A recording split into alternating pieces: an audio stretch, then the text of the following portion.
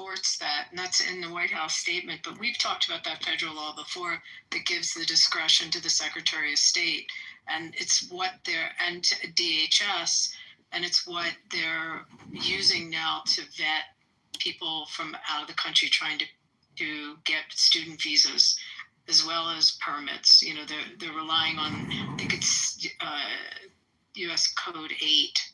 I have to find this section. So it's a different discretion that they have. You know, they have it falls under a different section of the law. So I think you can argue that they can. Brad, you make a great comment, and I'm just going to tell you my personal point of view, which is not a legal observation. You have some, let's say, coming here from Mexico, Venezuela, South America, wherever, that comes here under asylum. They come here because we protect them from whatever horrible things they would happen to them if they come back to their country. And then what do they do when they're in our country? Burn our flag as a total sign of disrespect. Yet they want to stay here because of our protections. What do I say? I say, and this again, just a personal opinion, fuck you.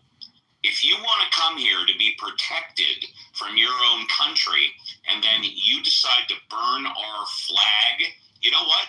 Go back to your country and suffer the consequences. But again, if you're an American citizen, and I would never do it, Brad, I know you would never do it, but you are allowed constitutionally to burn the flag.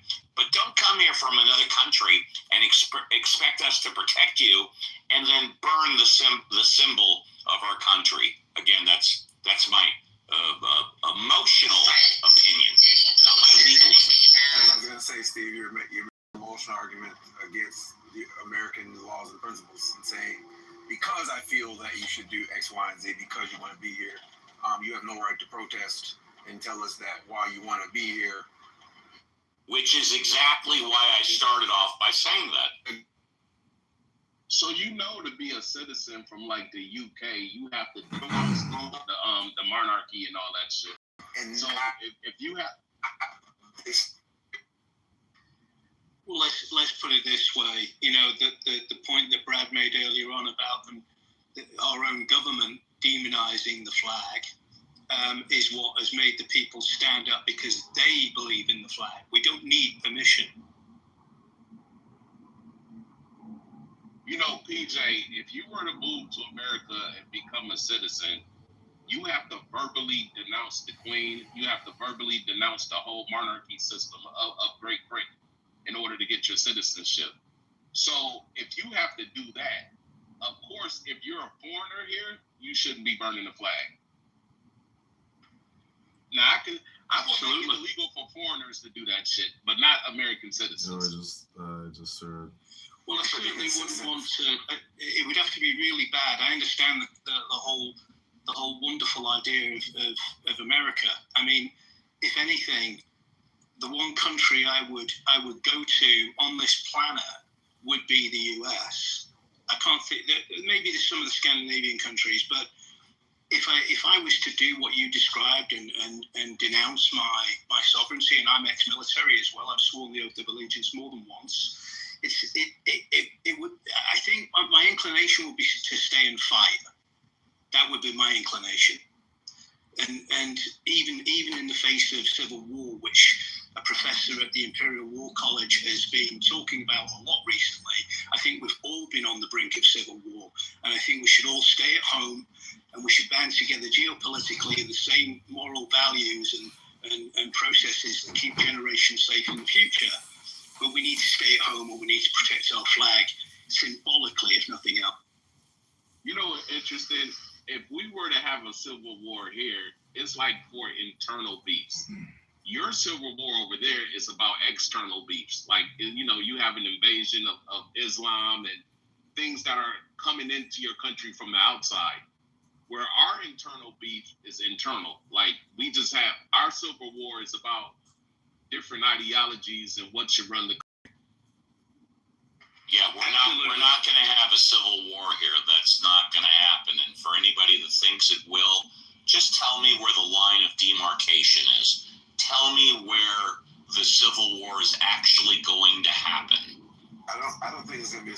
for Steve, but I do think at some point the economic squeeze is going to come to a point where Americans are going to revolt. The economic squeeze is already happening, baby. I'm saying, right, but we're still, for the most part, credit is pacifying us, right? Credit pacifies us, right? Because you pay bills on time. You can loan yourself to the teeth, right? Or borrow money to the teeth. So, but I think that... No, actually you can't, because at some point someone's going to say, screw you, I'm not going to loan you any more money. That's fair, but I'm saying, but my point is that I think that at some point that's when there's going to come a point which, like, we're going to realize the culture wars aren't enough to distract us, and like a revolt is coming if major economic change doesn't happen. Well, if you're talking about loaning money, that already happened this year, because last year 2 of the 3 credit ratings lowered us from a AAA to a AA. I mean individual. I'm talking about individual. Oh, individual credit. Oh, okay. Yes. I'm not talking about the country. I'm talking about individual credit, because right now, and there's bubbles. There's like a used car bubble happening right now. Credit card. There's got to be a credit card bubble at some point. But there's a used car bubble happening because freaking car loans are like 84 months, and your average car loan I think in this country is like $800, which is insane.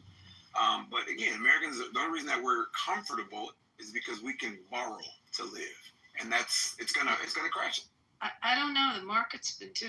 I know. I hear this, but like, take a look at the market. It's really been performing yes, well. The New York Stock Exchange is higher than it's ever been. So, Please continue. I'm trying to understand that.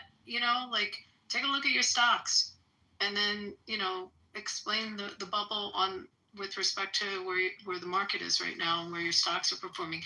I did want to say, I put in the chat. When y'all say that, the average person is not concerned with the stock market. Well, that's how I was going to say. Hopefully they have taken their savings and invested them wisely. I hope so. But most of the stock market is about like a small majority. But the majority of Americans live check to check.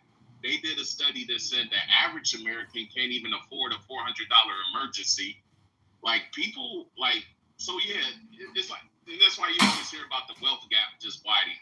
The rich are getting richer, the poor are getting poorer. Pretty soon, all of America is going to be like a third world country. You're either really rich or you're really poor. There is no middle. I don't know, DJ. Do only rich people have stock? I mean, people have 401ks that are invested in markets. I mean, if you work in a job, you have a pension account. Well, excuse me, Rabaya, you're stupidity. I'm sorry that you don't have a 401k. Like, sorry for you. But wait a sec. Can I just go back to the other point for 1 sec? Because this dude, I put it in the chat. When I said U.S. Code 8 and the authority for the Secretary of State and DHS with respect to the topic and their ability to make that determination to remove someone or revoke a visa or not permit a visa based on there's either social media or a decision that would be harmful to the country. So that hasn't been overturned, but that statute is in place. It hasn't been, to my knowledge. I don't know if it ever came in front of SCOTUS. It'd be interesting, but it hasn't been overturned. I'm just happy. I was gonna say that people do with that. Oh, my bad. I was just saying with the average American. I was just saying with the average American. Remember, the average American can't afford a $400 emergency, so they're not paying attention to their 401k. They just hope that that's something that they can access when they're in their 70s. But they're not sitting there. They need their immediate needs taken care of today. They want to make sure that they're able to feed their family tonight, pay their car note, all of that type of shit. I'm sitting in my car at a restaurant, and I just placed a futures trade before the market closed in 2 hours. It's already up for $400. I'm not the average American, because tomorrow, if I don't close this trade out at 5 o'clock, I could wake up tomorrow and this should be negative $6,000. And I'm okay with that. I'll just close the trade and go trade again the next day. The average American can't do that. That's all I was saying. I hear you. I was also going to say that we had how many rooms back in early April of everyone attacking Trump because the market had been, so volatile and had gone down so much, and everyone was just was trashing Trump and the administration, and everyone was focused on the market. And now that the market's performing, it's just funny. The same people all of a sudden think the market's irrelevant, but they surely didn't think it was irrelevant on Clubhouse in early April. Yeah, that goes back to campus.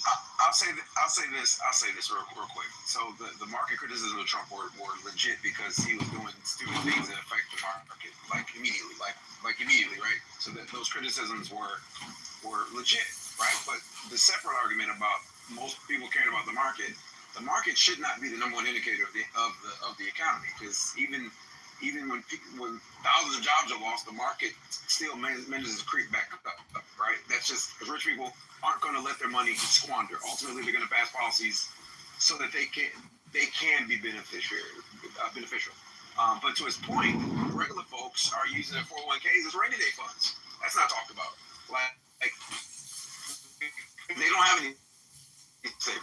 When times get rough, they dip into that. So when it comes time to retire, and we know this to be a fact, that those 401ks, even without that rainy day fund, support themselves in retirement. Did you cut out or finish? No, I'll finish. I'd like to get back in again if I can. Go ahead, Captain. Okay. I was trying to make the point about constitutionality.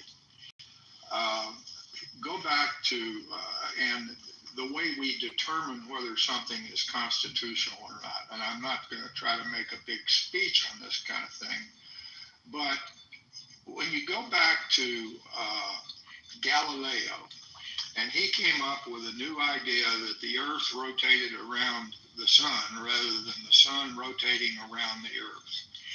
And nobody could defeat his argument based on the science. But the church immediately declared him a heretic because the Bible said. In other words, they relied on the Bible, not specific scientific argument against Galileo. When people do things that we don't like politically today, there is an immediate attempt to say that's unconstitutional, rather than getting into the specifics of what that person is trying to do. And if you can claim something is unconstitutional and you don't get kickback, I mean, if it's unconstitutional, then clearly you've won the argument. But if it's not, and we have a process to determine whether things are unconstitutional or not. I mean, I could make the point that for 100 years or so, separate but equal in the United States public education system, racial separate but equal was constitutional because it was a law passed by Congress, and there had been no ruling against that law by the Supreme Court. Now, you don't like the law, but at the time it was not unconstitutional. And so let's be careful when we claim people are doing things that are unconstitutional or vice versa, because there is a detailed, infuriatingly slow process to determine the constitutionality or not. Now, if you don't like what Trump has done in his executive order, fine, argue the details of it, but don't just say he's an idiot, it's unconstitutional, therefore I win the argument. That was the point that I was trying to make. And I believe I had one other point I was trying to make too, but I'm so old I forget those things, so I'll stay on the stage and see if I can remember it. But if we can sort of figure out a way to calm down the rhetoric, calm down the let's get into the details of a specific thing and not take this broad brush, Trump's an idiot, it's unconstitutional, I'm right, you're wrong, let's impeach his ass and get somebody else in place. That just creates more chaos. It doesn't solve any problems at all. Thank you. I agree with you, man. I'm proud to be an American, or at least I know I'm free. And I won't forget that man who died who gave that right to me. Man, now, Jesus. You're sounding like Bro from back in the old clubhouse days. Remember the guy, Bro? I think he was Kenyan. He used to say little goofy shit, like wrap himself in the American flag like he's a super patriot. I am. I voted for Trump, man. Trump stands for patriotism. He's the best. Oh, that's what. Thank you. But that was the other point that I'm trying to make. What is Trump really trying to do at a fundamental level with his putting the police in D.C., his recent executive order, and underlying a lot of his ranting and raving? Trump is trying to reinstill respect for some fundamental values in the country, like respect for law and order, respect for, and he's going about it in his typical ham-handed way, and I don't agree with the way that he's going about doing it. But I'll guarantee, I referenced it earlier, when I was serving I had nothing to do with Vietnam, I was on submarines, but when I was serving during the war, the Vietnam War, the American flag was being burned all over the place, and I really hated it, and I would argue against it, and I didn't join any protests, but there ought to be a law was my mantra at the time. Well, you got a lot of these niggers running around here doing all God knows what. Oh, wait, Come on, wait a minute. Y'all remove them. Now we gotta be niggers, bro. Nah, that's all right. Everybody mute up. Everybody mute up. So I'm gonna leave this idiot in the room, but you're gonna just stay down in the audience, and I'll let the others strike your words off. First and foremost, this is the political compass. I am a conservative. I am biased. I'm an Irishman. I'm an American first. I would bomb the hell out of the leprechauns over in Ireland if we went to war. But I'm going to say this. In this house, in this room, everybody from every background, regardless of race, regardless of religion, regardless of culture, I don't care if you're Native American, to African, to Indian, to Asian, to Japanese, to Russian, I do not care. I don't care if you're Palestinian and Israelis. You can take all that external stuff and you can throw that bullshit out somewhere else. There's 6,412 rooms on Clubhouse and about 1 million of them on Twitter and every other freaking platform that exists out there that'll pander to your target bedsheet wanting asses to have that whole like tiki torch race war shit any day of the week. I promise you, they all exist out there. But here, we're going to talk about things that are going on, the kitchen table issues. We're going to talk about it. We're going to respect other people's opinion, even if they are on the other side of the aisle, whether they're liberal or completely batshit crazy. I have tolerated some pretty extreme opinions in this room, and I don't mean today. I have met in my course of running this and creating this space. So I can tell you, I've heard some fantastical opinions, and I have tolerated all of them. We're going to listen to Captain Anson. We're going to allow other people to come up on stage, even if they're on the left side of the aisle, the right side of the aisle. If you're a Christian nationalist, as long as you don't take me off with that whole push, we'll allow you to have your opinion. Your opinions are not safe for critique. Your opinions are not safe for challenges. However, you will be respectful to each other, at least on my stages and in this house. Because when it comes down to it, this 6'2" Irishman can get really pissed off at times. And I have no problem unleashing. But I would like to have a civil discourse today. I mean, you can go to healthy debates. JB's got one of those trash rooms going. You've got a couple other ones that are going in the hallway that I can see right now. Go enjoy them. Here, I want to have a really nice conversation today. So let's please get back to that. So, Brad, I will respect everything you said except for one group, and that's Bears fans, because bump them. They can all burn. In sports hell. And one more thing. One more thing. With that heli or whatever, I'm removing you from my room because I wanted you to have to endure that. And so now I'm going to remove you. And for anybody else, don't come up on my stage. Don't offer the N-word. I don't give a damn. I really don't care what race you are. I could care less. I don't fucking care. I don't know how many times I have to say this. Race has no construct in my room. It doesn't exist in my world. I have daughters that are multiracial. I was married to a multiracial woman. I don't care what race it is. And again, the same thing. Don't come up here with anti-Semitism. Don't come up here with anti-Catholicism and anti-Muslim. Like I'm not about that today. I'm not about that most of the times. So again, we can create rooms elsewhere, but here, that's not the place. But go ahead, Abby. I'm sorry.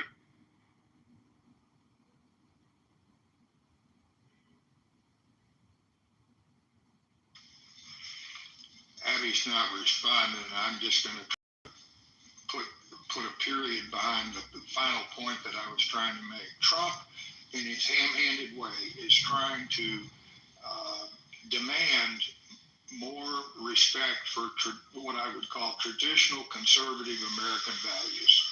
He's going about it in a ham-handed way. Sometimes he may be doing it illegally. But that's what he's trying to do. And there are a significant number of people, I know include myself in it, but there are a very large number of people that believe that radical desecration of American values and symbols like the flag are being desecrated, and they want to put a stop to it. That runs counter to our ability to have a free and open debate. And as PJ, the Englishman, was alluding to, he's keeping an eye on that very carefully. But we've had many other times in our nation's history where we've had the same kind of chaos and rancorous debate, and we have survived it. But Trump is trying to put his thumb on the scales to, through the force of law, disallow any desecration of fundamental American symbols or values. I think he's doing it in a ham-handed, wrong way and sometimes illegal way, but there are a lot of people that support what he's trying to do, and we can argue whether that's good or bad, and I'll leave it at that. Yeah, you're right. There are a lot of people that support what Trump is trying to do. Over 150 million people are supporting what Trump is trying to do. Unfortunately, there's 200 million people that are against what Trump is trying to do. Traditional American values, I'll just name one. Where do you draw that number out of curiosity? I draw that number that there are 350 million people that are in America that are American citizens, and close to half want what Trump does, and there are close to half that what Trump doesn't want. That's where I draw that number. But anyways, yeah, my pleasure. But I'm going to go to one American value, one traditional American value, marriage. We'll talk about marriage. I mean, a lot of people would consider the nuclear family. Marriage is a traditional American value. You know how long it's been since the divorce rate was under 80%? You can argue 50%, but it's really 80%. It's been over 40 or 50 years. Do you realize? Like 7. Well, that's 40 years, yeah. Do you realize that 80% of all marriages end in divorce under 25 years? Do you realize that all marriages where people get married at 25 years or under, 80% end in divorce? There's your one biggest, I think, traditional family value, marriage. And we've got an 80% divorce rate. Can't legislate that. Can't executive order that. Trump can't do anything about that. So like clockwork, right? Guess what's the trending topic on X right now? How Kamala Harris was right. We owe her an apology. Trump is a fascist dictator. He's stripping away constitutional right. He's ushering in the police state. And all the people who voted Trump owes the country an apology. Yeah, well, the problem with X, and I'm sure what you're saying, sir, is true, but the problem with what's on X is that we are not a fascist state. We will never be a fascist state. And the reason is is because you can go on a street corner right now, you can have a sign, and you can say whatever you want, and the government can knock you and throw you in jail. You can talk about whatever you want, and the government cannot knock down your front door, tie your hands behind your back, put a hood over your head, drag you into jail, and torture you, find out who your sympathizers are, and then kill you and dismember your body, and so you'll never be seen again. That's what a fascist state is. We will never, ever be. And look at all that. Never say never. But I agree that we're a ways from it. Never say never. Often have some of the pink ticket liberals come into your room like Tira. Like they want to, they hold it. Hey, easy there, DJ. Easy, and I like Tira, but I find it strange that she's in a conservative room right now because she just hopes we're in here finally bashing Trump. That's her hopes and wishes right now. We all know. Really? Isn't that fascinating that you're speaking for me? I'm driving and I thought this looked interesting. But, thank you so much for characterizing why I came in. You're welcome to join us anytime, Tira. Thank you. But I like you, Tira. I think you're one of the reasonable leftists on that. Can I just say one thing about the executive order about the flag burning? Nothing in that, or very little in that order is new. Basically, it is still illegal. It is still legal to burn a flag. It is currently illegal to burn a flag if you do it to foment an imminent threat or, it's disorderly conduct of some kind, right? That's all he basically said in most of it. The difference is twofold. A, he suggested that he wants to raise the issue again with the Supreme Court. B, he's using it as a way to get rid of visa holders. If they do things like that. So those are the differences. Everything else he said, if you read the order, is basically just the law and the Constitution as it currently is interpreted. So I'm not, I think Trump does a lot of these things. Oh, we're going to do all this stuff. But at the end of the day, this one, if you read it, he's basically saying, we will do our best to, but most of it is, pursuant to the Constitution. Right? So far, the Supreme Court in Texas v. Johnson held that flag burning is legal. It's expression, right? You can't just stop it. However, he might be able to bring it to this court, which is a different court, and we'll see what they say. I don't think they're going to change that one, to be honest. But if you burn a flag and you try and hit someone over the head with it, or you destroy a street corner, you can be arrested now. Well, you don't need to burn a flag to hit someone over the head with it. You could do it without burning it, right? Well, correct. But all I'm saying is that if you read the order, and I did read the order, basically what it's saying is, he makes a whole big deal of it, but it's saying that if you're doing it in the commission of another crime, in effect, right, we're going to punish you. But you could always still do that right now. Well, I didn't read the order, but, if I want to go ahead and roll up a joint and smoke some marijuana, and then I want to grab someone's hand and burn them with third-degree burns, I guess that's illegal also, even though marijuana is legal in California. Yes, that's correct. Thank you very much. Look, when it comes to the American flag and, whether or not it's free speech or not, I've always found it quite curious. Me, on a personal level, just me personally, I do not like the notion of being able to burn the American flag. I think that should not be held up as an aspect of free speech. And in my opinion, the reason for that is that it incites a certain type of ideology. And again, most countries do not allow this, and they understand, and they don't allow this. Okay, and it does cause resentment of said country. And again, I'm all for free speech. Just on this particular issue, it does rub me the wrong way as an American when it comes to the aspect of setting the American flag on fire. Because you want to make a statement on how your grievances. But again, blessed living in the United States of America, because that's the only place that you're able to do that. Exactly, Thomas. And I totally appreciate and respect what Thomas said, because he differentiated fact from opinion. He gave his opinion. He doesn't like it, and that's cool. I totally respect that. He also made another factual point. Most countries don't allow this, and that's because there's no other country that has the First Amendment like the United States. That's what I was going to say.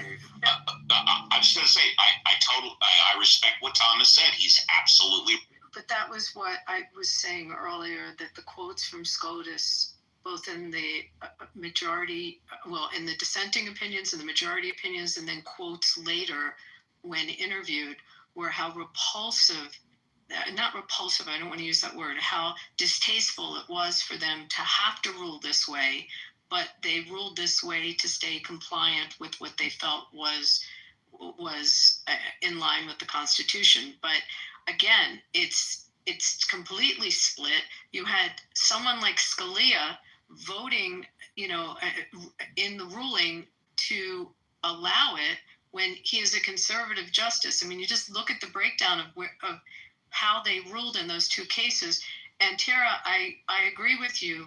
He specifically says the burning when applicable with content neutral laws, and he combines it with those acts of vandalism and harassment, what we're seeing on the campuses and at these protests that are the combined criminal or civil penalties that would be content neutral with respect to having the flag burned at the same time. So I don't disagree with you, but if you look, as I said before, in the rest of that statement from the White House, he again recites U.S. Code 8, which is dealing with those trying to come into the country or those in the country as visitors on permits or attempting to get visas, and the discretion that DHS and the State Department have with respect to if those are acts of flag burning, they can use that discretion. So I think he defines the two. He also talks about how the Supreme Court never said the flag burning fits in the category that's not protected speech where it would cause imminent harm, which are those cases where you are fighting words or things that you don't have First Amendment protection. He specifically says that in his statement.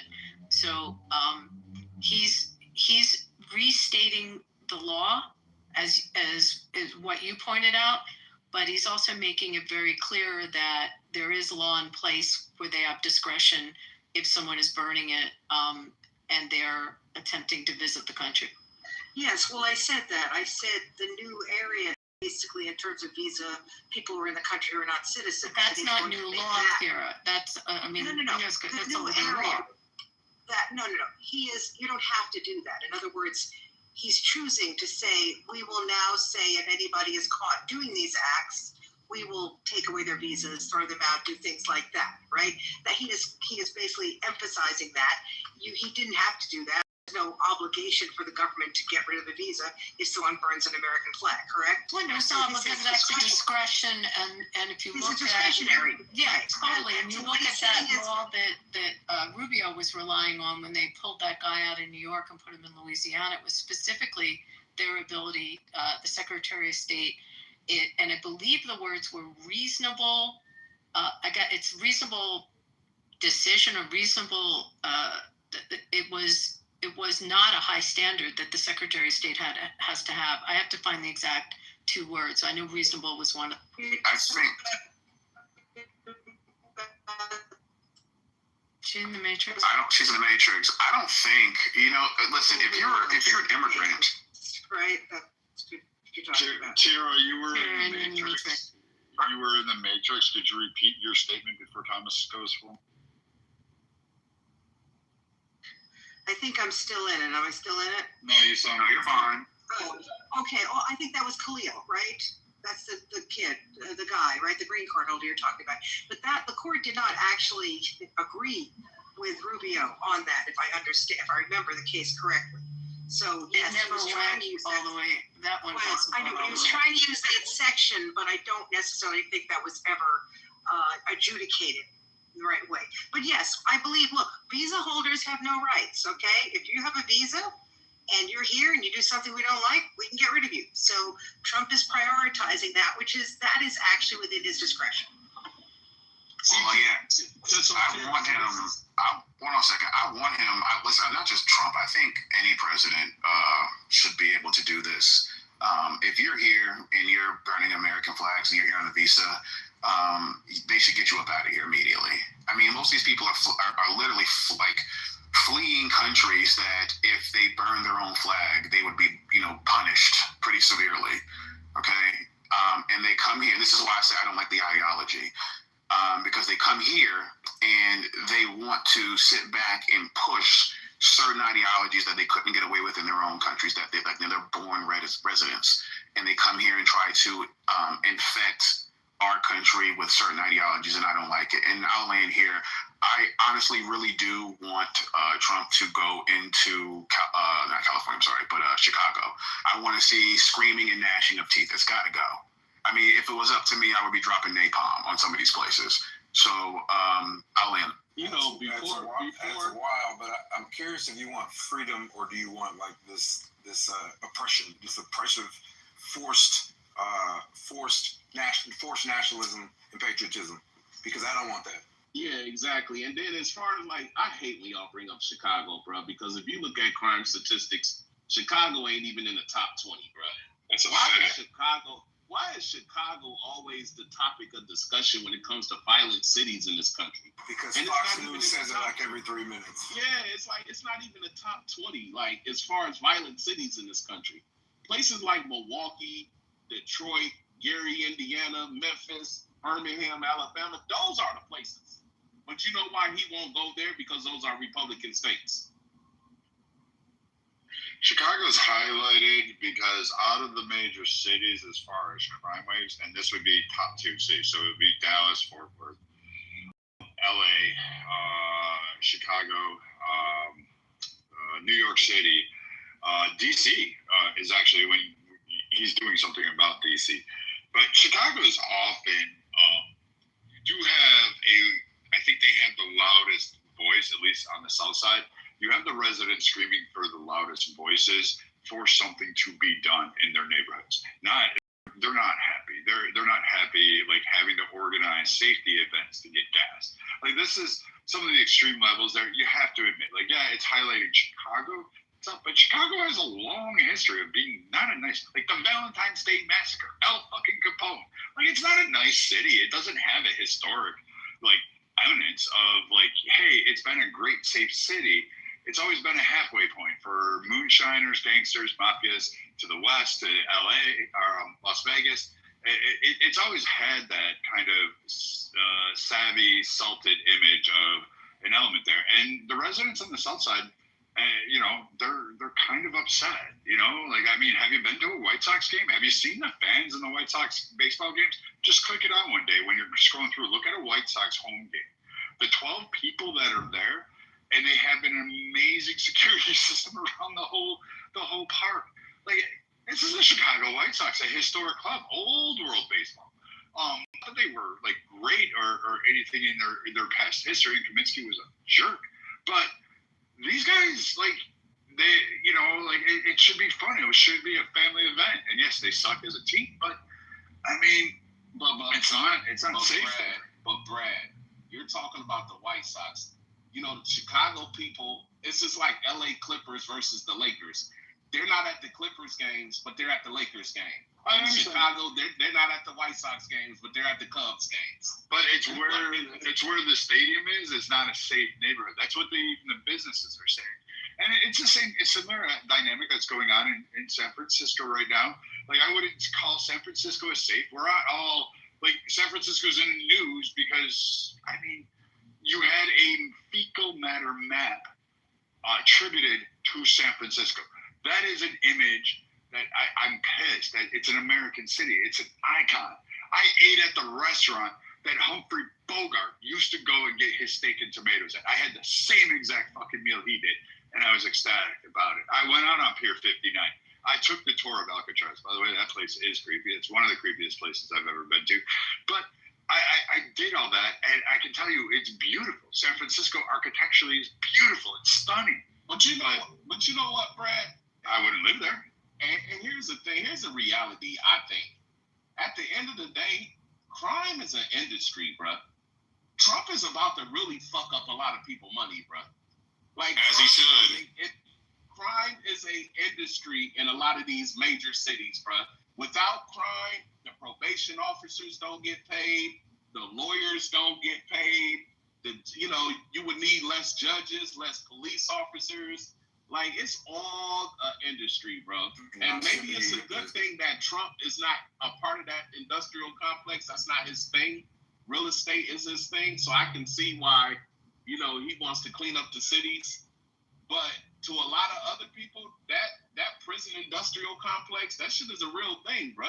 Just like how our military needs war, that prison industrial complex need criminals. I am completely okay with that. I'm completely okay with less judges and lawyers losing money if it means that I don't gotta sit back and watch a nigga getting his brains blown out on IG Live. Okay, I'm happy for that.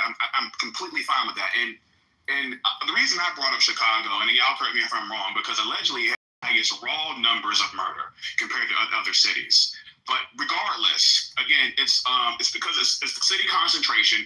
We see some of the most heinous shit take place, especially within our community, because I'm a part of the Black community, and it disgusts me. Whether it's even I don't care where it is, Chicago, Baltimore, St. Louis, I don't give a fuck. Okay, but when I see that type of degeneracy, when I see the families, where I see our elders sitting back terrified because we got motherfuckers running shit again. I want him to go in there and clean that shit up the way he's doing Washington, D.C. I don't want young niggas running around. I don't care if it's black or white, whoever. I don't give a fuck. Get it off the streets. People should not be fucking terrorized. Chicago is highlighted for reasons. It may not be the worst place in the country, but it's highlighted for reasons, and the shit needs to be fixed regardless. Okay? Then move on to wherever else you gotta fucking move on to. I don't give a fuck what's a red or blue state. Get these motherfuckers out of here. Well, that brings me to my major topic. Go ahead. I'm sorry, Barry. No, you can go right after me. That brings me right into the next topic I was going to change the title of the room to. Is something else occurred today, like Tara mentioned. There's a lot of different dynamics if you read the EOs and his statements. And in cash bail. That's going to be a heated topic. You're going to hear that more and more, particularly around the midterms. And I understand people's sentiment. Like, how do I put this? It was relayed to me, and Finley maybe. When we have these political debates, even from left to right, we'll hear like, oh, we should do things like Finland. We should do things like Germany. We should do it like Mars. We have all of these different, we'll do these comparative analysis. But I've always questioned this of myself. We are the preeminent umpire today. We sit atop. We are the ruling nation of the world. We are Rome. We are the Ottoman Empire. We are... I don't know. We were the Russian dynasty, the Tsars. We were England. Oh God, help me! I can't believe that just uttered out of my mouth. We were the British Empire. We are them right now.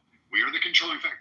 Why should we have to say, well, we should do things more like England? We should do things more like Sweden, or more like Germany, or more like etc., or whoever you want to put in place. When I'm going, we're the ruling empire. Why shouldn't we expect better? Why shouldn't those nations be comparing themselves to us and saying, why can't we get this done? And I'm looking at our bail system. I'm looking at our crime waves. I'm looking at certain things that Trump has done. And I thought there was going to be a bigger push on the DC. I thought Democrats were going to go all in and go ballistic on it. But I guess maybe there was some truth to what Trump said. And there's been a large positive reaction, and the timing couldn't have been more perfect to support Trump's theory in adding officers, military, National Guard, and people to the streets because of Bowser's Send Kids to School Safe campaign. I forget the actual name of it, but there's an actual program like that. They attribute extra officers, they ask for extra volunteers to help make sure that the kids can get to school in a safe manner through DC. This is a program she implemented. I think it's going on in Philadelphia and Abby's estate.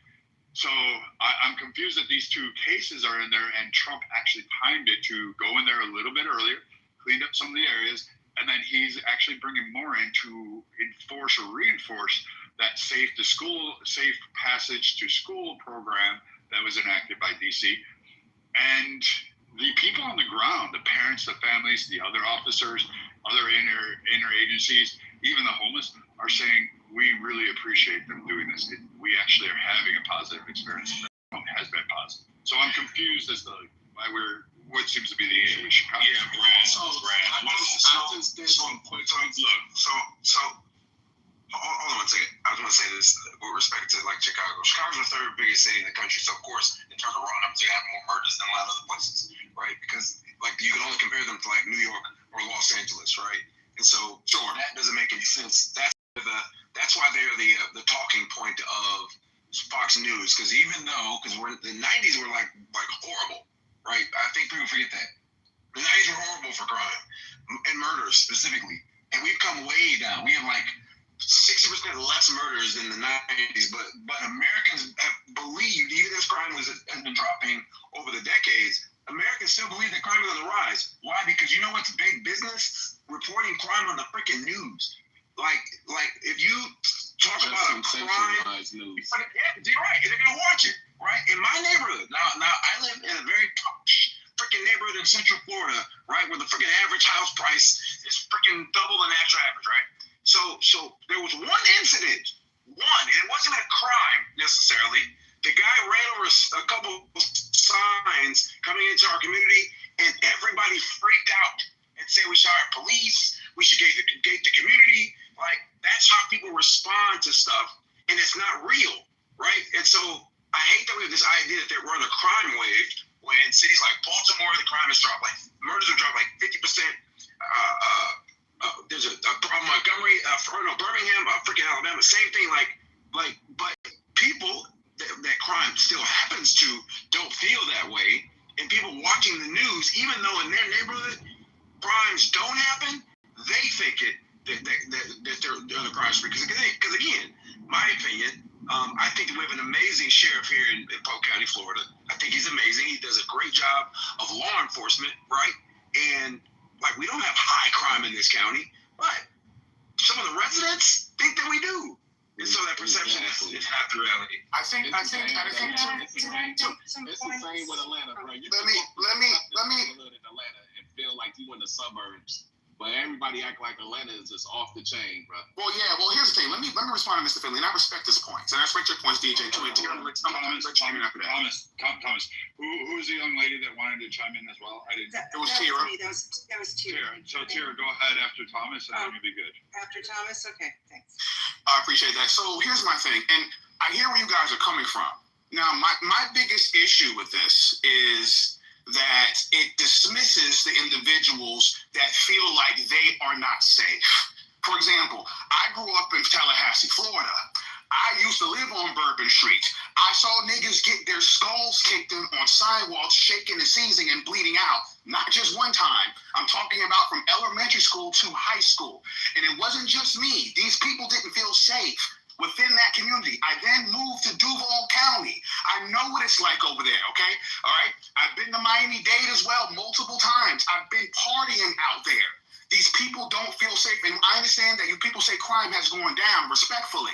Again, that does not matter percentage-wise when you're talking about people's lived experiences and what they're experiencing. You can't go up to a motherfucker that just had his brother, sister, or cousin get blown the fuck away in broad daylight, and nobody know what happened, and then come up with crime has gone down. Why are people feeling this way?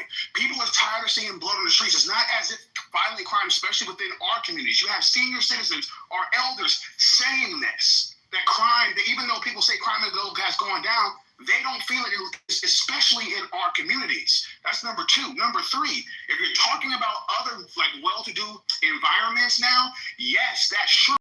But because of the sensationalism that is happening on the news, these people that are seeing this is not being necessarily made up. As for example, so-and-so got killed in broad daylight doing Facebook Live or whatever the fuck it was. That really happened.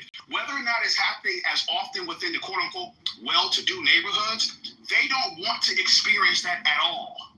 Point blank, period. I understand the 90s were rough. They had Uzis were on the streets at the time, okay?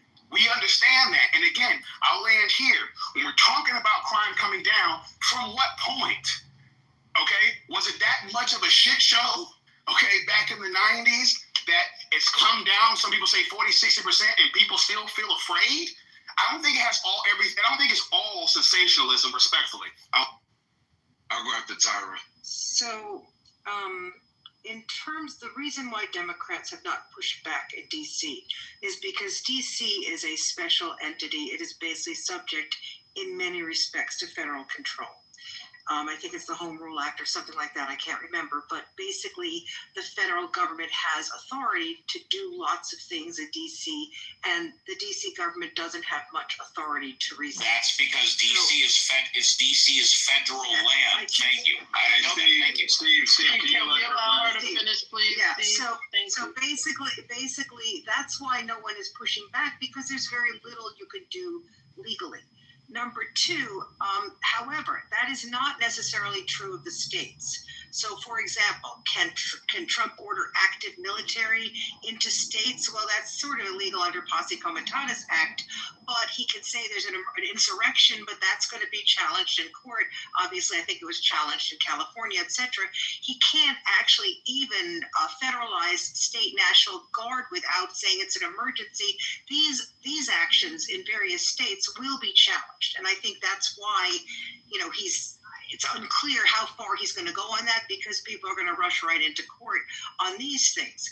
It is true that basically in many of the states he's talking about, this crime has gone down. And I don't know what he plans to do, because crime will come back if he doesn't have troops in the streets all the time. And I personally don't want to live in a country where there are troops in the streets all the time. I don't feel that that's a really good way for a democracy to work. And I suspect a lot of even conservatives feel that way. This is not really what we want to do. We cannot have this go on forever. I mean, what is the end game here? In terms of cash bail, I think it was Brad, I'm not sure who said it, but in terms of cash bail, Trump has said he wants to get rid of cash bail, but most charges, most criminal charges are state charges. Trump can't tell state courts what to do or state lawmakers exactly what to do. We have the 10th Amendment. He's not even supposed to. We do respect states' rights. What he's trying to do, I believe, in his executive order, is to say that he won't give money to states unless they get rid of their cash bail system. I don't think that's going to fly either. I think that's illegal, and it's once again one of these areas that Trump is just doing things, and the courts are going to eventually make these decisions. But think about it. You can't. Why is he telling a state court or a state law what to do about cash bail, which has nothing to do with the federal government? So I think that'll actually fall apart, and I don't think he'll actually be able to do these things. But that's what's going to happen with cash bail, because yes, he can do it for federal courts, but not for state courts. Thanks. Steve, hold on. Steve wanted to speak. Let Steve go. Ray Alba next, and then Mr. Finley, you can go after Ray. I'll make it very quick. The difference is that Washington D.C. is federal land, as the prior speaker said. It is not under the jurisdiction of the states or the municipalities. It's federal land. That's why it's different. All right, Ray, let's hear from you. All right. Can you hear me good? Yes, we can. Okay, good. I'm just making sure. But so here's the problem. We're supposed to be in peacetime, right? Like this country's supposed to be peacetime. Why are they still up here sending the National Guard troops down there when, they've been talking about this for like 20, 30 years about DC being the murder capital or whatnot, right? And not only that, like, they've been talking about all these particular states, like somebody referenced Chicago, and I'm glad somebody did put out the actual statistic, because Chicago gets bad rap. Not to say that there's things that don't go on as far as the crime rate, the different gangs, and different criminal organizations that are down there, no doubt about it. But my thing is, like, why now? Why weren't these things done back in 2020? Because that's mainly what they're doing for the riots and for political purposes. Speaking of the current president right now, why are they doing this authoritarian type style government type takeover right now? You know what I'm saying? And my thing is, like, there's, like, to me, it's more of, if anything, inciting a fight with the civilians. You're not supposed to have Marines or the National Guard in places where it's populated, where people are just walking around, with their children. Because this is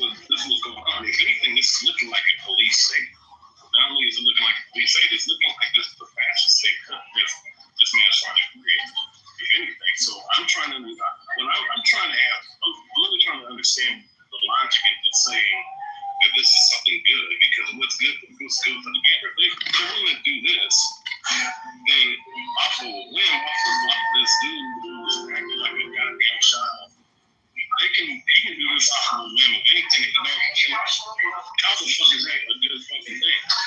Please answer that for me. I'll answer it. If nobody else is, I really don't. Can I say this? Can I? Oh, my bad. Mr. My bad. Curley's next. So, Thomas, I'll let you answer because you can answer because wait, is the queue longer? I don't know the mod name. Thundercat, is the queue longer than me, or am I the only one? You're the only one. Then Thomas can go after you. Okay, I was just gonna let him jump in front of me so I can answer the question, and I'll go after him. You go ahead. All right, appreciate you, brother. I was just gonna say, I honestly don't care, respectfully. And I say this is my opinion. If it means that people are going to be safer, and to be honest with you, if I want to take a deeper look at it, if we start doing this now, and we in certain places that need it, not all over the place because everyone doesn't need it, then and you start seeing that the level of safeness and people feeling safe in their own communities is on the rise, that behavior that want to go out there and be disruptive might end up deteriorating. Okay? Because again, that the culture has shifted. And because the culture has shifted, that means that they no longer have to have the National Guard or whoever out there. I'm worried about people being safe. I don't care about how it looks, as long as that means it's going to save people's lives. That's irrelevant to me, and I'll land there. So Thomas, if we jailed speeders, just threw them in jail, you think that would make the road safer? Say it again. I'm sorry. Say it again. I missed it. If we took speeders, people that were speeding on the roadways, and we threw them in jail, you think that would make the road? Sure, but I'm not saying that I want that, but sure, it would. Technically, it would.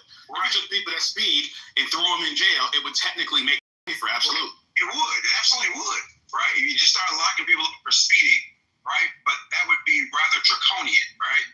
And it would be an overcorrection to the problem, and it really wouldn't solve the problem because as soon as you roll that back, people will go back to speeding, which is the point that Tyra kind of made with respect to like militarizing the streets, right? I disagree, but go ahead. Temporary safety. Well, respectfully, I study criminal justice. This is kind of my thing, right? And I think we don't understand crime, and we don't understand how crime, like how it spreads. We think more police and being more aggressive is going to solve the problem, and that doesn't work anywhere, right? Unless you're in an oppressive place like, I don't know, Saudi Arabia, where they don't have any rights, right? Or maybe the wrong country choice, but you get what I'm trying to say. The problem because literally all the crime in Chicago is literally concentrated in maybe a 4 to 5 mile square area. It's a small area on the southwest side of the city that accounts for almost 90% of the violent crime, right? If you go there, there's a few things that you'll see. There's a lot of divestments in education, extracurricular activities, and so there's many parts of this. And what the mayors, and I point out again, Baltimore's mayor, Birmingham, there's another one I can't think of that has brought crime down dramatically. They noticed something, right? They looked at it from a nerd perspective, right? And they really got to the root of the problem, and they're dealing with it. And they didn't have to double the police force. They didn't have to get more aggressive with aggressive policing, right? Because it's not as simple as people think it is. And with respect to your comment about people feeling safe, I'm not downgrading, victims, right, or victim shaming or downplaying how they feel, because certainly they have a right to feel safe and be safe. But it's you have to be pragmatic in your approach. Because again, I fly planes for a living, right? People get on there all the time because they feel unsafe. But the reality is they are very, very safe. And that's what I'm saying about public perception versus reality. A lot of people that are dealing with crime, yes, they're dealing with it. But a lot of people that are responding to it don't deal with any of this stuff. And that's causing the overcorrection and overreaction. Is anybody in the queue, or can I respond to them? No, you I don't want to overstep. Okay. Gotcha. So my thing is, and again, I hear what you're saying, and you brought up Saudi Arabia and so forth. I mean, I think Saudi Arabia could be used because they have very harsh punishments. They will cut a nigga's head off, and most niggas don't want their heads cut off. So again, I'm not saying we should do this. I'm just saying what they do works. Okay? For example, I know some of my thoughts are extreme when it comes to trying to fix certain things, and it may put a sour taste in some niggas' mouths. I get it. I understand. I don't have any power to implement this shit. I'm just saying that I do believe that some of this stuff will cause crime to go down because for example, when people commit crimes, a lot of times, especially individuals that feel like they have nothing to lose and they feel they might be better if they're in jail anyways because they get 3 hots and a cot or whatever it is. They'll commit crimes because they know that U.S. jails are not that bad. If you go to a jail in another country where shit gets real, a lot of people, it deters a lot of people. We got comfortable here, okay? If you start really, and again, I'm not advocating for this. I'm just, responding to what you're saying based off, saying that some of these things don't work. And I'm like, well, some of these countries where they fuck people up for committing crimes, it does deter motherfuckers from wanting to commit more crimes because they don't want to get fucked up. You really don't get fucked up out here in the U.S. Not like that, by going to jail, okay? But that was just kind of my point. I'm like, I do think that if people are afraid of consequences, it does deter other people from committing certain crimes.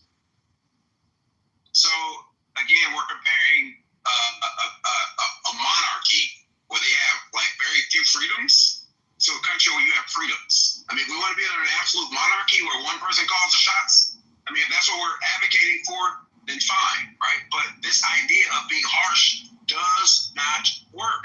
Like there are Latin countries, right, that have harsh and terrible prisons, and they still have crime problems. Why? Because corruption. Because poverty is a big driver in that. And corruption is another. Right? But America's biggest problem, because our safest times, right? Our safest times were also our most prosperous times. Look at when American prosperity was soaring, right? Crime was like unheard of. It was unheard of, right? And crime began to rise as economic equality began to rise and poverty began to rise. America's only problem during our prosperous time was racism. But like now, that's a problem. It's divestment. The neighborhoods and the areas that have high crime don't have investment. Simple things such as giving teenagers like activities and like clubs to do things brings down crime rates. I use an anecdotal example of myself. I grew up in a small town and I was very mischievous. Got into a lot of trouble. And I stole an ATV. I didn't go to jail. The police were called, but the cop who knew my dad, because we in a small town, took me to my father, and they dealt with me accordingly. Now, if I were in the city, that would have escalated into something terrible. But my parents decided to take all that free time and that energy, and they put it into programs. And I'm a straight A student. I was a straight A student then too, but straight A student didn't get any more trouble because, again, and this is a very oversimplified, explanation of sure. Want to be a secret crime, but that's how you deal with the problem. You don't deal with it with harsh punishments because, again, if that were the case, because speeding fines are high, especially when you have multiple speeding tickets. And if you look at the stats of people that speed over and over and over again, like tickets are not a deterrent and punishment is not a deterrent. Because states with the death penalty don't have lower murder rates than states without it. Okay, so here's my thing. For example, again, I appreciate what you said. I'm saying, well, the difference is, well, let me start here. And again, I don't know all the information. I'm claiming ignorance to a certain extent. But throughout the corridors of time, niggas have been broke. Niggas have been poor. And based off that, I don't think the society, degraded into a point to where niggas were just causing chaos and committing crimes because they were fucked up. There's a lot of poor people. I grew up poor. So a lot of poor people that grew up in the trenches that do not engage in criminal activity. Lots of them, millions of them. Like me. Okay? So with that being said, I'm not going to sit back that poverty doesn't have any role to play, but I argue what size or what percentage that role is. Also, to your point, again, you're right. Your father dealt with you accordingly. Mine did too. I remember when I was younger, You know, I wasn't necessarily that bad, but you know, I stole something. It was I stole a pack of some gum out the store when I was younger, and my dad made me pay for it. Not by bringing it back, but in other ways. I've had friends that, you know, broke into people's houses and wanted me to come along with them, but I was afraid that if I got caught, because with my luck, I would be the nigga to get caught. So I didn't want to have to deal with my father and other people within my family for getting caught. The problem is, I think a lot of times when it comes to this crime stuff, they're like, these kids don't feel accountable to nobody. They're not scared of their parents. They probably don't even have fathers, okay? And if they do, they're not afraid of them, and they're not even afraid of the state itself by executing certain punishments. With that said, Mr. Finley, I do believe if you made certain crimes harsher, and I know this is un-American, I'm just simply having the conversation with you. If you start, like, for example, me personally, I think some of these niggas need to be strung up by two horses and pulled apart. I think some of them need to be beheaded in broad daylight for some of the heinous things that they do, okay? I'm not saying if you get a speeding ticket that you need to be shot out of a fucking cannon into a brick wall. I'm not saying that. What I am saying is, some of these situations, if you're killing people, if you're going out here, you know, causing like bloodshed and tears in your communities and things like that, there should be harsher punishments than sitting in jail, working out, and converting to Islam. All right. So again, other countries, they will cut your fucking head off, and most people don't want to have their heads cut off. That's all I'm saying. Well, I have a question. Before anybody goes, there's a gentleman that's been trying to get in. Hold on, Finley. I'll go to you in a moment. But I want to let Alex offer his 2 cents on this topic because he's been trying to get in for a hot minute now. So go ahead, Mr. Alex. Hey, Brad. Hello, everyone. It's been a long time since I've been on Clubhouse. I don't know the etiquette. I was like, flashing mics, I guess, is a thing of the past. Yeah, you just been in this room. You kind of have to get in, especially on smaller stages. If not, you just raise it and say, hey, can I get in after this? Yeah. I mean, if people are on one, I let them go on one. This interesting topic for 4:30 on a Monday. I think a lot of people should look at history when it comes down to things that have been done within this country. When it talks about upheaval, I guess, within society, people that, you know, have the right to protest, but protest has always brought violence from the other side when people want to speak their minds about whatever they believe in. And that's kind of happened all across the country. I remember reading articles about the Bronx is burning and how President Ford told New York to go to hell. So if you look at what New York looked like in the 70s, it was really, really bad. And that we've had a million different types of epidemics, like the AIDS epidemic, the crack epidemic, which have destroyed neighborhoods. But obviously, if people would look to see how that ended up happening, drugs were redistributed through poorer neighborhoods, and then that created crime, which then made the police go in. And then obviously, like the gentleman was talking about crime being a business, that is absolutely a thing. But in regard to what's occurring now with the action that's been taken by the federal government going into the cities with, you know, National Guard and whatnot, I believe it's a little troubling because the state should be held, you know, accountable to work within their own forces to handle the issues within the cities. And for the federal government to come into that is kind of an overreach of power, in my belief. I understand that some of the areas obviously need to have improvement, that there are police forces that are lacking with resources, whether it be manpower or equipment or anything else that they can use in order to fix these problems. They've been going on for a very long time. Maybe the federal government might be fed up and thinking this would make it better or fix it, but I don't believe that there is any right way to fix it. I believe that these things will continue to happen even if the federal government in these cities or not, but when they withdraw, things will just continue to go as they were before that they were there.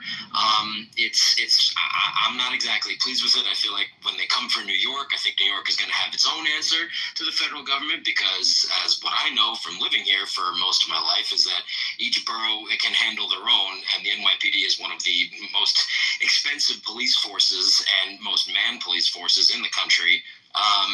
You know, it's not exactly something that I'm looking forward to, but the government's going to do what the government's going to do. The Republicans are in power. The Democrats are weak. and nothing that President Trump has put forward has been stopped. Obviously, when it comes down to the branches of government and checks and balances, it doesn't seem like there is any anymore. So what's going to happen? Well, I think we'll all just kind of have to watch. If people want to be civically active, then they can go to the streets and protest, as is their right in this country. But the repercussions of that, of what can happen from the other side, will be seen. Just be peaceful. If not, then you mess around, you find out.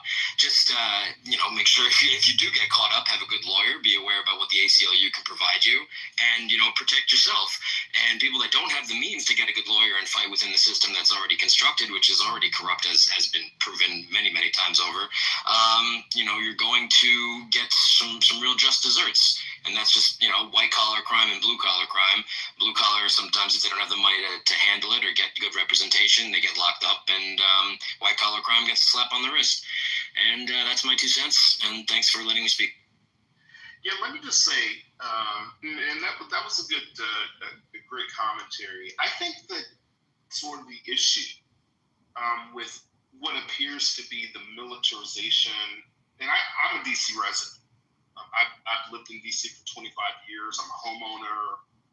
I certainly have opinions about that whole thing. But I think that even a broader conversation that I'm not hearing from either side, whether liberals or Democrats, is really when it comes to crime and eradicating crime,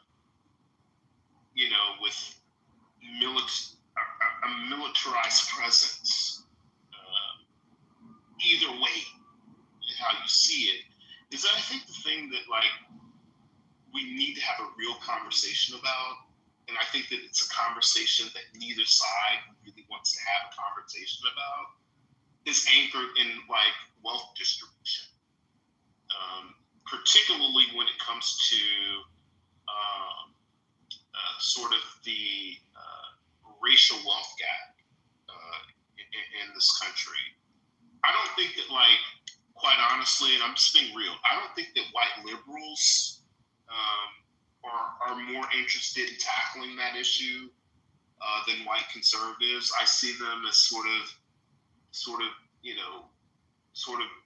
different wings of the same bird on the issue. But let me just finish. And I think that sort of the core of poverty, violence, crime is anchored in the fact that the reason that people do it is because they don't have the wealth. I think that if we as American society were really, really, really interested in addressing crime in this country, then I think that we'd be really open to entertaining wealth distribution, and specifically reparations. And that's just what it is. And I just don't think that white liberals, white conservatives are open to entertaining that conversation, because really what we're trying to do through sort of a militarized approach to addressing crime, it's sort of putting a Band-Aid on a gunshot wound. And that's really what it is. And I think that white people in this country, I think you guys really need to sort of look at yourselves internally on whichever side that you're on. If we want to address crime, if we redistribute wealth in this country, we'll see a change when it comes to crime overnight. People just don't do crime, because they just want to do crime, but it's a function of poverty.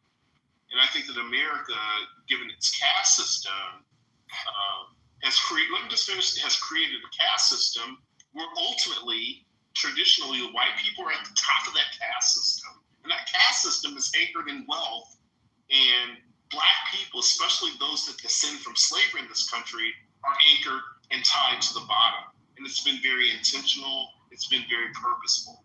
So that's my 2 cents. I appreciate you guys giving me an opportunity to share my position.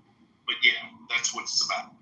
And while you were giving your submission that you were correct, I was saying that's a fact with respect to white liberals and white conservatives, white liberals claim that they want, like, for example, in the homelessness, when you propose to build like low income properties or homeless shelters in their neighborhoods, they're NIMBY fast as hell. Just wanted to say I agree with you 1,000%. I think I actually agree with that point as well, because a lot of white liberals, like, in order to do this, you got to take food out of your family's mouth to do that, and most white liberals aren't willing to do that. They just want a virtue signal. But to the point about reparations and everything else, I am very curious. From what I've been reading, again, it's about 17. Let's talk about the Black community. 17% of the Black community is considered poor, right? And of that 17%, I was very curious. What is the percentage of those that do commit crime? Because we're always saying that poverty and crime go hand in hand. And everything that I'm looking at, I only see anywhere from 2 to 5%. 2 to 5% out of the 17% of individuals that are considered poor. So what is it that, why is it that we're always harping on, well, we just got to cut niggas checks. And if we cut niggas checks, that the whole, it's going to completely stop crime. And again, the vast majority of the Black community is not committing crime, and the vast majority of the Black community, or the ones that are in poverty, are not committing crime. So that's why I'm always confused on, like, why do we keep harping as if the magic? Again, we know about a lot of these entertainers that end up coming from nothing, getting a large sum of money, and continue to commit acts of degeneracy. So it's not just getting a check cut that's supposed to be the magic, wand or bullet or whatever it is that you need to kind of fix the situation. So, I don't know. I wasn't really listening to the question, to be honest. I'm not even sure what the question is, to be honest. Maybe it's just... No, I was asking them. My question is why do we constantly equate crime with the fact that people are poor? Well, because there is a somewhat of a correlation. It's more about the income inequality per se, but I also want to point out that I don't know who made the reparations argument. Maybe Hood did. I didn't hear. I don't know. Hood did. Hood made the reparations argument. Okay, my fault. But I'm not making it because the reparations argument is a separate argument. I'm making the argument that one of the reasons that crime is persistent in these areas because it is a cycle of young people not having anything to do, right? Did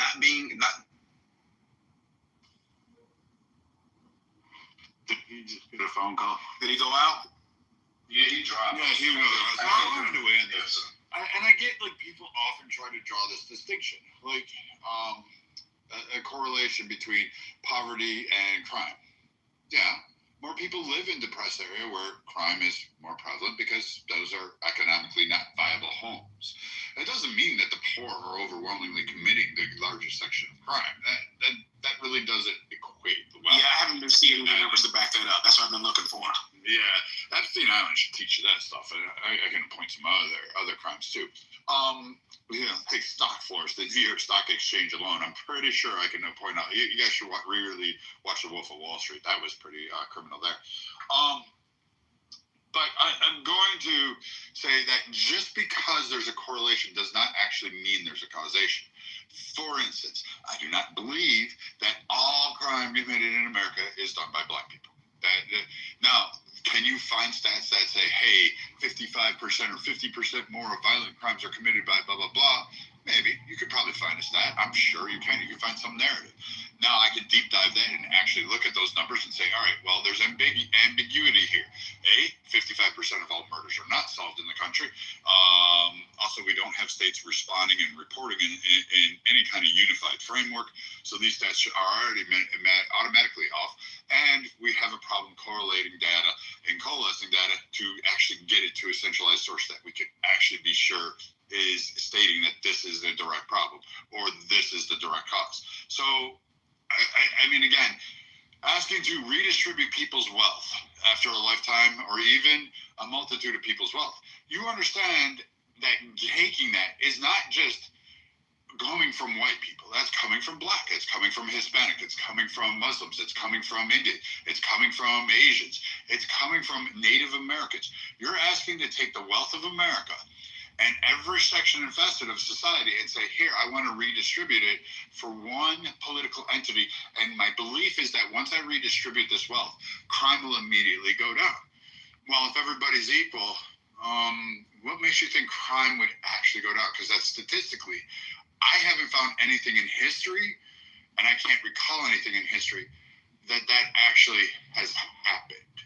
Like that doesn't go anywhere. There's always people going to commit crime, murder, rape. Like how does poverty fix rape? Like you don't have that. Like rape is rape, and it's done by rich, it's done by poor. Sexual abuse to children, rich, poor, middle income happens. What else is there? Oh yeah, theft, rich, poor. You have rich fucking kids that are stealing. Like trust me, we know they're out there, and in significant numbers too. It's just they may have better lawyers. So I don't think redistribution has shown it, and you should look at that because the Bolshevik revolution was supposed to be redistribution. There was a whole lot of fucking murder going on during that time period. Well, I think sort of the core of your argument against redistribution is, whether you know it or not, is sort of anchored in the fact that you think that redistribution is a handout. That's sort of, based on your submission, your contributions, that you think that. I'll tell you what I actually think I have to do is this. I don't think that's what he's saying, Hood. I call redistribution actual fact. I don't call it a handout. I think it's theft. So how do you define redistribution then? Well, with things like affirmative action, I don't think you'd call that a handout, but that was to hopefully the concept. The concept could stop them talking. Whoa. I don't even know what. The concept 25 years ago when that came into. The concept 25 years ago when that came in was the. Will you shut the fuck up and hear down? I'm just asking, like. She's a mod. Good. She's a mod. You have to agree. She's a mod. I don't care if she's a mod. But it's just yeah. Well, anyway, the concept of affirmative action, if you read when that came into play into through the court system and also into schools and used within our culture, was for exactly that purpose, to ultimately create a redistribution and the ability to give opportunity. So I mean, it's not necessary. You want to call that a handout? I wouldn't call that a handout. That's not what its intention was. So, and Thomas, was there something wrong with what I said or anybody else on this issue? No. Both sides. I call redistribution based under the guise of what he said, and the framework was we take it from the wealthy and we redistribute. Am I missing something here? Is there something that I wasn't adding up? No, not at all. You can't read it. That's theft. I'm stealing from one person, but I'm wrapping it up so my morals and my pillow at night feel better. So I'm stealing, like, I'm going to pick on Abby here because I can't pick on her, and she's lovely and beautiful. I'm taking Abby's shit. I'm taking her stuff, and I'm saying, you know what, Abby? I'm giving you 20%. That's what you get. You get nothing more. Like, this is what I say. I am freaking king here. Like, first off. And then I'm going to give it to, I don't know, Hood. I'll give it to this guy, Hood. And he now gets to take, I don't know, 40% of what Abby did. Redistribution is literally theft. You're just trying to give yourself a moral framework and a nice word to hide it on. You're a bullshit. Let me just say this. Let me say this. The issue, bro, relax. You're going to speak, bro. Relax. Quickly. It's so crazy. Dude, what's crazy is that you're not listening to me. I said Thomas and Finley. And then you can go after it. You advocated like whatever you think you have in this room. Thomas, Finley, then you, Hood. So, and let me just say this. It vexes me, this type of behavior, because I want to hear his argument. But this is what I started to believe, because this happens all the time. The motherfuckers crash out. And I think the reason for this is when they realize they don't have an argument. So what they'll do is they'll try to basically redirect the argument to something that's irrelevant. Okay? He understands. Most people that come on stage understands that the mods can pretty much do whatever the fuck they want to. You're not going to win the battle. You're probably going to get blown from the stage. So why engage in a back and forth like that? I want to hear your argument. Why put yourself in a situation where you're not going to be able to have the argument and your points aren't going to be able to be heard by crashing out that way? I don't understand this shit. It vexes me. It really does. But you know what? Go ahead, Philly. You got it. Well, I agree with the argument. I don't agree that redistribution is theft because you can just taxes, right? You can, like, do a better tax policy than the play for play and rig for the rich policies that we currently have that have caused this income inequality over the last 40 years. It's just trash policy, and I agree that there's no causation with poverty and crime, but there's some correlation. But it's a lot of it is, again, lack of investment. And again, we see it. We see it starting very young. And I agree, there's no magic bullet to crime because even if like there were rapes in the 50s and the 40s when the economy was more equitable to everybody except black people.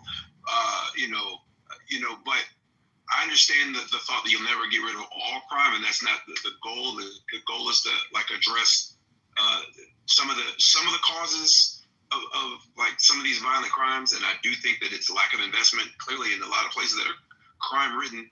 Well, let me strike that. A lot of places that are ridden with violent crime, there's this underinvestment because white collar crime exists throughout the whole of America, and we don't spend nearly as much time trying to prosecute it publicly or legislatively like we do violent crime. And the white collar crimes, in my opinion, has many, many more victims than violent crime does. But I'm gonna leave that there.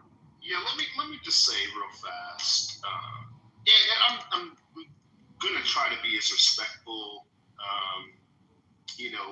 as I can. But it's really difficult when I hear people sort of argue about quote unquote reparations, quote unquote wealth distribution, because the way that you view it is completely ahistorical. Like you're completely erasing like 500-600 years of history that Black slaves and sort of the sacrifices that their descendants made to create the greatest country in the world. Like you're literally erasing 300 years of fucking free labor in sort of your argument as to why you think that, like, when it comes to wealth distribution, that somehow the descendants of the people that provided 300 fucking years of free labor, the fucking slaves of this goddamn country that were the foundation of building this nation with fucking free labor, aren't entitled to anything. It's really, in my opinion, it's deeply anchored in white supremacy. It's deeply anchored in historical erasure, and it's deeply rooted in, for most of you white people, most all of you motherfuckers are fucking immigrants. Most all white people, unless you came on the goddamn Mayflower, you're immigrants. And it just really validates to me the egregiousness, the evil of white supremacy on the left and the fucking right. And I just think you guys are I think you're callous, evil people. And to sort of argue, and let me just finish, I'll land here. I'll land here. For you to have a position of like erasing history, that level of arrogance is completely baffling, and you really need to fucking check yourselves, because the descendants of slaves in this country are absolutely due reparations and redress, given the 300 years of free labor contributed to building this nation. And I'll land there. Thank you. Okay, so it's weird. I love this. I really do. I love these reparations talks because usually they're espoused by people who can't really correlate history. You went from 500, 400 to 300 years. I believe the United States is only 250 years. Maybe you should start with fucking England, France, Spain, Portugal. Brazil, my guy. Brazil, and that's some 1888. Like, this is crazy. Your fact that black people built the fucking nation, no, you did not. The primary fucking thing that you're going to categorize yourself is that you somehow had fucking Wakanda and that the Americans came over here and fucking ripped Wakanda from you and then put you in a cotton field. That didn't fucking happen that way. Your fucking land was taken over by other black people who then deemed you or your ancestors unworthy to exist. So they either killed your asses or they said, hey, you're going to be slaves and we're going to sell you for fucking trinkets and fucking whatever the fuck it was. Shiny pieces of 8. I don't fucking know. And the white European nations didn't send an entire army to invade Africa. They tried that. They got their asses killed. They couldn't even get past certain regions because of the interior. They died from malaria, dysentery. They were eaten. The fucking terrain in Africa was horrendous for Northern Europeans. They didn't bother to approach it because they knew only water sources, and their biomes were vastly different than the biomes down there. They didn't succeed. So your historical relevance is also kind of bullshit.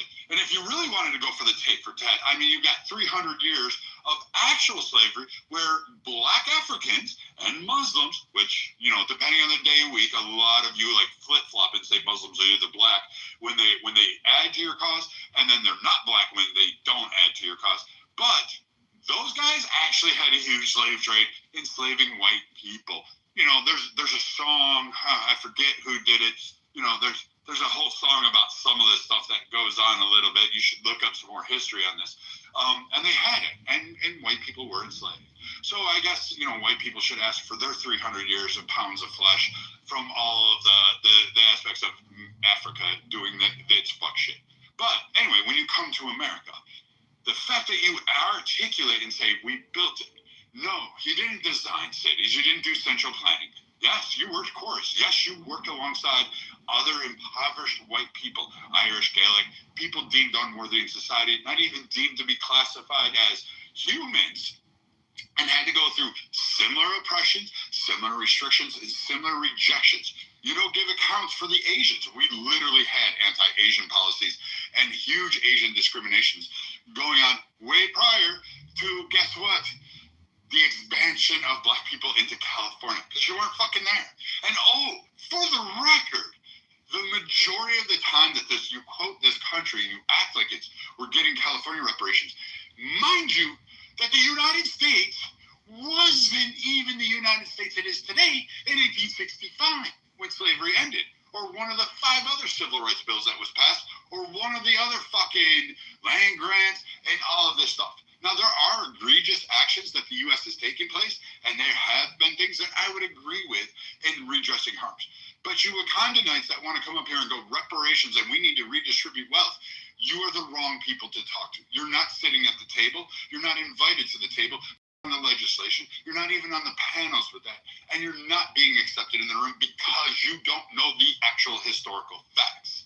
You don't know about the trademark. Sorry, let me jump in real quick. No, you don't get to jump in my fucking room. Who the fuck are you? I'm JR, bro. Fuck you. I don't care who you are. I just want to jump in a whole bunch, bro. I got a couple questions for you. You can wait. So again, so you just gonna talk wild to me? I can talk any way I want to. That's the whole point of this. Like, I am tired of people coming on stage saying, until reparations, we don't have a functioning government. You had a functioning government. You had all this shit prior. I'm sorry you were deemed inferior by a continent of people who didn't look like me. I'm sorry you may have some fucking ancestor that was enslaved. Your asses weren't fighting for Irish lives when Ireland was getting starved, when children were getting raped, when they were getting boot stomped, they were getting murdered, when they were made to work the fields, when they were made to fuck each other for fucking entertainment, when the fucking English lords were doing that. They've been doing that for 1,000 years. That's where my ancestors come from. The Irish were enslaved too, Brad. Yes, I know. The Mexicans too. They went through that shit too. Like, they had their own. They had a whole point. You're not bitching about Pope going in and taking Mexican territory and fucking ostracizing the Mexican native or Americans or the Indians or whatever you want to give them their label in California, Oregon, and Washington, Arizona. You don't condemn President Polk for doing that with John Kidding and all of those other fucking mutineers creating a secession and then telling the people you're now American citizens, you just have to act right. And oh, by the way, we're not helping you with anything. And Mexico cutting off their food supplies and killing them and taking their children, taking their stocks. You didn't do shit about that. Spare me your outrage, because yours is just fake. You're full of shit and you don't even know the questions, let alone the answers to it. Now, who wants next? Well, the irony, I just always ask this people that push for reparations, who do you think's paying for these reparations? It'll be taxpayers. And I wonder if the people that are asking for it also pay taxes, because they're going to be paying for their own reparations. Like, do they understand where the money comes out of? It's going to come out of their pockets. And are they comfortable with that, or do they pay taxes? I think my argument is never. I don't argue for the U.S. Treasury.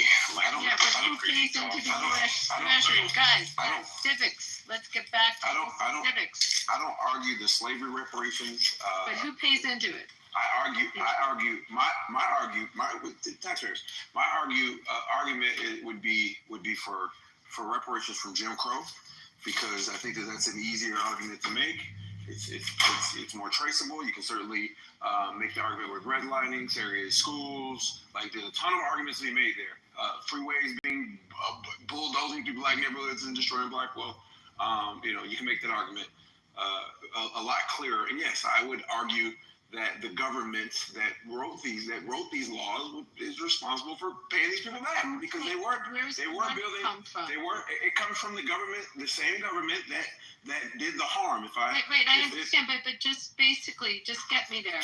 So I'm a taxpayer. The government, you do, right? We do, yes. My tax dollars will go back to pay back the people whose property and wealth was stolen from them. I'm good with that, because when police brutalize people and they get sued, guess who has to pay for that crap? I do. I got to pay for it. Okay, so right, when a teacher sexually assaults a kid and gets in the school system, the school gets sued, right? I have to pay for that. But did you feel that when I was bringing up affirmative action before, did you feel that was a form of compensation to try to create programs to overly extend opportunity? Did I feel the affirmative action was that type of program? When that came into law, when Justice O'Connor wrote that famous opinion, did you feel that was something also in line with what you're talking about, where the redlining caused the harm, that was to do that harm by giving opportunity? Kinda. It was an attempt. It was an attempt. I don't know that it was a sufficient attempt, but it was an attempt. I always, again, the slavery argument always baffles me. A lot of these arguments baffle me, because I understand it, but it's hard for me to wrap my head around it. For example, like Brad said earlier, for whatever reason, we always hyperfixate on the U.S. as if U.S. was the only place that harbored slaves, and as if the U.S. is the only one that treated their slaves badly. First and foremost, slaves are very expensive in the United States.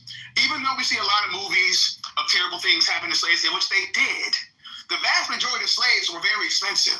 You couldn't just slaughter them, okay? They were very expensive to get and to maintain.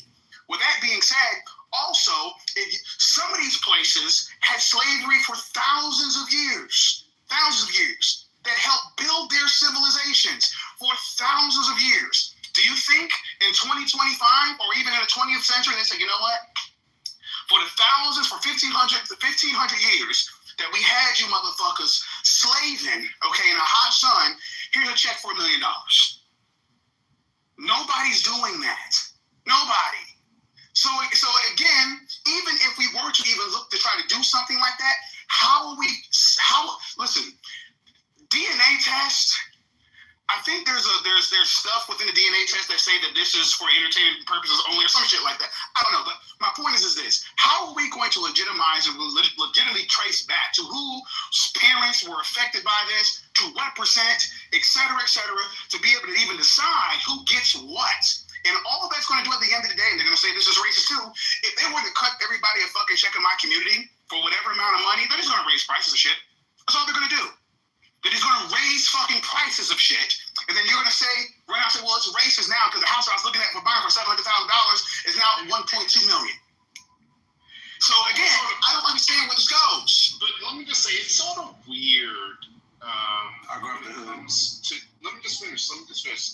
your position that, sort of like tracing, like, I guess your ancestry back to slavery, like literally, like that shit was not that long ago. I'm a Gen Xer. My parents, thank God, are silent gens. They're still alive in their late 80s. My dad's father, or grandfather, was actually born into slavery. So, like, this sort of belief that, like, our connection as the descendants of slaves was, like, thousands and centuries ago. No, we're talking literally, like, 3 generations back. Like, we can fucking easily trace, like, and my parents, as a matter of fact, are also survivors of Jim Crow. And again, that's the thing that people think that, like, that what this reparations claim, it's not limited to slavery. But it brings forward all of the very targeted policies, discriminatory policies of the U.S. federal government against a specific group of people. And that's, like, when we look at, like, the California Task Force in their 2-year study, AB 3121, which was signed into law by Gavin Newsom. Camilla Moore was the chair of that commission that studied reparations over 2 years and made recommendations. Okay, what's the point? Let me just finish. First off, you don't tell me what to do. Oh, God. Brad, you're just a fucking racist, bro. Like, you just no, I just don't like you. You're just a racist. Okay. That dude sounds like a hold bigot. on. I don't like this bullshit. Like, you can call me racist. I don't give a fuck. I don't fucking care. I've been in step 5 years. I've held rooms and clearly have held content and had discussions far deeper than you have. I've actually been in legislative circus. I've sat at the tables. I've listened to this. I've been to the meetings. I've read the books, read the pamphlets, saw the movie rights. Your fucking 12 years of slave fucking narrative and coming on stage saying what you owe when you weren't there. You're leaving out the fact that only 3 to 5% of the population pretty much at the start of the Civil War had slaves. So then we're looking at an agricultural aspect. Yes, slavery was existing on here, mostly in, guess where, farming rich areas where they overwhelming wealth, they didn't have it. Don't come up, Ali, don't do it to me because I'm not in the mood. I don't like hood rats, and I don't like people who are really fucking didn't read history. And you just fucking quoted movie lines. That's fine. You literally started quoting 12 years of fucking slave and then told me, let me land. Fuck you. Get out of my room. Go do your own it. That's why nobody comes to and listens to it, because your shit is stupid. You don't have any historical references. You don't talk about the patents, copyrights, art. You don't even go after the Met. The fucking Met Gala has fucking black artwork, black American artwork hanging right fucking now. There's literally a fucking exhibit on it. And guess what? 60 to 75% of that artwork that's hanging in the fucking Met, guess where it came from? Oh, yeah, Jim Crow era and post-Civil War artists, and it was just taken from them. It wasn't asked, it wasn't given, it was just seized. Many times it was stolen from them, and somehow the Met got it through the black market, which a lot of fucking art actually gets up there through the black market because these people had it. And you're not fucking standing up there going, hey, we should have that artwork returned. You didn't even fucking know about it until I fucking told you. Again, you don't even go down to the Smithsonian. How about the Black Museum of History, slave history in fucking D.C. that everybody was bitching about? Oh, those artifacts, Trump pulled them out. You're right, he should have. He should have fucking returned them to the original families, because a lot of those exhibits that went up there to have this natural museum were stolen from fucking families. But you had no rationale. You didn't know about these certain things. So when you Wakanda Lights, which I'm going to call you that, and I wish Gerard was here because he would have packed you up a lot sooner than I would have. But he and I are under the same assumption. There are people who can articulate reparations, and they can articulate an argument, and I'd be willing to listen to them. But then there are those like you who sit there and watch 12 years a slave come up on stages and you fucking read From Here to Equality. You didn't even read the whole fucking book. You read the fucking Cliff Notes version, and now you want to act like you actually have some historical connection. You forgot about black slave owners. You forgot about black shippers. You forgot about black businessmen who profited off of slavery, intercontinental. You forgot literally all the Caribbean, Mexico, and fucking South America, which had overwhelmingly more than any other part. The majority of slaves from Africa went to fucking Brazil. Get your facts right. And oh, by the way, we're 250 years old, not 300. Jesus fucking Christ. It was England before that. So get your reparations from England before you come to me and ask me for a handout. And call me racist. Ali, or whoever's next, go ahead. Yeah, Brad, quickly, actually on my audible, I want to make a couple quick comments. Yes, I can hear you. Go ahead. Okay, two things, and both things are almost cliche by now. Number one, the black fatigue. We are all tired of this discussion going on, particularly in the last topic that coming back. Number two, to the black community, bring no help on the way. No cavalry is coming. You have to do the entirety of the community of black people. They have to help themselves like all other immigrants to this country. And I fully recognize the slavery and the history of it. But then again, it's been almost 450 years, or 400 years. It's about time. And they can do what needs to be done for themselves. Again, I landed this. No further help is coming. The cavalry is not on the way. You've got to do it yourself. Thank you, Brad. That's You know what? If they really want, listen. If they really want reparations, why don't we do this? Listen to your white compatriots on the left, respectfully, that agree with you, that believe that you should be given reparations. Why don't you have them all cut checks? Okay, have them all cut checks in California, New York, wherever. Have them cut the checks for you. Don't ask it from the people that don't agree with you, like the conservatives or anybody else, or whoever. Ask the white liberal to cut you a check. Okay, that's all you have to do. Yeah, just to be clear, because I know you guys, it's hard for you guys to keep up with the argument. Nobody's asking you to personally cut a check. This is a stupid argument. I don't know where you guys got this from. It's the government. The government did a crime. They pay for the crime. It's that simple. No person, especially black people, are asking for individual. Oh, Jesus Christ! Stop. What do you? You said some dumb shit. Who funds you were wrong. You were fucking wrong. The government just cuts a check. Where does the government get it? You were fucking wrong. You didn't know what the fuck you were talking about. Screaming you're wrong doesn't change anything, bro. It's yes, it does. It means you're stupid. Because you said you. Oh, Jesus, bro. This is not from the government. Who pays the government? He doesn't know. You know what? Listen. Here's my problem, Thomas. This is the part. That motherfucker, I can promise you, does not pay fucking taxes. What the fuck you want me to redistribute out? I'm not taking money from Thomas and giving it to, what is this ass name? Fucking Klingon, whatever your fucking name is. I am not taking Thomas's money and giving it to you. You clearly don't pay fucking taxes. Why? You got tax-free. You're an EBT warrior. I'm not fucking giving you more money. You've already suckled at the government dick. You swallowed it. I'm not giving you more.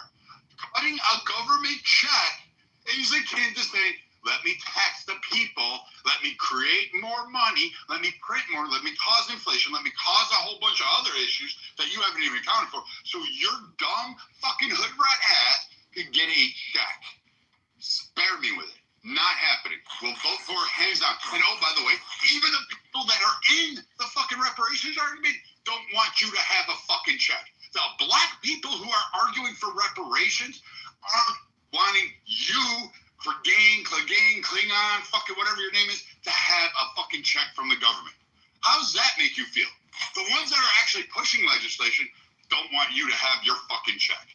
You're a moron for screaming, I want a check from the government. Can I ask, this conversation went from is burning the flag, free speech, cash bill, ban, to slavery liberation. Yes. So what happened? Hold on. I've been on this app for 6 years now, getting ready to be 2026 in 6 years. You motherfuckers have been talking about reparations and slavery for fucking can you please just shut the fuck up about it? Like, at this point, right, who the fuck cares? Like, if it's gonna happen, it's gonna happen. And the only only thing I disagree with, to be quite honest with everyone in the room, like, my tax dollars are going to fucking trans surgeries and fucking goddamn overseas and for gay ass fucking Sesame Street fucking plays. So if we want to talk about what taxes are being spent on, we can really have that conversation. As far as is burning the flag free speech, absolutely the fuck it's not. You don't have the right to burn our fucking flag that our soldiers fought for, the fabric of our fucking country, or you can even say company if you want to. You people in here scream about slavery. Well, let's have the conversation. Didn't your so-called ancestors fight for that very flag? So why would you be advocating for it to be burned? I don't understand it. And lately I've been seeing it burn in defense of illegal immigration. That is 100% where I draw the fucking line. I don't give a fuck about these illegals. They all need to be fucking deported. All of them. I don't give a fuck if you've been here 20, 30, or 50 fucking years illegally. You need to go. Right? That's just a side note. But that's why this conversation came up anyways, because we're seeing this at protests. As far as cash bail goes, I mean, if you got enough money to get yourself out of fucking trouble, I guess go ahead and handle your business. Most of those people are going to reoffend anyway. The universe knew not to make me a fucking judge or magistrate or police, because a lot of you motherfuckers would be under the jail. The prison system would love me because I would literally just get mandatory minimums for everything, and you all would just rot in fucking prison, honestly. So, I don't know. These conversations to me are just getting fucking old, honestly, because, I mean, how many more years you guys can keep talking about reparations, bro? Like, Clubhouse is not going to help you get reparations. And the other question I have is, how closer have you gotten to those reparations since the first year I heard you guys talking about it on this app?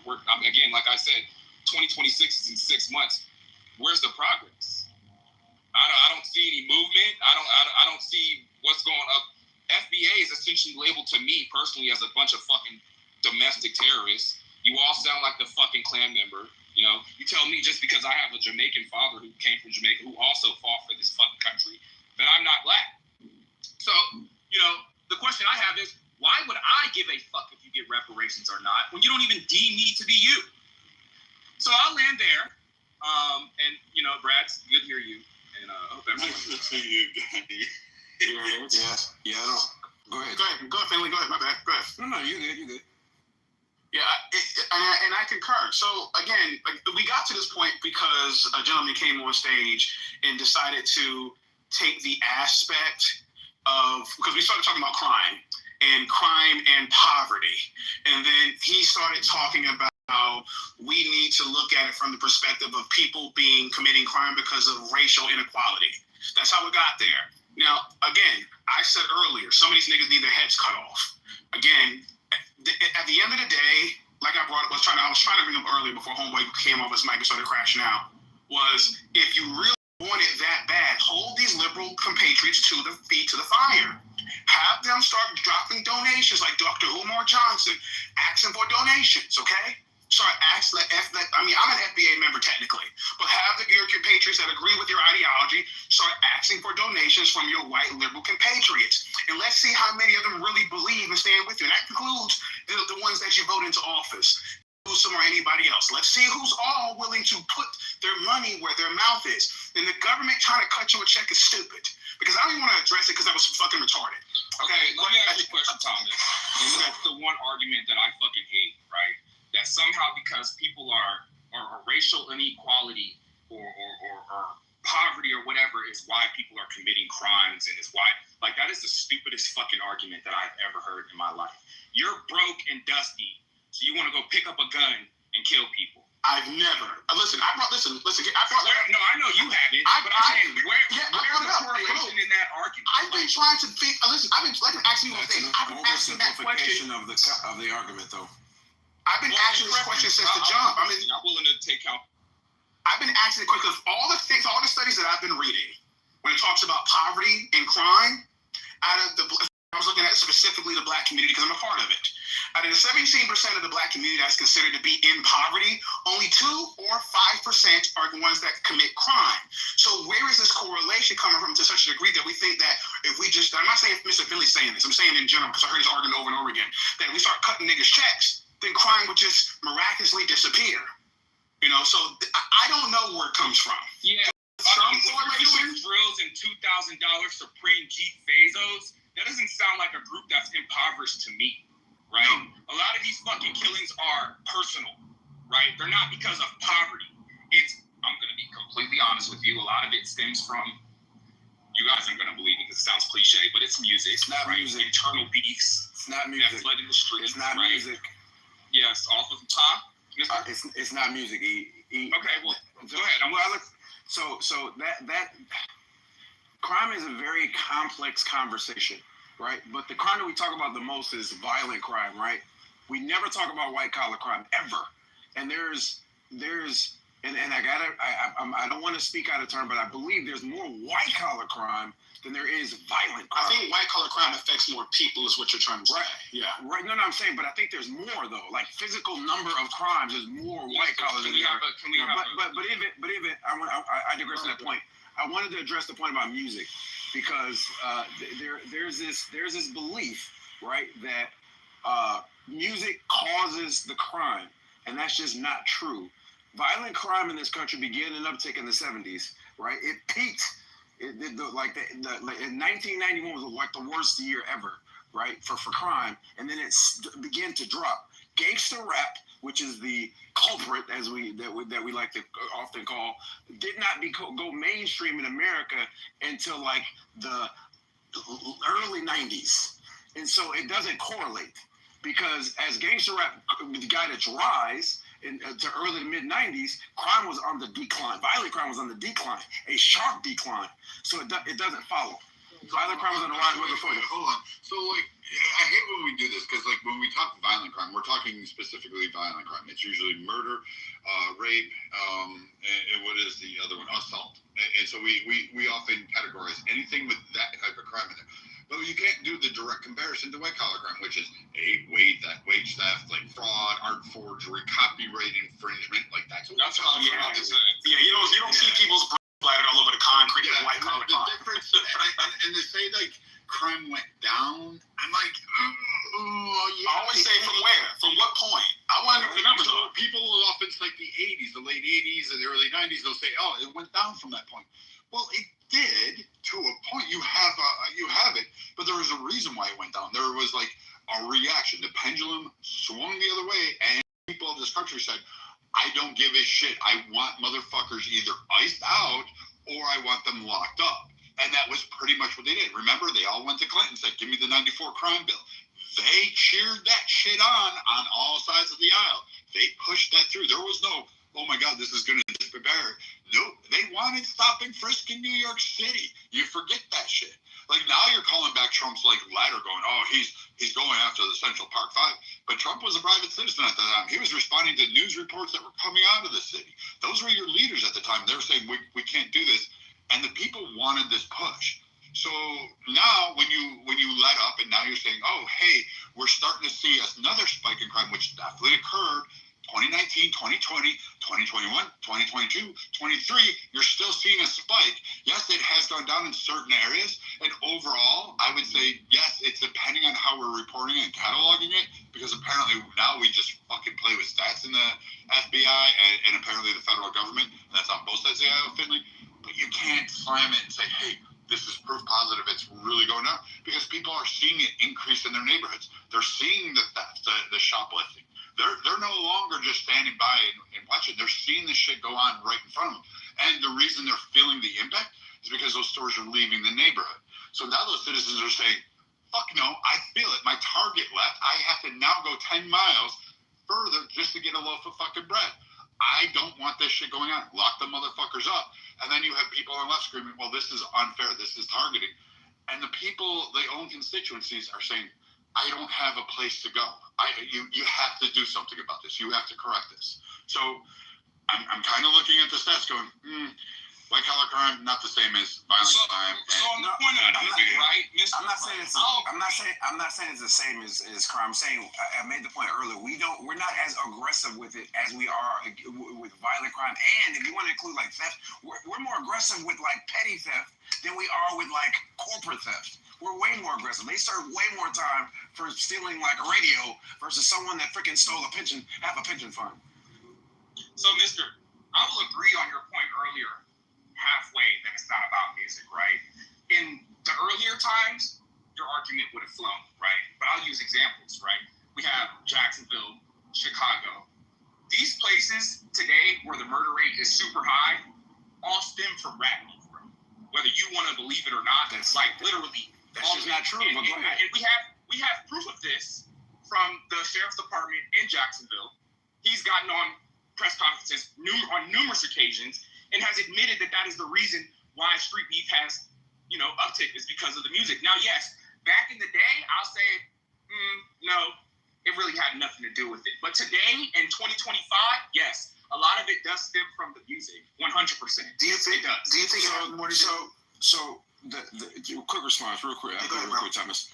Real quick. So, respectfully, and I have great respect for sheriffs in Florida, great respect for them, law enforcement. I'm a former law enforcement, great respect for law enforcement. I have two siblings that are law enforcement, great respect for them. But sheriffs, respectfully, are political. They are political. And they don't want to say what sounds good, right? But if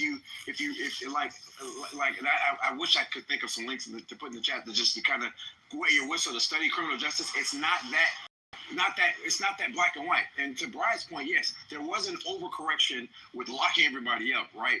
And it had a negative effect, but that wasn't the key thing. The only thing that brought down crime. The economy during the 90s also exploded during the 90s. And so two things happened at the same time. You had a lot of economic development, and you had an over-aggressive police force. And like those two, which shows that the economics are necessary to kind of stop the cycle. But that Holocaust you did with like black men and men of color kind of hurt because a lot of the crime now is youth crime, which is a whole nother conversation. Mr. Finley, if there's something you'd like me to look up to give to Brad, I'd be happy to. You just send me something in the back channel. So here's my problem, Marshall. Because I still do study a lot of criminal justice, and I listen to a lot of podcasts by people that do it. I read a lot of like articles and stuff like that. So I can't think off the top of the head like a particular study that I've read. Because a lot of stuff that I did in college, I don't remember any of that stuff. I remember excerpts from it, but I don't remember like specifically like this study that versus that study. The Innocence Project puts out a lot of stuff as well, and the Southern Poverty Law Center does put out a lot of stuff as well with respect to this particular subject. I think that here's my thing. Again, I haven't studied. I'm not a scholar in this at all. I'm just kind of trying to put pieces together here. So bear with me. When you think about the influences, especially of the youth, and we'll say either it does, like music does affect them, and it doesn't affect them. I believe that it does, and I think because of the era that we live in, it does a lot more than it did prior. For example, we look at social media. That's what I was saying. We all can agree that social media affects the mental health of a lot of individuals. Even though social media back in the 90s was in its infancy. So now, currently, when we got TikTok, X, and everything else, where people are living on social media, a lot of people have conformed their lives to social media. For example, if you look at some of the kids coming up now in like first grade, et cetera, and they ask them, what do you want to do when you grow up? I don't want to be an astronaut anymore. I don't want to be a doctor. I want to be Kai Cenat, okay? I don't want to be a streamer. I want to be Ninja, that's a gamer making millions of dollars, QVC, whatever the nigga's name is.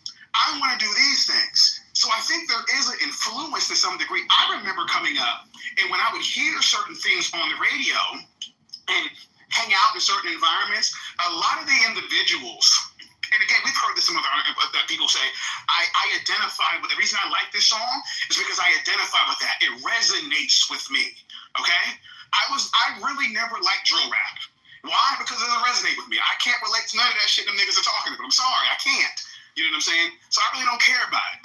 But at the end of the day, I do think it does have an influence to a certain degree, especially now since you have an easier access to it than you had back in the early 2000s and the 90s. years. I feel like Okay? 10 years ago, Mr. would have had an argument. No, I feel like today, go ahead. in our generation, no. Like it's all influenced on social media and our music, right? Like, and I'm not saying what Mr. is saying is completely wrong, right?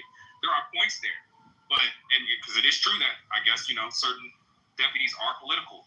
But bro, today it's like we've evolved from Bloods and Crips to now everybody is beefing over blocks, like especially here in LA. Like it used to be just Bloods and Crips, and now it's what block do you live on? Blocks that they don't even own. That's blocks that they don't even own. That's always not about colors anymore. That's always riding around seeing people that's claiming to be impoverished. And again, this is a stupid argument, right? But it's just like you guys don't look impoverished to me. And I know looks can be deceiving, right?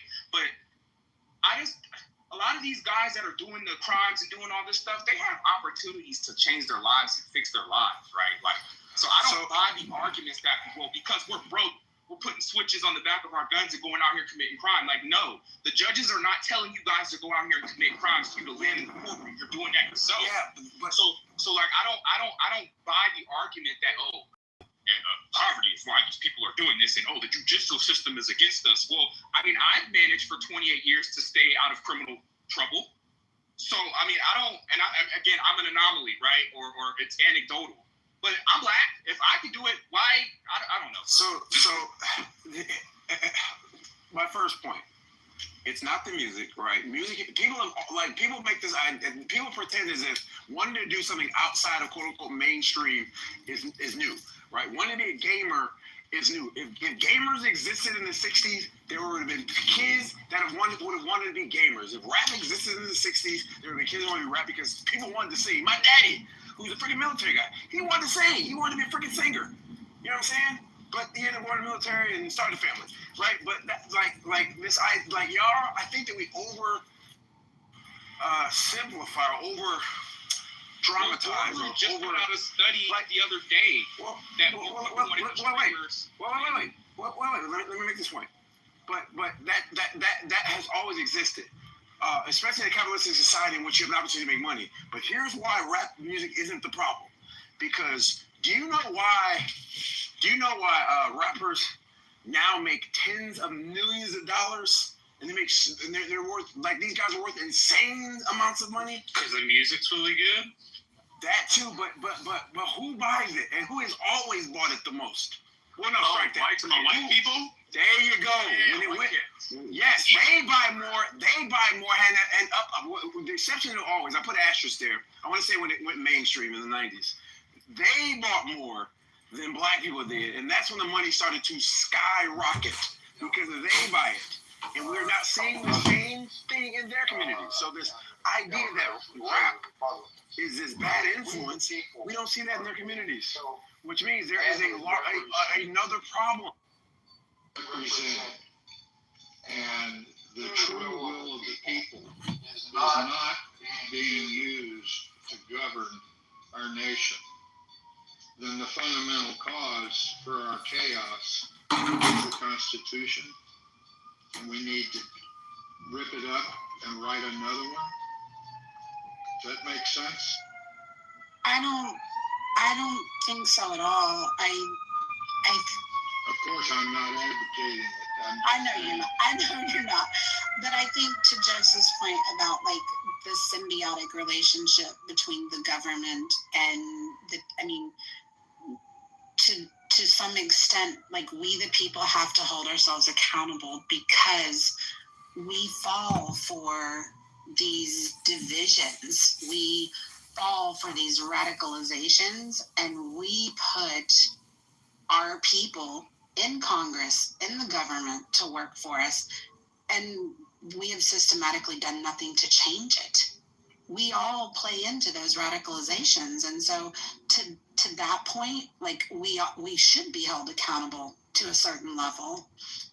Exactly. There are certain pillars of virtue that it's incumbent on every person to develop within themselves to make it so that they are less susceptible to the manipulations of the media, the manipulations of the organized criminals that inject and themselves and insinuate themselves into those systems as a way of trying to line their own pockets. There's always going to be some sort of trickster little playbook that's being, played against the people as a way of trying to make them lose sight of the fact that we have the power to move the needle, And because, if you think about it, let's say that there's a group of people that are in power, right? And they want to stay in power, right? And now imagine you're looking out at a sea of billions of other people, all of whom are a threat to that power. I feel I can understand how on a pathological level, certain people who are in those positions of power would feel the need to try and what's the word I'm looking for? Kind of mow the lawn a little bit every once in a while. You know what I mean? Because it's you have all these fucking people, all of whom have this infinite, or infused with this infinite potential to rise up to a position of leadership and influence and power in this world. You would feel threatened by that because it's you never know. I mean, that's why people were so afraid of things like rock and roll when it started to come into fruition and stuff like that, because it was they were afraid of where is this wave going to take us? We don't. And then even the hippie movement and stuff like that with psychedelics and stuff, and then punk rock and then grunge. It's there's these constant upsurgence of the people finding a voice and having a leader who has the strength of will to represent that voice artistically or otherwise, and then they cap them. You know what I mean? You see it all throughout history. Eventually that person gets capped, and one way or another. And I forgot exactly what point I was trying to make. I kind of started rambling off there, but so I'll just land my plane for now. I'll let somebody else. Let me give my take. I think I don't agree with John. The people are responsible for the Democrats being extreme right now, Republicans being extremists right now. The media, where they're consumers of their products, and we keep consuming, so they keep delivering it. We're 100% responsible for this. We have turned our heads away from patriotism. We've turned our heads away from religion. We've become greedy and self-centered and materialistic and selfish.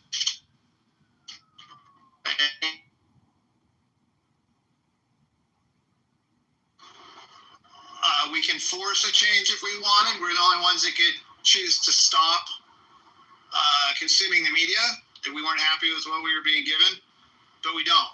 We just give in. We're lazy, and we only care about ourselves. And so I would say that the correct answer, what's causing the chaos, is selfishness and greed among the people of the United States of America.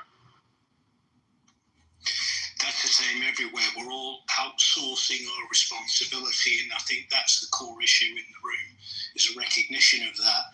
And that act alone, when we recognize that we're outsourcing that responsibility, which then puts the mirror back on us, there's a saying about that that act of defiance, I think it was a 1984 quote, somebody can probably remember it, but this is in many views, especially in the main media, this would be deemed as perhaps a dangerous conversation. I want to invite Tiger to weigh in, and if for those of you that might not know Tiger, he is sinocentric. He focuses on what is good for the Chinese nation, and he looks with critical eye at some of the things that are going on in America.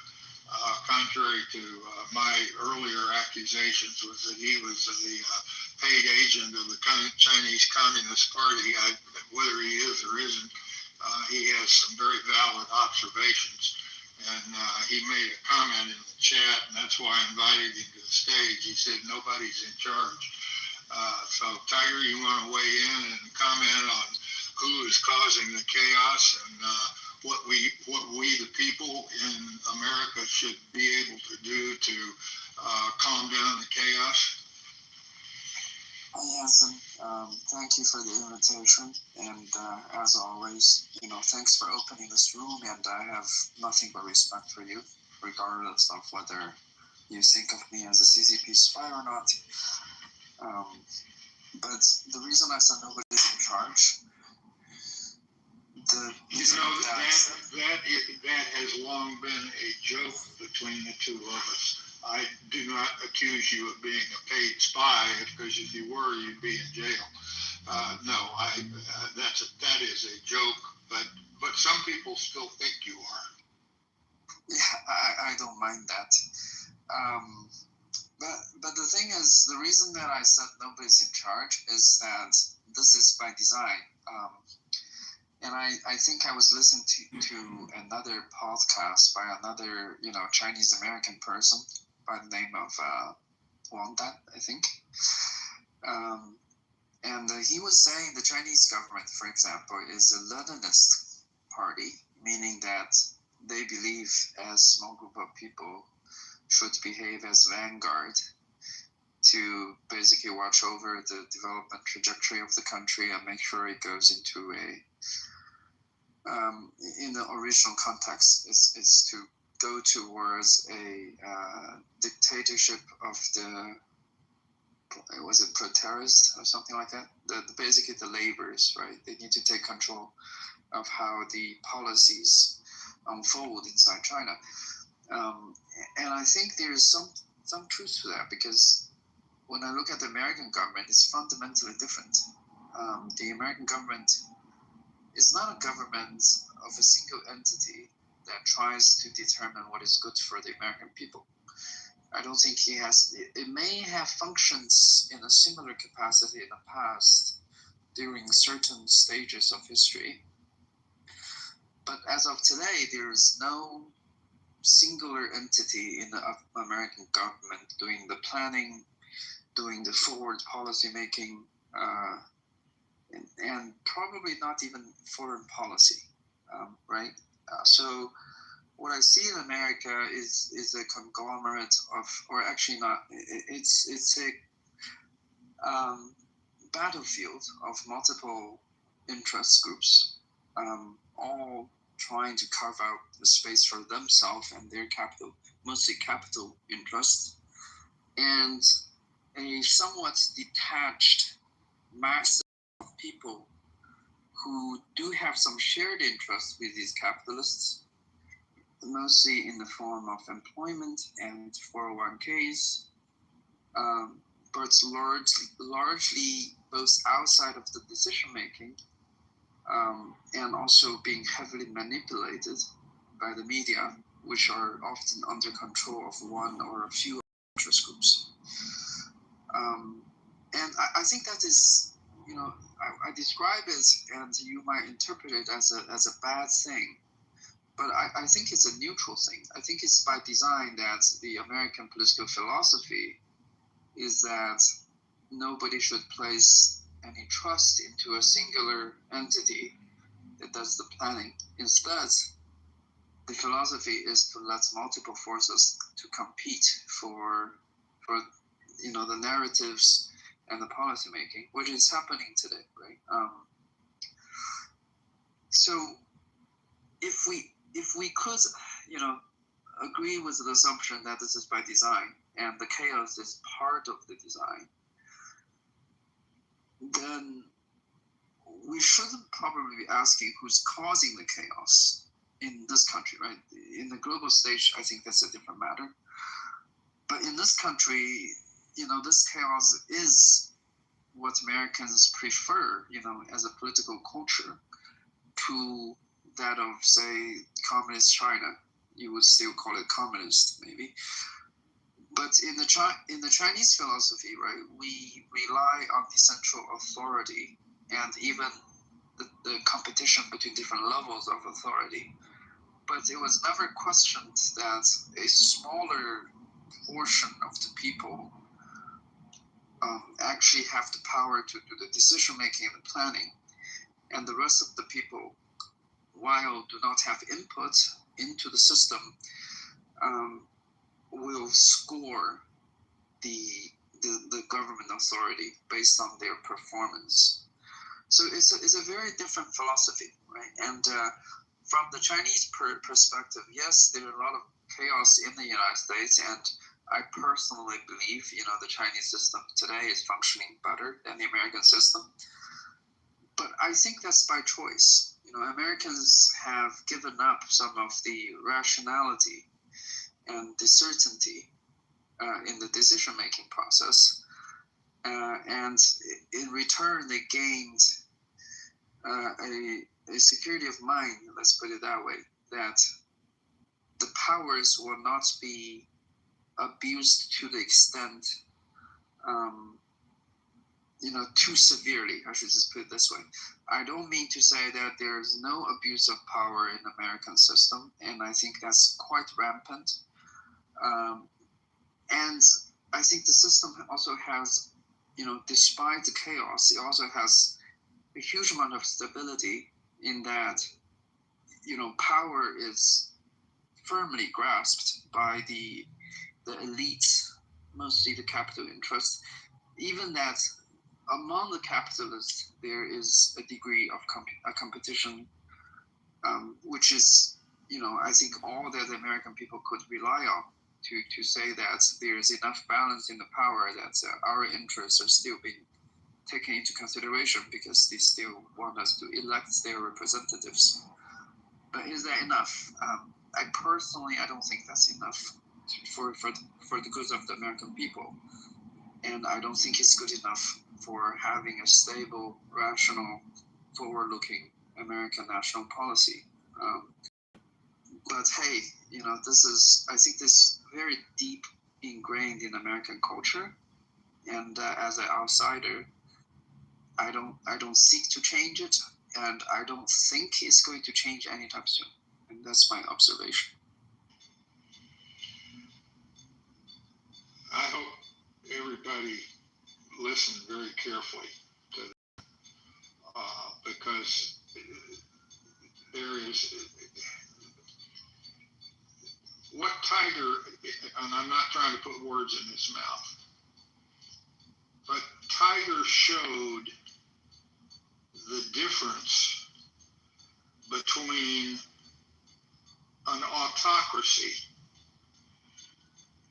and vibrant capitalistic competition that is rationally controlled by laws, but nonetheless competition to see if the cream rises to the top. And no matter if you have major forces in competition with one another, who ultimately wins is ultimately who does the best for the people. In other words, if General Motors succeeds, then the workers for General Motors succeed. The workers at Ford have to tighten up a little bit to rejoin the competition, and maybe 10 years later, Ford regains the upper hand.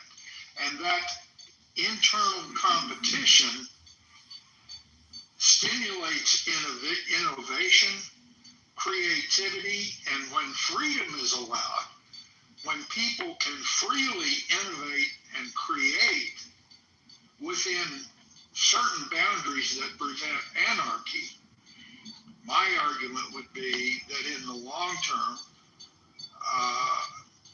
that kind of system will prevail over, even if it's an autocrat, it could be Jesus Christ could be the autocrat, or Confucius, or whoever you want to put up there.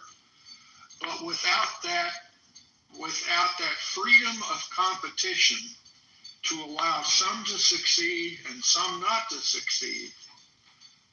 That's a dynamic that's been going on in this country ever since its founding. And we've been able to hold it together for the last 250 years. Now, some people think that that competition has become so chaotic and so imbalanced. And now we're talking about the argument of the distribution of equality, particularly financial equality and all those kinds of things. But my point is, over the course of time, what good ideas prevail and bad ideas wilt on the vine.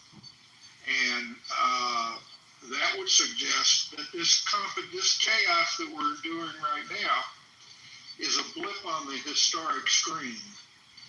And just like the chaos that we had throughout our history in raging political debates, ultimately that sense of competition will prevail. And then we can get into the Marxist philosophy, the socialist philosophy. Is it right for Europe to spend 40% of their GDP on social programs and only 17% on defense versus whatever it is? And you know, those kinds of things are subservient to the fundamental idea that intense competition, football teams win the Super Bowl because of intense competition. And it's very rare that we have a continuous Super Bowl winner, because competition, and yet the level of the sport, my God, the level of athleticism, compare a football team of 50 years ago to a football team today, there's no comparison. But I think Tiger was able to make that kind of a distinction, and note that he said he's not advocating for change to our system. He's just observing the differences between the Chinese system today and the American, and I agree with him. If I look at the trend of power, the trend of ability, to prevail, the trends for America are headed down. The trends for China are headed up, in my view. And I'm not talking about our ability to win a war against China. I'm talking about the competition between China and America, which is an intense competition. And it's two distinctly different systems that are competing. And I'm still putting my bet on our system. Despite how chaotic it is today, I think it will prevail in the long run over a more autocratic form of government. But Anson, if what you're saying is true, then we have a lot more to worry about than you're making it sound like, because the government has its thumb on all kinds of free trade in America. Too big to fail, bringing back, trade competition. You even mentioned Ford. Some of those American auto companies wouldn't exist right now if the government didn't interfere with capitalism, right? Look at how the government is allowing monopolies to dominate certain industries. And just because it benefits their 401ks, they're totally fine with that. Look at how, Time Warner gobbles up all the media entities, and how AT&T, gobbles up all the communications. And look at how healthcare is split between the states, where we don't have interstate competition between providers. And look at how cable providers for television are split up in the neighborhoods, where you don't have competition within neighborhoods. The government is interfering with all kinds of business now. The government is so involved now that we don't have capitalism at all. We have complete crony capitalism, and we don't have true competition. And how is that any different to China is the elephant in the room in that statement, isn't it? Really? Exactly. It's not. It's not. If I may, I want to respond to something Anson said about competition. Again, this is also a difference in mentality. When Americans, they have a very liberal education, and when they think about the political system, debate about the battles of isms and ideology, right? It's a very metaphysical exercise. People say that because we're freer, we allow the ingenuity of the people to function in the competitive, fair environments. That should maximize our innovation and our creativity and unleash our productivity. When the Chinese people look at this, they don't look at this way, right? They look at, we believe that the fundamental strength of a nation comes from industrialization. We believe that your industrial capacity is what determines, how much leverage you have, globally speaking. We believe that in order for people to be prosperous, there is a responsibility of the state. And we see this in data, right? We see that if your state, your government, provisions for good amounts of public goods, meaning a secure environment, a framework of law, a breakup of monopoly, which, by the way, is definitely a government intervention in the capitalist market. But we think on the data, it shows that these things are good for both the economy and the well-being of the people, right? So this is one thing that I would hope that American, political discourse will turn toward, which is to do less of the metaphysical debate, but actually try to correlate it with different hypotheses, assumptions, and measurable data. And this is something that I think China does extremely well. And it does take, a minority of people who have power. And this is where the vanguard party comes in, right? It takes that sort of oversight, that sort of rational decision-making to safeguard that you have this level of thinking in your policy-making. Whereas in contrast, I think this also speaks over time, right? Because of the widespread of technology, the explosion of information, especially social media, right? And in America's case, a lackluster of more STEM-focused education. It makes American voters fall for, this is something that previous speakers touched upon, right? The responsibility of the American people to take about the chaos that is in America right now. But I also think this is not only the responsibility of the people, right? It's true. Like, nobody's born with a rational mind that knows economics, knows political science, knows, engineering. They have to learn it, which is hard to do.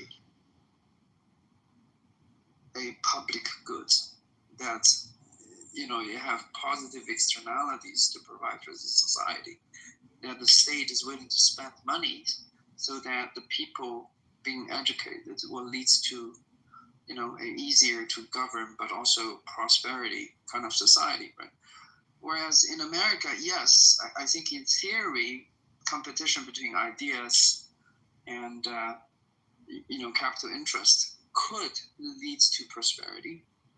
But what's happening today is that it does not, because I think on the broader sense, most of the public discourse in America when it comes to policymaking is no longer based on reality. It's no longer based on laws of science or the draconian laws of mathematics that tells you, how much debt you can sustain, how much investment you need, and how much you need to lower your cost to be competitive globally, right? Those topics are no longer being discussed in American political discourse. Rather, it's about whether Trump is abusing power, the executive orders. Should we send, a national guards into policing the DC? These issues, while sensational and institutionally important in terms of, from the lawyer's perspective, they are kind of far away from the actual competitiveness of this nation. They're kind of far away from the far reach. I mean, it has legal implications down the line, yes, but it doesn't change what, say, we, the Chinese people, identify as what your nation's strengths lie within. From our perspective, right, we look at the deindustrialization of this country, while the people who used to own the factories still have a healthy profit margin because of the financial markets that the United States is so invested in, playing games with. And for a rational person, we could see that this leads to not only chaos, because we could tolerate chaos as long as the chaos provides for a positive feedback that eventually leads the country back into the right path, right? From my perspective, personally, I do not see that in today's America. I think the designs for chaos is still there, but the chaos is no longer a good kind of chaos. It's not addressing what I think are the real problems in America. So I think this is where the assumption that the free market, both in terms of capital and in terms of, ideas, is always going to lead the country or lead the society into a positive direction. I don't see that anymore. I got a question. The Tiger. How much of that do you think is due to because I agree with what you're saying in terms of the fact that the free marketplace of ideas, public discourse and stuff like that, it can be beneficial in certain ways, like socioeconomically and stuff like that, but at the same time it's kind of like a double-edged sword in that it can simultaneously have detrimental effects, because it's like, especially in the age of the internet, because it's like we're operating from this position where like every idea that exists is being tackled 24/7 from pretty much every level of analysis like imaginable, right? From like the highest order of like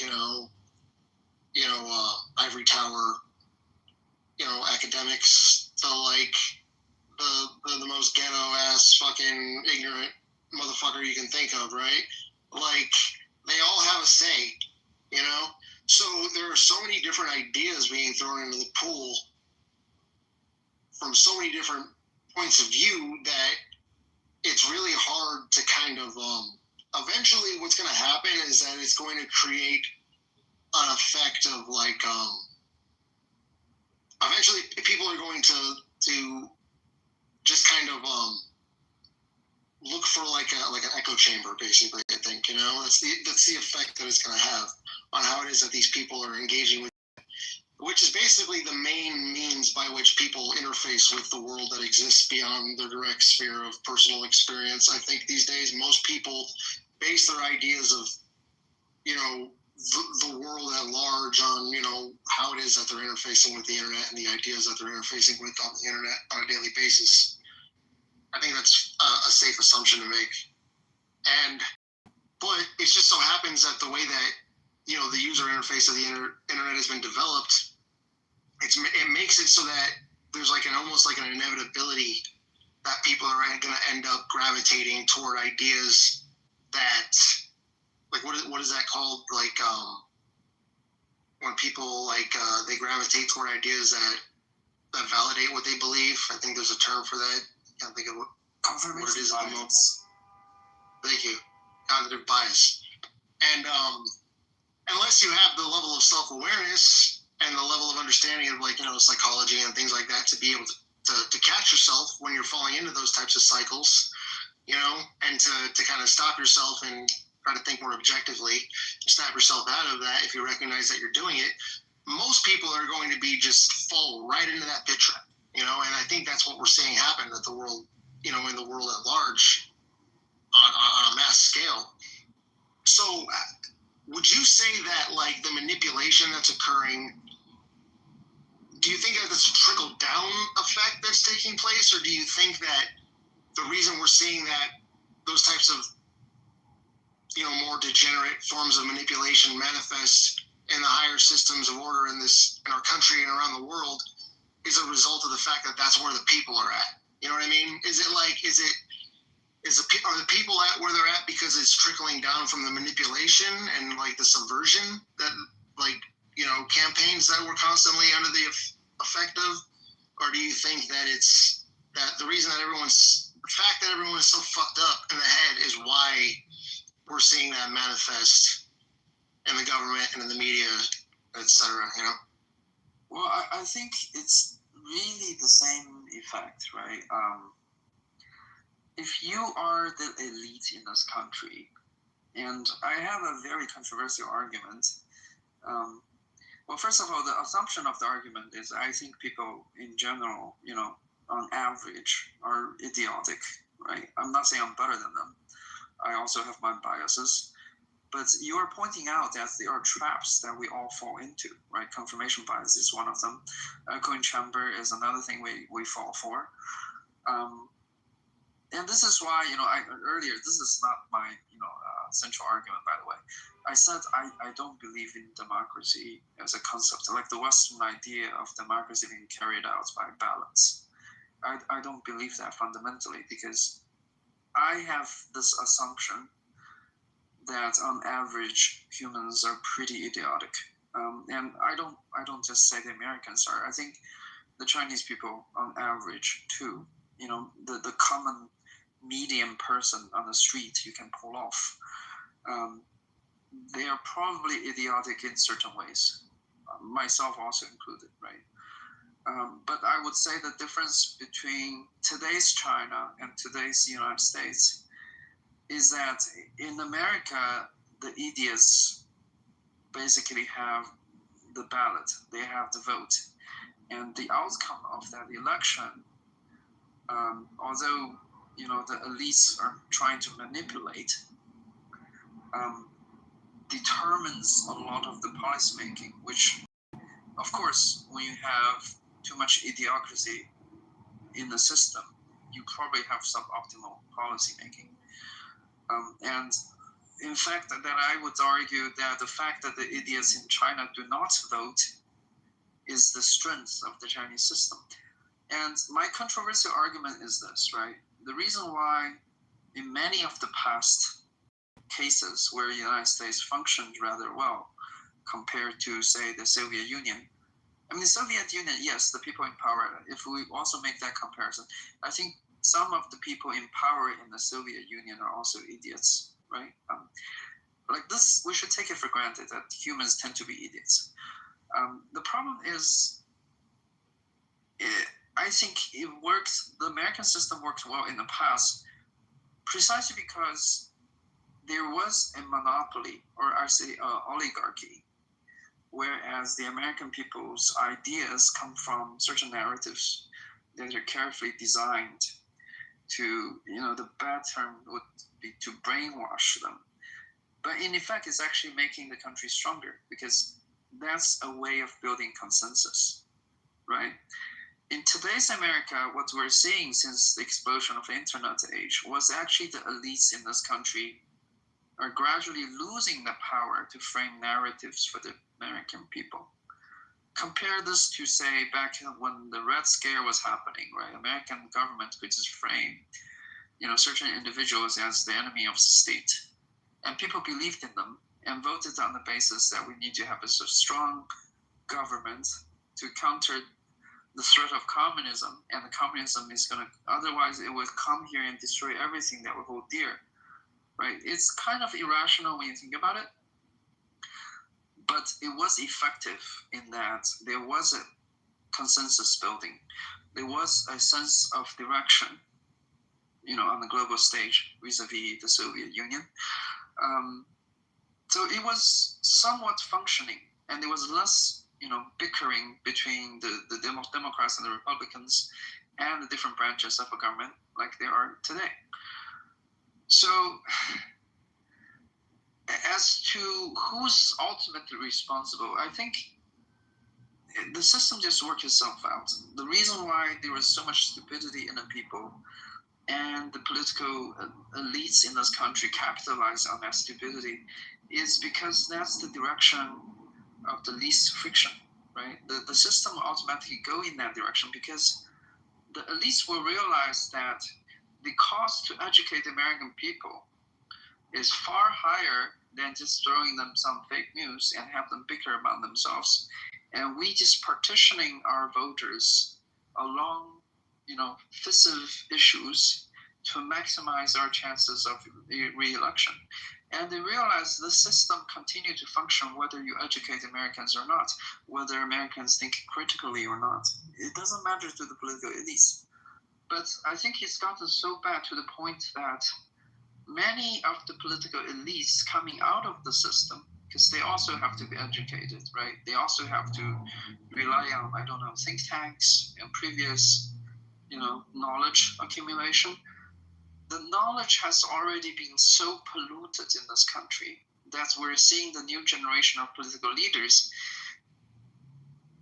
are becoming rather, I would say, somewhat idiotic. Like, I firmly believe there are a lot of talents in America, right? And I know from history that the rise of China owed to many American entrepreneurs, bankers, brilliant people. I know for a fact that the Communist Party, when it was growing really fast back in the end of the 90s, regularly held meetings with Western, especially investment institutions, to try to design Chinese policy, right? I know this for a fact. And I believe the same people, based on, the podcasts and the YouTube that I view in today's America, I believe there's still rational thinkers in America who are very talented and have access to rather accurate information. But what I'm not seeing is that these people end up in position of political power, either as a career choice because it's more lucrative to go into the private business and do investments. And many of the investments involve putting American money into, emerging markets like China. They are very well off doing that. Whereas the political leaders, even the think tanks, right, the CSIS, I don't know, a lot of that are weaving a self-perpetuating net of lies that they have begin to rely upon, and the lies themselves has been accepted as, foundations of American political thoughts, especially in foreign policy, for example, in the lack of industrial policy or the attempt to do industrial policy in this country. Like, it baffles me that how come a mixture of such brilliant people, and often from all around the world, could come up with policies that are so counterproductive even to the stated goals of this country, right? It just no longer makes sense to me. Okay, good. Thanks, Tiger. I could listen to you the rest of the evening, but I'm going to go ahead and we're going to get ready to close the room here. We had a very rational discussion. And I want to go back to the beginning of the room. And I'm not going to pick on a guy that's not here. I'm not trying to demean him in any way. But when we cannot even begin a discussion about what's causing the chaos and how do we mitigate it.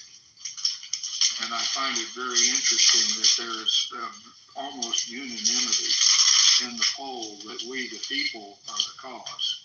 That sort of surprised me, but I'm pleased to see it. But at any rate, we were immediately confronted with TDS, Trump bashing. And we've got to get beyond that, just like we have to get beyond Biden bashing. Or Obama bashing, or any GOP versus Democrat bashing. And we've got to get down to the substance of the specifics of the arguments and use our intellect, use the scientific principle. Argue, debate, experiment, let the cream rise to the top, and there's unanimity, I think, that E is equal to MC squared today. At least for this period of time in this universe. But and we didn't have scientists lobbing 30 felonies across the aisle at each other. We've got to get beyond that. The polemics between we the people is causing the chaos. And we've got to get down to the specifics of the arguments and use our best intellectual and political skills to come to the right conclusions in those arguments. And the only way to do that, in my view, is through rational discussion. So I appreciate everybody participating in the room. Mods, anybody else want to add anything? I don't mean to. What do you think? You go ahead and close out, and I'll shut up. But again, I really appreciate it. It's a small room, but I really learn from these discussions myself, and I hope we can continue to do it. Thanks. No, I just want to quickly say, yes, this was a great room, another great discussion. Anson, thank you for hosting the space. And thank you for everybody who contributed, Serendipity, PJ, Tiger, Joseph. I know Mike was here earlier, so thanks to him, and thanks to everybody in the audience for staying with us during this hour and almost a half. PJ, you want to say something? Yeah, I'd just like to land with the core question that Tiger rounded off with, which was, given the immense amount of talent that's available, and this is true for all of our countries, why isn't it working? I'm sorry to say, but it's greed and corruption. If the interests were more balanced and less self-serving, then that talent would be better used, I think. So I'll land with that. But thank you for the room. It was very interesting. Well, now I've got to close with another observation. I think that we would all agree that the Industrial Revolution caused great political upheaval, but it was a tremendous advancement in the course of history for all human beings. I don't think there's much disagreement at all that within our lifetime, certainly within mine, and I don't know when to start it. Maybe we could start it with in the 1950s with Turning or something, but the information age, the computer age, whatever we want to call it, is far more revolutionary than the Industrial Revolution ever was when it was confronted by human beings. And the pace of change during this information age is so dramatic. I mean, how long did the Industrial Revolution take before things settled out, so to speak? 200 years maybe. I mean, hell, we're measuring in decades the revolutionary advances that we're making. And part of the problem why the people were so chaotic is because there's so much information out there that nobody can sort through it all and separate the wheat from the chaff. Not yet. And I would love to have a discussion sometime about AI and the advances of computers, and read a little bit of Yuval Harari and his predictions as to what's going to happen by the end of this century. That would be a fascinating debate, but we're certainly not going to have that today. But again, thanks everybody, and we'll see you tomorrow.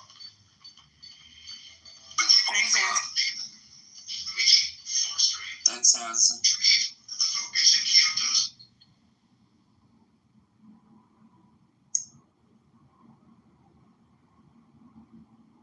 That he ran. My point is that achieving the presidency is rarely a one-time thing in the 20th century. People often try more than once. So that's not a knock against her. And the other thing about, I think you made some comment about the money. I don't recall that it was nearly. That may be. It was nowhere near that. And And with the campaign as short as hers, with the runway as short as hers, it makes sense that she would have to expend more just to catch up, like just to be competitive. So the money thing is not a knock against her either. There are lots of things to critique about her candidacy. There's lots of things you can critique about, you know, her as a potential president. But I mean, they should be substantive things and not these sort of petty points. And the reason they are, Dr. AJ, is because there are no reasons. Excuse me. I just want to know, why are we even talking about Kamala right now when we got the world on fire?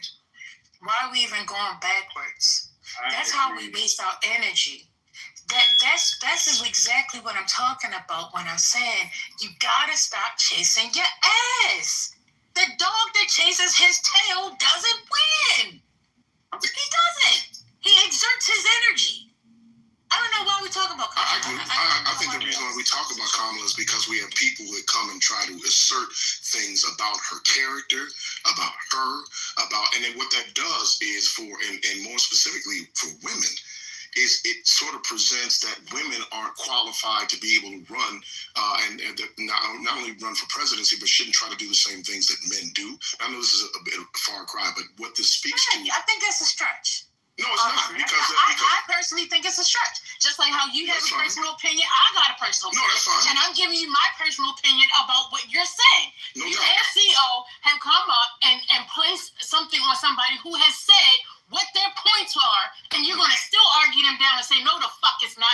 I'm telling you what the fuck your thoughts are. That's crazy. No, what I was telling him, not with Q, because what we were attempting to do with him is when you have people, and what we perceive that he was doing, First Lady, the perceptions that he was trying to present in a very slick way by bringing up Willie Brown, by talking about her qualifications. This is what people do. Let me be more specific. This is what men do when they're trying to disqualify women in some way. And at every opportunity we get to knock that shit down, we should always do it. I'm gonna stop talking so much for a while because he was trying to play me. I know everybody up here that asked him a question that he still ain't answered. He just went to another topic. I'm sorry, what was that? Some rhetoric. What No, don't play with me. Don't See, say this is that what I'm to saying. me. I don't understand why y'all keep That's okay. talking to him I'm not and talking then to you you, don't I'm want him to talking to you. respond. Lord. But then we're talking about him. No, I'm not talking to him. I'm talking to you, and I'm talking about him. It's relevant, but still, like he didn't answer the question, so I just completely stopped talking to him altogether. Oh, Jesus. No, she doesn't want you to ask. She doesn't want to ask again. She doesn't want to ask. That's fine. Can I just make this statement because my character was attacked? Jesus Christ. I don't want to hear nothing else. Anybody else? I am a person of color. I don't have anything negative to say about Kamala. I understand what you don't want, Brooklyn, but at the end of the day, you know I'm a fair person, and I'm going to be fair. I already said when CEO was still talking about him, I said, now y'all going to let him respond. Already been said that that's what's going to happen, so he's going to respond. Okay? If I could say this. Is that ultra? Hey, First Lady, it's my birthday. Shaba. Hey, babe. Happy birthday. I'm sorry for calling you a bitch ass bitch. I love you. I love y'all. Every day is not your birthday. You know. Yes, it is. As according to Prince.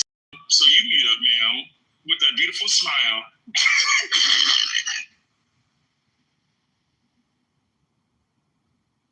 I was just gonna say this. It got kind of personal. Don't come to my productions and this and that, whatever. As I've been talking, I have not personally attacked Ms. Harris at all. No, I don't have anything personal against her. I disagree with her politics. But as First Lady was saying, I just presented the points of what the people have spoken. She lost the electoral college. She lost the popular vote. The people have spoken. She lost. Again. Go ahead. Okay, so we understand that. We do know that it was over $1 billion. That for whatever reason. Here's my point. My point is this. It's not Ms. Harris that I have a problem with. It's that the fact that the democratic process, that they lied about who Biden really was to us, because then we could have made an adjustment. She wouldn't have been trying to have a 90-day campaign had they told us the truth. This man was incapacitated. It was axiomatic that he could not run the country. This should have been solved, you know what I'm saying, before the second term ever even started. And that's where the real problem is. All right, nobody respond. No, nobody, please. Y'all really want to respond? No, Let's go to Donald Trump. Let's talk about his qualifications and. All right, cool. Okay. Wow. It's like y'all don't get the memo. Don't they have These fools, they are fucking retarded. It makes no sense talking to retard people. All right, what are you talking about? I'm talking to you. Because you're about to say something to him. I said, let's go. You should That's what I said. What's talking about? I'm just catching up. I got a question. Is it true that they had actual guns on the street today, like the military people in DC? Yes. Is that true? Yes. Okay. That's what I want to talk about. Yeah, let's talk about that. I agree.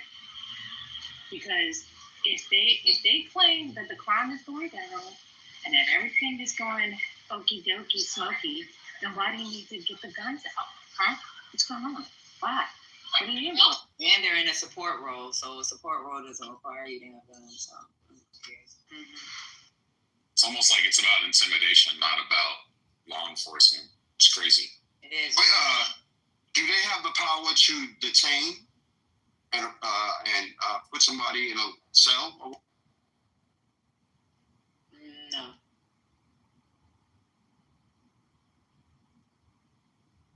It's largely performative. I mean, it's more than it's performative, but it's also about the creep, right? It's but it's about a bigger, longer term project. Exactly. It's about people accepting having the military on the streets of American cities, right? I mean, it's so that when he does it in Oakland and San Francisco and the other cities that have been named, which I'm not as familiar with because they're not mine, that it's going to be okay. And it's like, oh, no, that's just what happens. Like nothing happened in DC. Like why did it happen in Oakland? Stuff like that that's going to go down, and this playbook is so stale. Like it's so common, and like if you just literally, there's a book by Ruth Ben-Ghiat called Strongmen, which lays out this playbook like page by page. Like you can, you literally could see everything that's going to happen next, and they're not even doing it. Fine. I mean, depends on which part we're talking about, but yeah. Right. Herbal, you can go fuck yourself. How about that? Well, we do have some guardrails on. We got to be honest and disingenuous to not state, and I think Patty stated, and this is a fact, that the governors do have to participate. You can't just bring it in. National Guard requires governor participation, so that's number one. I think we all should be. Without the governor, it just has to be certain. He has to have justification. Correct. Absolutely. I think that when we have statements like no murders for the first time in 4.5 years in DC in a week, I think all of us should be looking at that like there has to be some type of solution.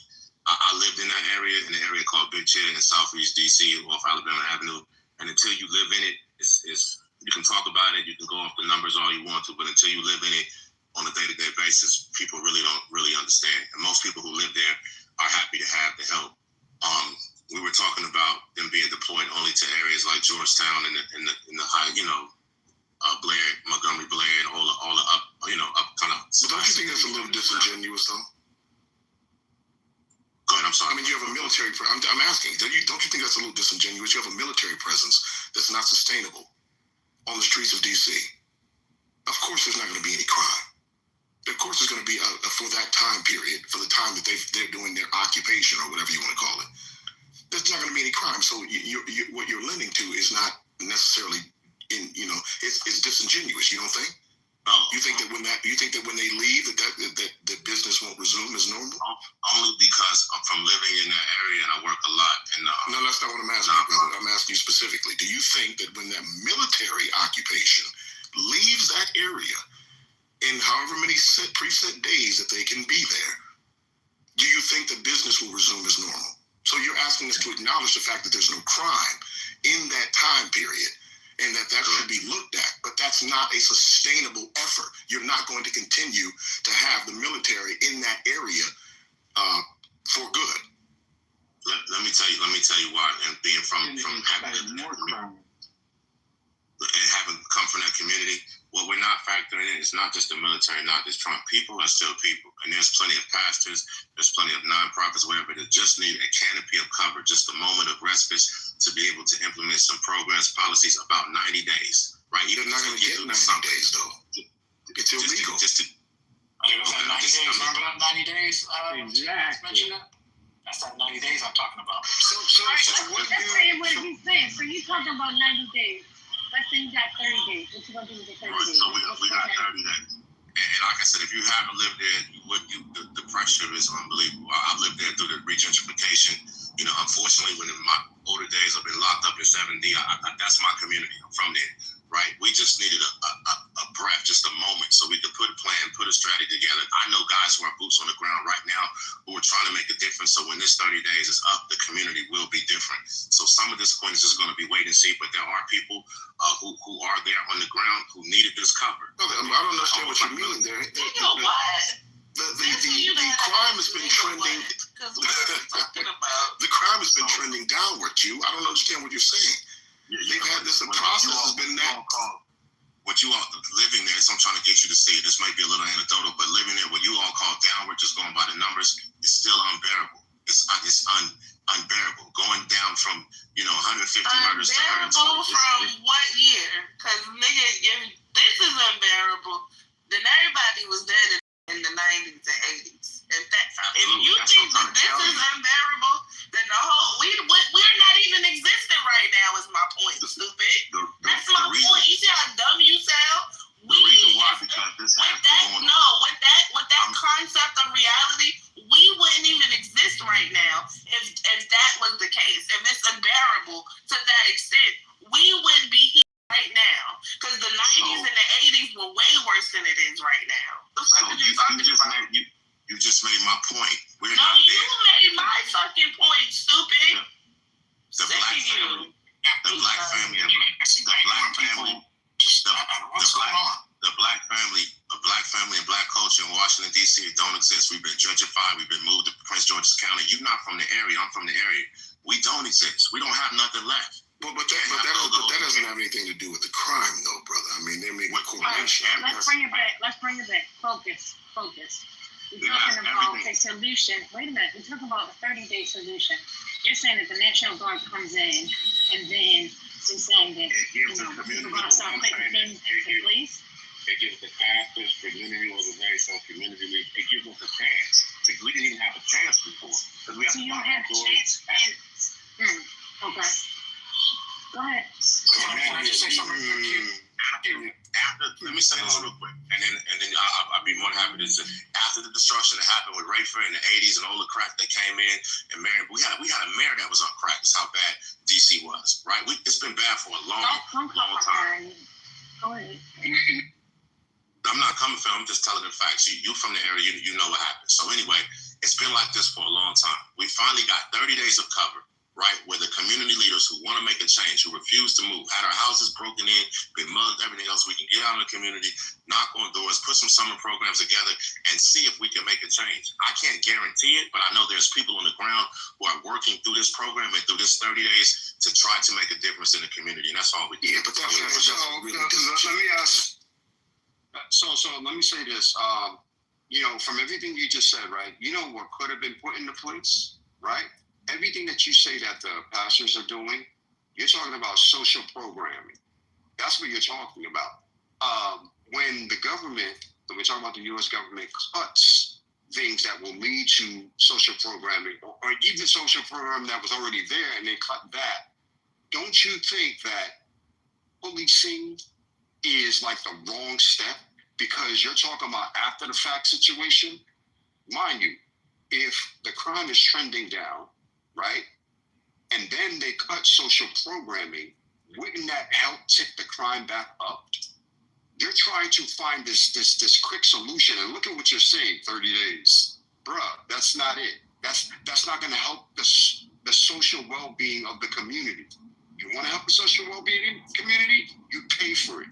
You go deep into your wallet, talking about Congress, right? And they pay for the programming to help the situation. Policing is temporary. It always has been. And if you don't know that by now, then what have you been watching? So I think you might be Yeah, one second. So I think both are good solutions. I just don't understand why we need an extra guard for the churches to do that. Maybe you can answer it the next go round. Omar, are you trying to get in there? Yeah. I see you off mute. Are you okay, bro? Hey, no, First Lady, I got my headphones muted. Okay, baby. Yeah, so that's all it is. I ain't got my phone in my hand. No What's worries. up with Omar? So the one thing, and again, I hear what everyone's saying, what you saying, Quinn, Brooklyn, but when people say crime is going down, that's like saying, I had a fever of 104 yesterday. Today I'm 101. Yes, it went down, but am I healthy? Am I better? No. I don't get why with 187, because they went from 274 murders in 2023 to 187. Crime is down. Yes, you can say crime is down. It's trending downwards. Okay. That's still not. Who did that? The National Guard or DC? But the thing is, we're trying to get it down so that it could be sort of like, let's say, a normal city. But you know what I'm saying? Where crime, maybe you have less than 100. Here's the thing that makes absolutely no sense about this. Like, if your fever is at 103, okay, and they're like, oh my God, the pressure in this man's brain is so bad, we might have to do brain surgery. And then it goes down to 101, and they're like, oh, he's getting better. Let's do the brain surgery now.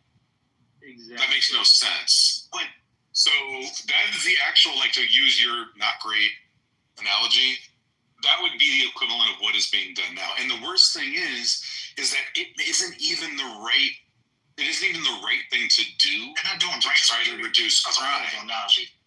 So your analogy was torture to start with. The point is, oh my God, another analogy was a bad one. If you think about it, I'm taking it down a weird path. But let's make it less bad. So if things are getting better, first off, if you're trying to make them even better than that, which is, I think, by the way, a very worthy goal. Like, as someone who lives in a community that is both safer than it was, but still not safe enough, I would love to see crime go down further in my community. I think that would be fantastic. That said, there is no evidence that putting the military on the street, especially when you put it on the street in Georgetown of all places, or in like Lafayette Square in these places, like, that isn't proven as a method for actually reducing crime.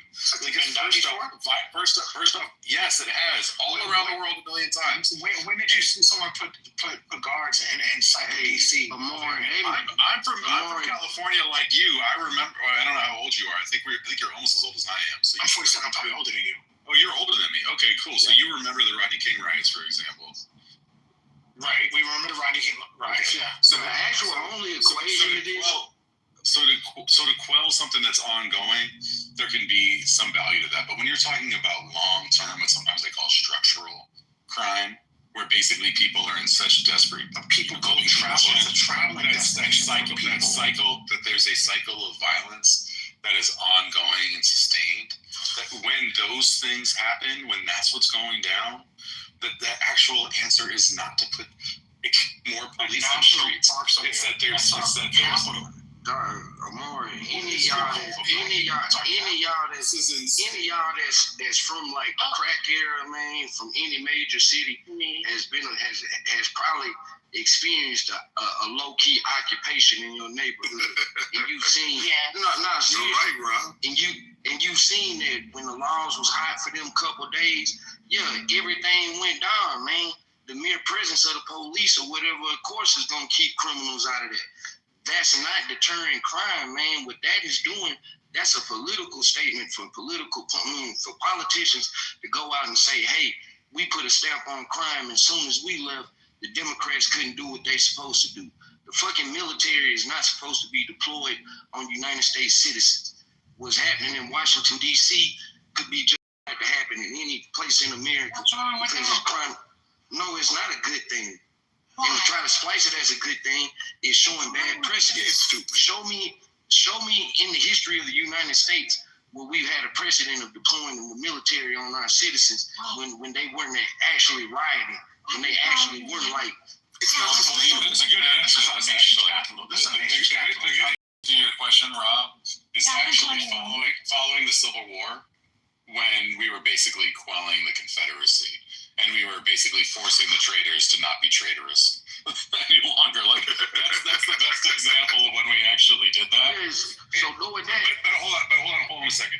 The thing that's actually the most important about, in my opinion, about what Trump is doing right now is that there's people like Amari who are buying the idea, and this is really important, who are buying the idea that military on the streets make us safer, not less safe. Let me say that again. He is trying to indoctrinate you with the idea that military on the street makes you safer, and not that it makes you less safe. Which is shifting. I thought you were in LA. They were there recently. I'm in LA County. LA County. Okay, so in your county, there's no. In your county. Big point. Stop fucking up the conversation. Yeah. So the point is that he is trying to make it so that we accept the idea that military makes us safer, and that is in fact not the case. Which is why our whole government is set up in opposition to the idea of putting military as an occupying force as part of the Fourth Amendment and other parts of our founding. The reason why you're wrong, let me say this, and I'll pass it to you, Omar. The reason why you're wrong is there's also being policy implemented, like reversing the cash bill, etc. Things imputed. Things that actually make a difference. Roy, you were talking about social programs and stuff, but you can't social program where there is no safety. Like y'all haven't had. I do what I do. Oh my God! You haven't had to do it. You haven't had to do it. Oh my God! This is have to put people in the corner with AKs so rival gangs don't come and snatch the body out of the funeral. You haven't been able to do that. You can't social program where there is no safety. Exactly. The reason why I think this will be effective is because there's policy being added, there's police presence being added, and community programs. When you put all of those things amalgamated together, then that's when you start seeing the long-term change that you actually want to do. And lastly, I want to say this. Some of y'all don't understand D.C. because you've never been locked up there, whatever, but everything in D.C. is federal. So you have to understand that from that particular standpoint. And if you know anything about the history of D.C., it's very true. If you know anything about the history of D.C. and the drug trade, the government brought those drugs in there to our community, so they should, show up and help us get it out. I yield the mic. Thank you. First, they held up funding for the Metropolitan Police. Do you realize that? Exactly. Like, do you realize that the federal government you're talking about that's supposedly coming in to help is the one that's withholding funds? Do you understand that? This is a serious question. And they got $38 billion on the. Hold on. Do you understand that that's the case? I think it was Q who was talking. Yeah, it was me. Go ahead, brother. What are you saying? Do you understand that they've been withholding funds from the Metropolitan Police? Who's been withholding funds? The federal government. The people who appropriate money to the Metropolitan Police. On what basis? Okay. I'm gonna put an article in the chat. I'm gonna take this in good faith. It's like you just haven't heard this, so I'm gonna find it for you. I'm gonna put it. Yeah, exactly. I'm just trying to keep the temperature right, and I think you're coming to it earnestly, and I want to come to it earnestly. So I'm gonna go on mute. I'm gonna find it. I'm gonna share it with you and come back up. It's a band-aid on the gunshot. It's not a band-aid, Quinn. I think it's a gauze. I wouldn't call it. It's still stupid. If it's a gauze, it's stupid. I mean, to follow your example, to follow the hypothetical that you gave, if someone has a fever of 104, this would be the equivalent of soaking them in ice cold water to get rid of the fever. Right, but you do know what. But that's not the way that you cure fevers. You have to cure the infection or the fucking problem. See, the thing what you guys are missing is what was the catalyst? What was the genesis of all this? You had a Jewish person. You had two Jewish people getting shot at an event, and then you had the guy. I'm not gonna say his name, but BB, right, trying to protect the girl, get beat up, right? If that never happened. If those two things were, DC would be fine. You can't. People are not safe in the capital. People come there from all over the world to come to our capital. They need to feel safe. Well, they need to feel safe. People ain't safe in America, bro. And we're talking about America. We're talking about our capital. I mean, but listen, this is what I'm saying, though. Bro. This is DC is easy to do that because of the fact that it's not safe. DC? What's the problem? man, the problem is the precedent that it sets. When you're deploying the military on people, and it's not a military, it's not a war zone like condition. Now, I do understand from the brother that's on the ground. I actually understand his point of view. You feel me? I know a lot of y'all against his point of view, but I can't be against nobody who's actually in the belly of the beast of what we discussing. If that's what his viewpoint is, and he's from there, and he living there, who am I to say that his perspective is wrong? Now, just from a general perception, I'm not going to stand with the military being deployed on cities. And if they were really about doing that, why not start with St. Louis? That's the worst city in America. Its crime rate is on par with That wasn't even the catalyst for him actually. So it had everything to do with the crime data. So if you actually understood what ended up happening, he was saying that the city was manipulating crime data. So he had the House Oversight Committee. So I don't know where the fuck you get this because somebody got attacked. He had so if you were paying attention to the news, which we talk about every fucking morning, he had the House Oversight Committee like doing a inquiry on what was happening. Like, was the data skewed? It had everything to do with that. It had nothing to do with what the fuck you're talking about. It has everything that Aram said is exactly what's happening. It's a testing ground to do in other places. They're just starting in D.C. It's nothing more than that. There's nothing from an emergency standpoint that is happening in D.C. that required this effort at all. There's nothing that required this effort, and you're just parroting that nonsense because you don't. I'm gonna put it in the chat, and you can fucking read it, and you can pick it. You can read what I sent first. I'm gonna. Cool. Okay, so since we're doing articles, let me start with the one I just put up top. So Q, this is definitely the thing that I would encourage you to read.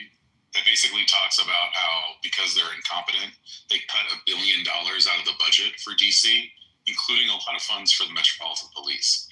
So the idea, and I'm just assuming you didn't know this, but I hope that you recognize the dissonance in them trying to say they're trying to crack down on crime while they've reduced the budget, not just for policing, but for other city services as well, which contribute to crime reduction. They basically cut the budget and then put tanks in Georgetown, like make it make sense. This is not about that. That's why it doesn't make sense. I wouldn't need you to make it make sense. We just left 4 years of an administration that ran on defund the police. So all he did was that was his They did not run on the police. They ran against defund the police. This nigga cannot be a real person. I don't. What the fuck do you be talking about, Q, for real? Omari, get your please say that the Biden administration wasn't for BLM and defund the police. Q, you making me look bad, Q. They really. I just tried to give you a pass. You making me look bad now, my nigga. You making me look bad, my nigga. It's not a good look. Even worse, Omari shared his same sentiments. We shouldn't even be discussing. Only cares about DC because of big ball. Like everybody, this was the first time I've heard anyone on the far left not put the timeline and connect the dots. He didn't give a shit about DC. Who's on the far left, Omar? There's no one here on the far left. Who are you talking about? What the fuck is the far left got to do with it? Yeah, but that's a very specific thing. So who are you talking about? Who here has represented the far left's? And it's not. But that's what you said. I believe like you guys believe I'm MAGA. I believe you guys are far left. I don't. And that's just not a bad thing. You believe you're MAGA. You admitted it. Like you can't. I never admitted I was MAGA. I said I voted for Trump. What is the? Y'all don't know the difference. That's the problem. You don't care to learn the difference. You guys just take anybody who voted for Trump as MAGA. You mean like you perceive everyone's position here to be far left? It all stemmed behind the damn, and it all stemmed behind. Yeah, I'm really sick of you because Amari, because this is like really talking points, man. I'm so fucking sick of them. First time. The reality is this: we know this, and the third time that means you're out, right? So that means drop your ass to the goo. What does that mean? I'm sorry, Patty. I thought we were just having debate, but yeah, I don't mean anything. Like, come on, guys. You're smarter than this, right? like, pay attention to what's going on in the world. Maybe, and I told you this, I told Q this earlier, so I'm going to tell you the same. Do a fucking Google search first before you open your phone. Patty, I stand by. He did not care about. I stand by. Well, that's what they use as the justification. It's not safe. The crime data was false. They used that. They had that was what was used. You cannot just activate a National Guard at the president's discretion without. Well, you can in D.C. You got it. But he activated it for a reason. He activated after the Doge employee, because that's what people was. What's his name? What's his name, Mari? I don't know his real name. I just know him as Big Balls. Yeah, I hate to say so it. let's just consider how seriously we should take this. But okay, But he got beat up. He got beat up so bad. Media. It's not Okay, wait. One second, Omar. Okay, you brought up a different point, and you're talking about the Doge situation, right? So with this Doge situation, are we going to say that this had to be taken care of? Are we not going to talk about how he enticed the situation, how he was the one who said something to them, like how he agitated the situation? Like, you're only looking at it from one side. You're not looking at it from all angles. That's why people get frustrated, because we constantly had like these conversations, right?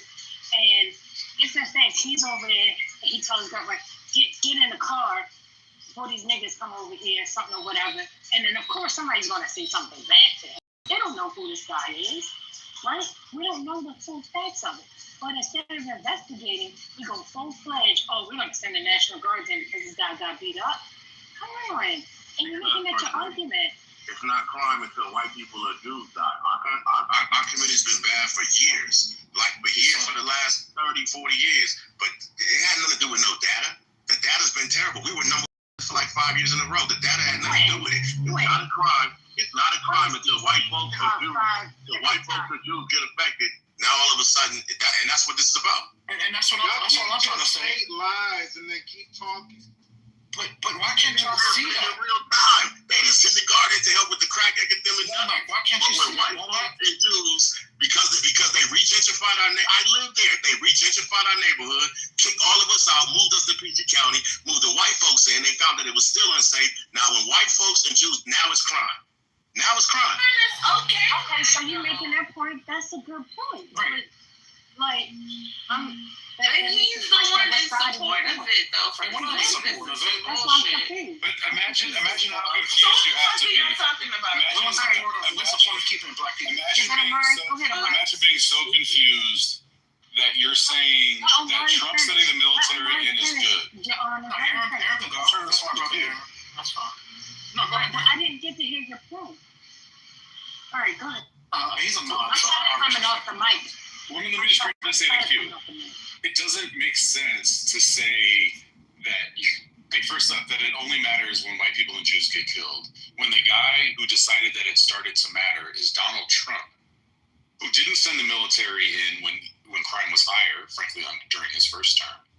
He didn't send the military in for any of those 4 years. He didn't. Well, that's a whole other thing. Absolutely. He didn't send the military in on January 30th, a week into his presidential the second presidential term. And he's the one who only did it after some guy named Big Balls got beat up by some teenagers. And as sorry as we should all feel for Big Balls, it's really, deeply upsetting to me that he was beat up. The idea that is allegedly is exactly right. That is exactly the kind of nonsense pretext for militarizing the streets of DC that we should be worried about. He didn't say, in Anacostia, the crime rate's been too high for so many years, and I want to give these people a reprieve because I really deeply care about the people of Anacostia. This is not for them. It's not for them. How could you possibly believe that? But Aaron, what happened was when you started watching Fox News around the clock, you had the Laura Ingrams, you had the Hannitys, you had the Will Canes, all the way from 10 o'clock in the morning to 7 o'clock at night, around the clock, saying somebody has to do something about DC after Big Balls. Then you had Elon Musk coming on, tweeting to his 200 plus million, saying, the military has to come, or something has to happen after this. Shortly after that, that's when they say, oh, they lied on the DC, the crime stuff. Then now they have now they're able to now go in to use the military. Now they're able to fire this individual, put the EA chief in charge. I'm just connecting the dots. I'm not firing no dots to connect. It's bullshit. Yeah, but that's what I'm saying. I'm not saying it's not bullshit. All you're telling me is that a bunch of MAGA smooth brains are easily fooled. That's all you're saying. That's it. No, that's not what I'm saying, bro. All I'm saying is that it wasn't fair. He put the police military in there. I didn't like it, but what I'm hearing from people like the Q and other people in DC, I got a family who works in DC as well. And we're hearing people feel safer. People feel a lot safer. Like when Kathy Hochul put the guards inside the subway stations, they felt safer. I don't know why we can't say balls and strikes. Why can't we just call balls and strikes? Because Go ahead. I heard the opposite. I've heard people from DC on the news, social media, on Clubhouse, say that they don't feel safe. So we got to figure out who's more important at this point, because it's more than just those people that you heard on Fox News that said that they feel safe. It's much more people saying that they feel unsafe, and that those people are black. And we also know that that's not how you remedy crime, Omari. You remedy crime by giving opportunities, by employing people, by giving better education to people, by making your society better for the people that live there and not ostracizing those people. And then at some point when they start doing the things that people do, when they're hopeless and when they have no opportunities, when they start doing those things, then you start trying to militarize them to keep them from doing those things. So that's not how, and we at no point in our history has policing of any kind, military or local, has ever deterred crime. So to believe that you are a foolish man. When we started having the police. I live in New York. I'm going to tell you, those cops being on a platform, it's perception. It's strictly a media perception blitz. That's not the reality of it. And I live here. I take the subway all the time. That was a stunt. It didn't change anything. That's not how you do it. Yeah, I think we're losing the fact that two things could be true at once, right? And I'm telling you the answer from doing this for a while, y'all, we need everything. And just ask people, let's just put our politics down the side. We need policing, we need policy, and we need program. We need social programs and people making a difference. It's going to be a threefold cord of everybody braided together that can actually change a community. We're trying to point to one factor and think that this is going to do it by itself. No policing won't do it by itself. No one is pointing to any one factor, brother. We have said that. We are talking about those things. I'm not going to interrupt you, brother, but you always come in and interrupt me. I thought you were done. I'm sorry. Go ahead. When we had a crack epidemic, we had plenty of programs. I was in the city when you could make $18, $20 an hour as an eighth grader. Right, we had plenty of opportunity, but we still had a crack epidemic. So opportunity alone, the program's not alone. It takes the policies, it takes the policing, it takes the people all working together in conglomerate to really change and turn the community around. I hope that we will live. No one is contesting that, though. That's what I'm saying. I'm right. I'm gonna land my mic right here. If I gotta come off this mic one more time, I swear to God, I'm gonna boom this room. I'm gonna land my mic right here. Thank you so much. Excuse me, sir. Don't interrupt me while I'm controlling the space. Thank you. I thought you were giving me the space to speak. When I say it is, it's okay. Just 1 second, sir. Yeah, let's just let each other finish, please. I appreciate it. Thank you. I'm sorry, sir. Go ahead. Continue. Carry on. And then CEO, are you trying to get in there? Whenever you finish. All right, go ahead. All right, thank you. So, like you said, from being boots on the ground, y'all, this is bigger than bipartisan politics. This is about our people, and we need a lot of help. Our kids are suffering from COVID. Kids are 2, 3, 4, 5 years behind and may never recover. And Quinn is right. They need programs. Some people not. From just COVID, from being out of school, what we were able to do. One of the things that we did during COVID was we actually opened our home school. This is great. You are. No,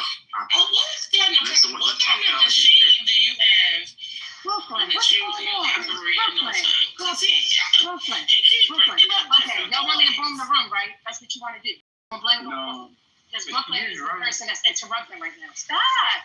Just let me finish. We can argue. I was just saying, from being on the ground, Quinn is 100% right. Everybody's got a piece of the answer, a piece of the antidote.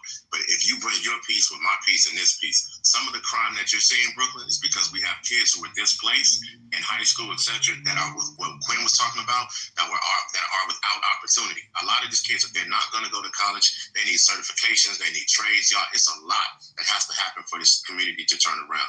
The policing is only one part, and we need it.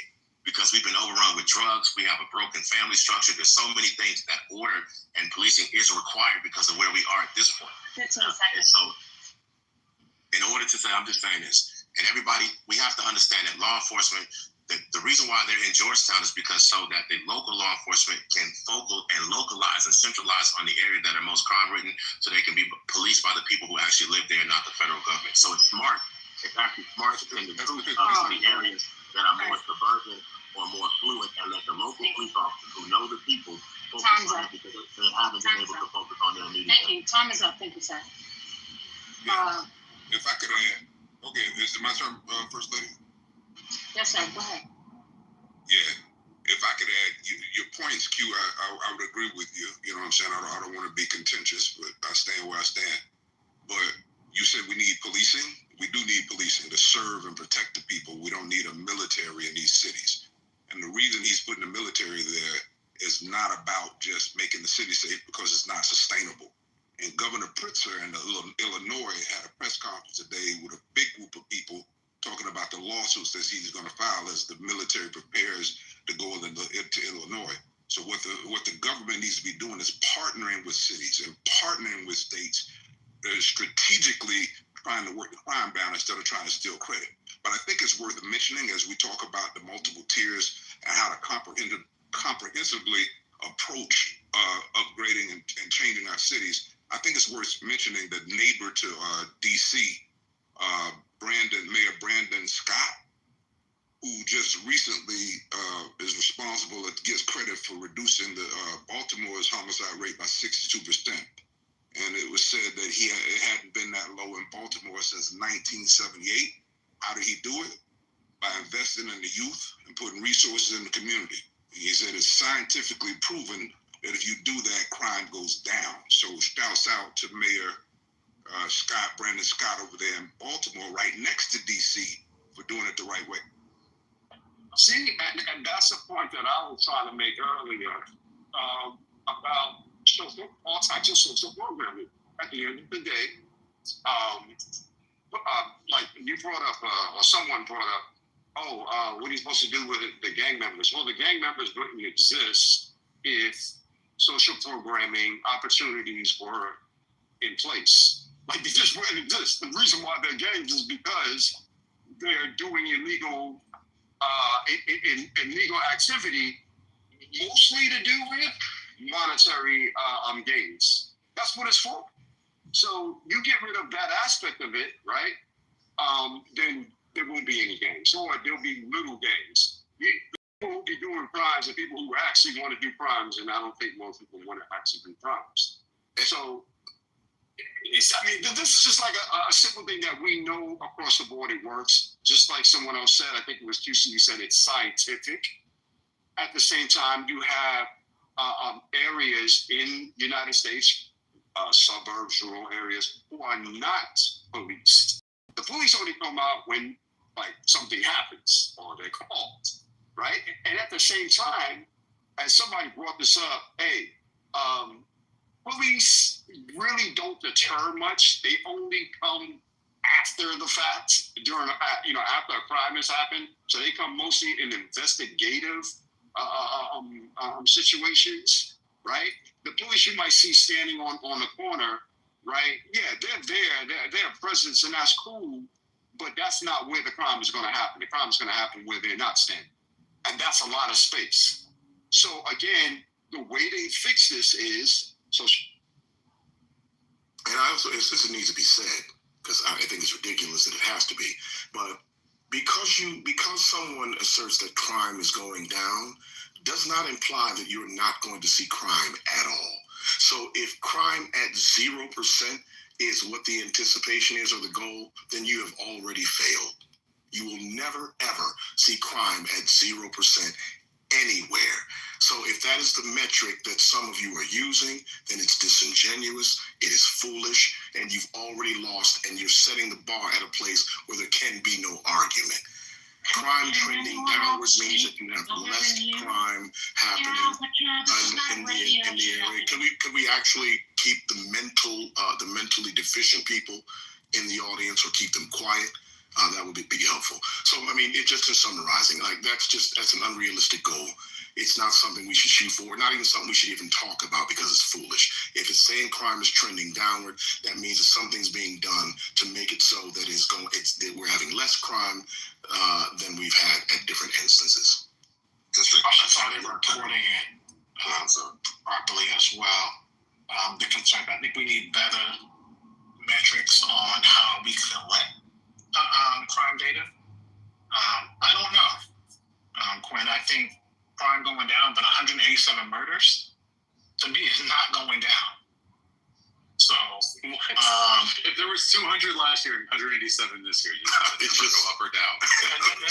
Like, what are we doing, man? Good God, man. We're arguing with numbers now. Like, I'm not ready for 1984 in 2025. It's not meant for you to be proud of, Amari. It's trending downward, which means whatever's being done, we should continue to do, because we don't even know if it's reported either. Like, well, you don't know that, but the point is, why no, for murders we do.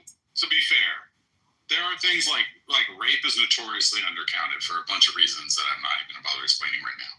But murder, there's a dead body, y'all. Like, there's someone that we know about. Like, it's not hard to count dead bodies, unfortunately.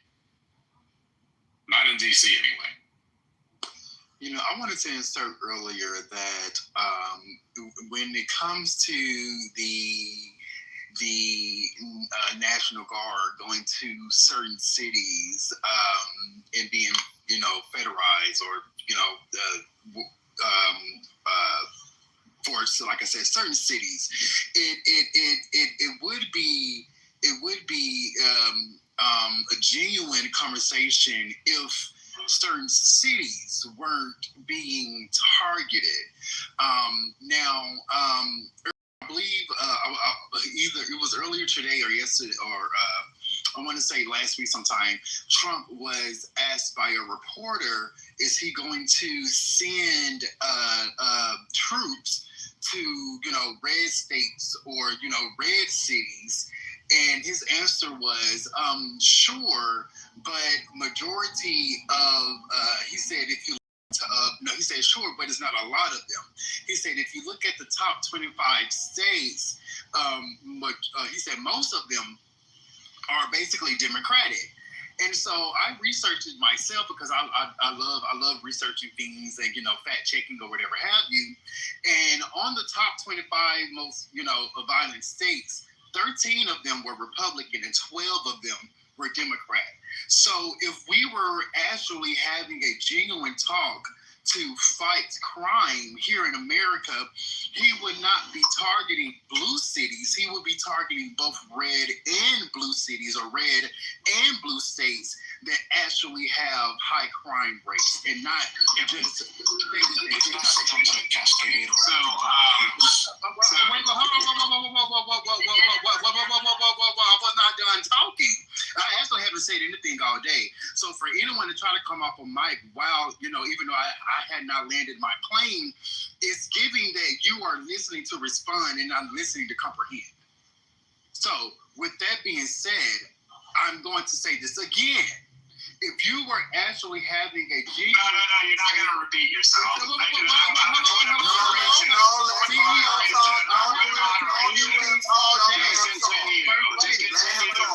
Just continue your thoughts. Patty,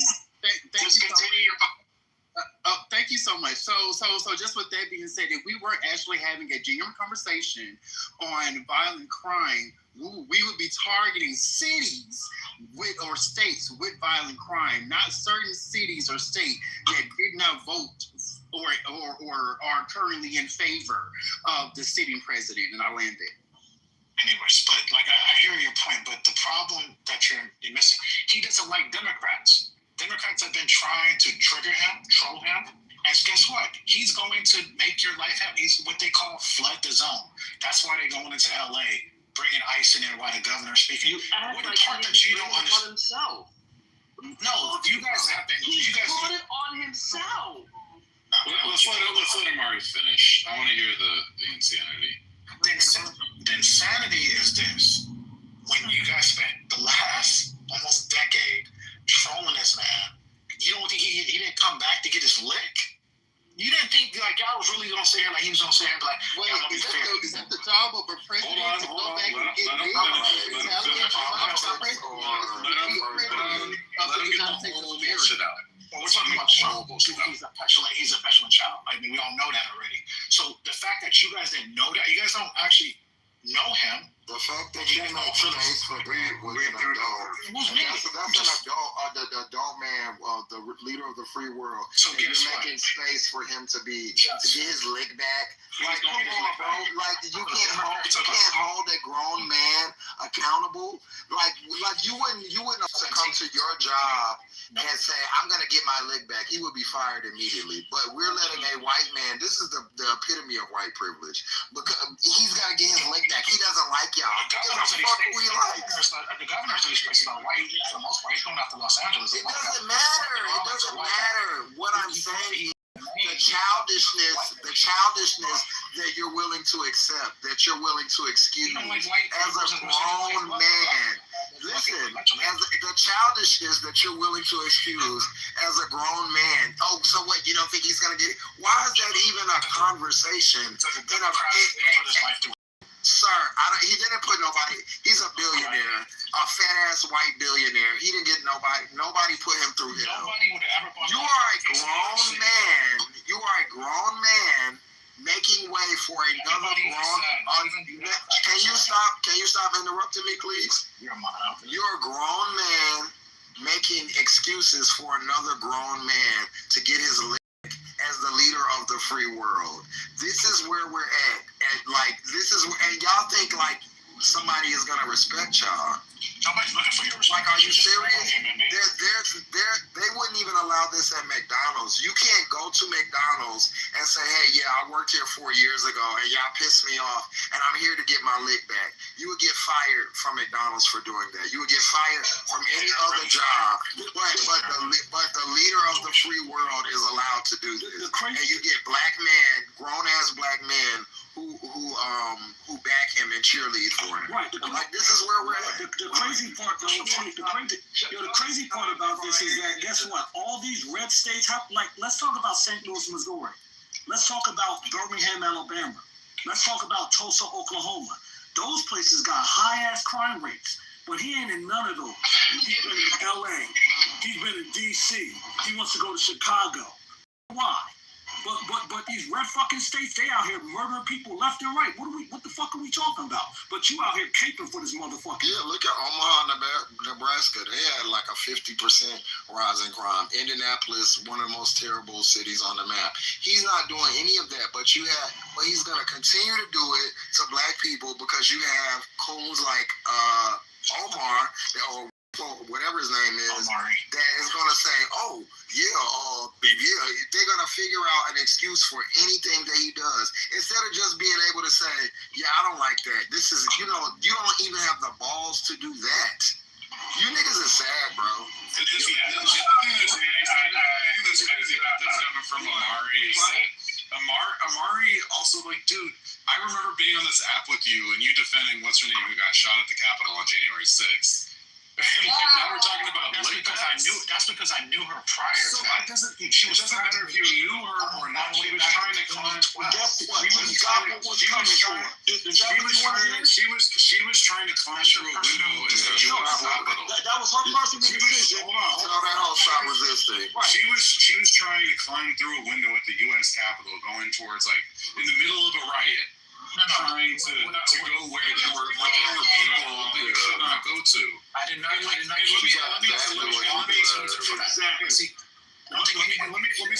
say another thing about all that.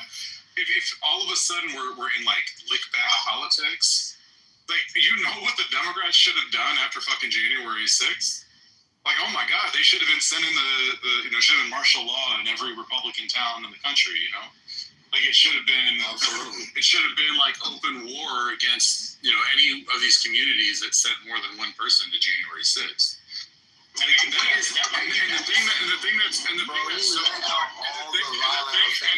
thing that's so crazy about this is that it was supposedly the right that were the constitutionalists and the ones who embraced American history and the founding fathers and all this shit. But you don't give a fuck. Like you're basically saying like, fuck the Fourth Amendment. He had to get his lick back, and that's just anti-American as fuck. And he should just own that. Yeah, Amari, I think one bar we cannot go below is that the president is not supposed to be getting revenge, right? That's just like the line in the sand. We cannot be okay. We cannot go below that line. Like, you go bad, you might as well just give up everything. So I hope you consider that statement. You could have said, hold on one second. The thing you could have said, which would have been a bit more reasonable, would be that he's playing the politics, right? Like he's going after blue states because that's going to help him in the midterms. Like that would be, I think, a more measured way of going about it. But saying like you're good with him getting revenge. I'm good with it. I'm speaking what we all knew he was going to do prior to election. Even every Democrat said he's going to be the president of revenge. He's going to enact revenge. Everybody knew this was happening. That's why when I come in these spaces, I'm like, but you can't sound comfortable with it. What do you want me to do? You want me to put sprinkles on it? I want you to fight fascism. What do you want me to do? That's what I want you to do.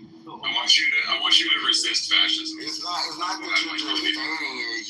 You backed it, just like earlier when you were saying what he should do to these cities or whatever. It's so funny how y'all have all these these suggestions, but none of y'all had suggestions, or none of y'all cared about when he took let the niggas out that stomped the police in the head, that had the guy kill himself. All those violent offenders that he said JD Vance said that they weren't going to let any of the violent people out. They let them all out. But now y'all care about law and order. You motherfuckers this is why I treat y'all like y'all do. Everybody else can play with y'all, but I'm not. That's fine. You're right. So, like, while you sit up here and talk about what should be done to black people, while all these fucking hillbillies ran up there and stomped out police officers, fought cops, ran all over, your patriotic liberties and all of that, all of the shit that you're supposed to care about. But you only care about getting the cops to run through Chicago, Atlanta, and Detroit and jump on niggas. I hope you the first one that did jump on. Not just that, the DC police officers that were trying to defend were trying to grab their guns from them, calling them niggas. But he's out here defending this fucking coon. Yeah, but they also let him in the Capitol as well. And that's why we gotta call you guys on your bullshit. We gotta call you on your bullshit, man. Yeah, it's so excusable, bro. Sucking on dick is just not a good look. And there was a reason why they was like, fuck it, you gotta let them through, because it was overrun. So you wanted them to be stomped on and fucking more of those police officers killed, right? That's what you wanted. Yeah, what would your pussy ass do if you were overrun? Are you fucking crazy, dude? If you don't take White House down, what you think you do? You need to protect the Capitol. Like, that's embarrassing. That's crazy, because Trump's defending the Capitol now, but couldn't do it then. Man, you cannot. The police should never. This is the reason why the police can't even do nothing in D.C. You couldn't even protect the Capitol. They can't even protect the Capitol. Shouldn't the National Guard been called in? It was the Capitol Police. The National Guard have been called in, Amari? They both have struggled to keep people safe. They struggle. I really hope y'all niggas is the victims. Honestly, I hope y'all be the ones. Amari, I want to see one of the worst. Hey, Amari, I want to know. Democrats first. Hold on. You said that Democrats troll. Prior to Trump saying about the birtherism with Obama, point to me. Why are we going back to Obama? I thought we said we weren't going to do that. No, listen to what I'm saying. Listen to what I'm saying. You said that the Democrats started trolling him first. to the birtherism. Show me a time when we're picking on him because he didn't deserve it by something that he said on his own. Show a time. Like, he brings it on himself, and you're like, he needs to get his lick back. He brings it on himself. That's what everyone's trying to tell you, bro.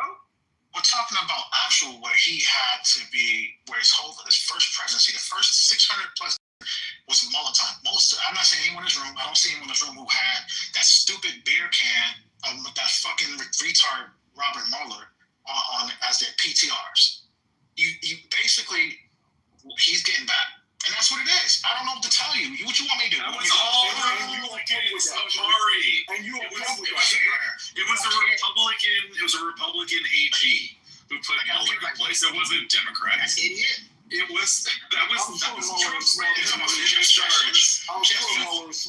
Jefferson Beauregard Sessions III is a famous Republican. He's a famous Republican. He was a Republican senator from the South. Rod Rosenstein was and he was like the first person to support Trump. All of them were Republicans. Act like established Republicans are Trump supporters. There's plenty of because you keep bringing up shit and you don't even know what you're talking about. Now it's strike 3. What did I tell you on strike 3? Can I get 4 strikes? Hold on, real quick before you get another strike. Patty, you want me to drop the link?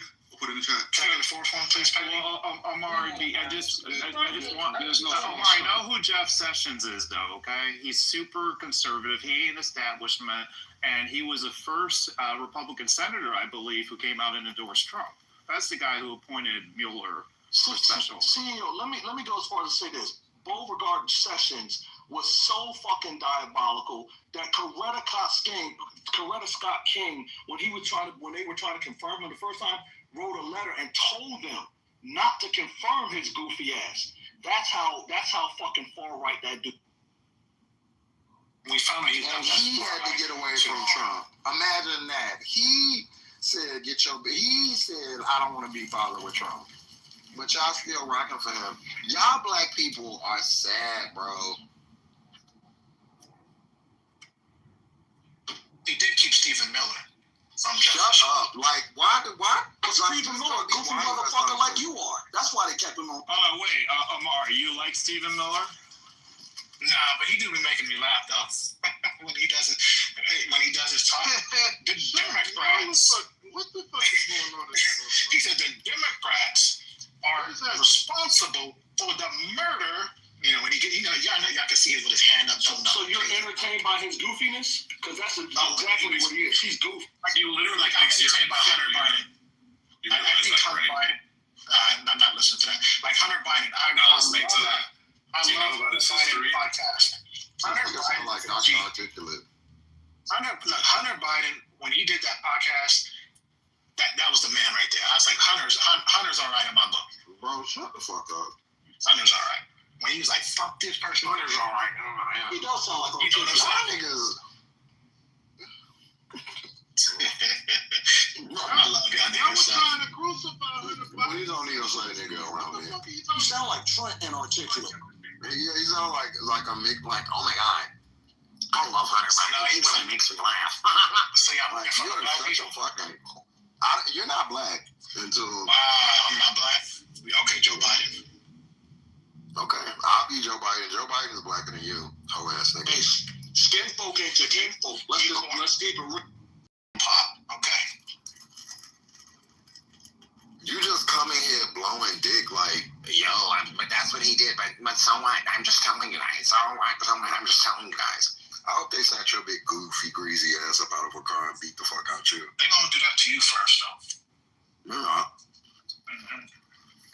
And you gonna hit him with the in a part of your palm? You broke. I got a little money. Okay. This is the worst part about this phase right now is that there's all these people who think like fascism's gonna skip them over, which it definitely won't. Definitely. They love to get cool. Like, what are we doing?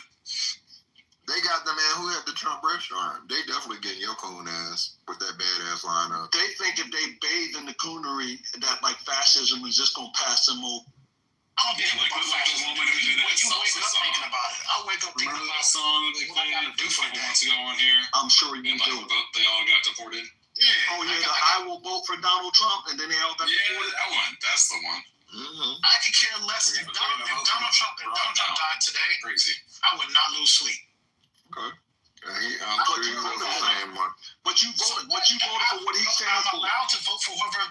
Yeah, because I want. And we're allowed to hold you accountable. Right, we're allowed to hold you accountable for your fuckery. What are you guys? What is it? Dark Knight? You guys gonna hold me in court? Absolutely. Nice. And call me fucking Bane. Absolutely. We're gonna say mean things to you on the internet tomorrow. Call me Bane, because I want to be the Bane of your existence. Yeah, I want to hold you accountable for your foolery. Good. Do it. I mean, there's no reason why people should hear you say this kind of stuff, which, by the way, like, threatens lots of people I love. Like, the idea that he's president is not without consequence for me. Fuck out of here. Are you serious? Like, there's already lots of examples of that in my own life. People who have lost their jobs, which they had worked long and fucking hard for, and have done all kinds of amazing work in the federal government, or you name it, like all kinds of stuff that people have been impacting. People's businesses have shut down because of the logistical nightmares he created as terrorists. And it's gonna get worse. Like, I know people have been deported. There's no People reason were shut to down when whatsoever. COVID. Like, people lost their businesses and their jobs. You were the one person that was saying, "Oh, because they can't get the vaccine." Like, you were the one that was for the vaccine. What's going on here? Like, you I actually had I never have actually talked about vaccines. Yes, you have. You were saying because you know why? Because the conversation on this app about vaccines is actually the worst conversation that's ever. The military people, it was stunningly bad. You don't have the space to talk to me about anything. Because you guys were okay with a million and how many people died of COVID? How many? 1 million and what? 1.8 million. 1.8 million people died. Okay, so 1.8 million people died. Around there, give or take. So a response to something that killed almost 2 million people is something that actually has some kind of reason to maybe push back on it. There's no 1.8 million people who are dying right now that Trump is saving, or at least attempting to save in good faith. But there's not 1.8 million people like dying. the idea, like you can disagree with what the president did, but or both presidents did under with COVID, but there's still a rationale. The rationale for this is just Trump-like power. Like, that's it. That's it. He just likes power. He just wants more power. And the MAGA smooth brains are very, very happy to go like, oh, he's our savior. We're going to just do whatever he wants. He's so beautiful and strong and powerful, but he's, too weak-minded to take an insult from a political opponent. But, the strongest man. Hey, Your Honor, I just want to add, I don't want to belabor the COVID thing, but I mean, like, as if they didn't have enough of his fuckery in his first term, watching that clown damn near collapse on the balcony of the White House because he was suffering from COVID. Also telling Americans, I'm like, if this is not a national security or public health issue, that COVID was a Democrat hoax. Like, specifically, it was a Democrat hoax, and that was just going to fade away by Easter. Like, all of that misinformation and disinformation, putting the lives of millions of Americans in jeopardy. And 1.8 million Americans are no longer here because of his incompetence. What's wrong with that? But that's the shit that they wanted again. Yeah, so what's wrong with that? I'm not going to have that conversation with you, Point. Well, I'm making a bigger point than You're not making a bigger point. You should just shut the fuck up, respectfully. Well, you're the one faced with the Constitution wiped in Trump's ass and thrown out your feet. Won't you just face the reality that you get on people's fucking nerves and shut the fuck up? I'll beat your ass. I'll beat your ass. No, we're not doing that. Yeah, I ain't gonna do it. I'm gonna be the bigger man. Come on, fine. We're not. Yeah, but you saw him attack me and you didn't say come on to him. I just got back to my phone. I'm sorry. Oh, so anyway, like I was saying. Like you were saying nothing. That's what you were saying. Could you control that little monkey of yours? Who you calling a monkey? Yeah, control your little monkey. Who you calling a monkey? Don't make me come find you. Don't make me come a point to find you, bitch. Control your little ape. Okay, Cappuccino, come on now. Yo, fuck around. But again, let me finish my thought. You want to FAO? Okay, keep it on. You got it, got it. Get to the point. You got it. Or I'm going to drop you in the goo. So go ahead. Yeah, so the point that I was making is obviously triggering. So therefore, they resort to ad hominem, which shows low IQ. So getting back to what we're discussing, it's in your face that an orange Cheeto wiped the Constitution in his ass and threw it at your feet. That's a fact. Violation of Amendment 4, 5, and 6 is in your face as an American who's so agitated about points. Not agitated about the country you say you claim. So, you're talking about Magites who are so confused and in a cult, of course.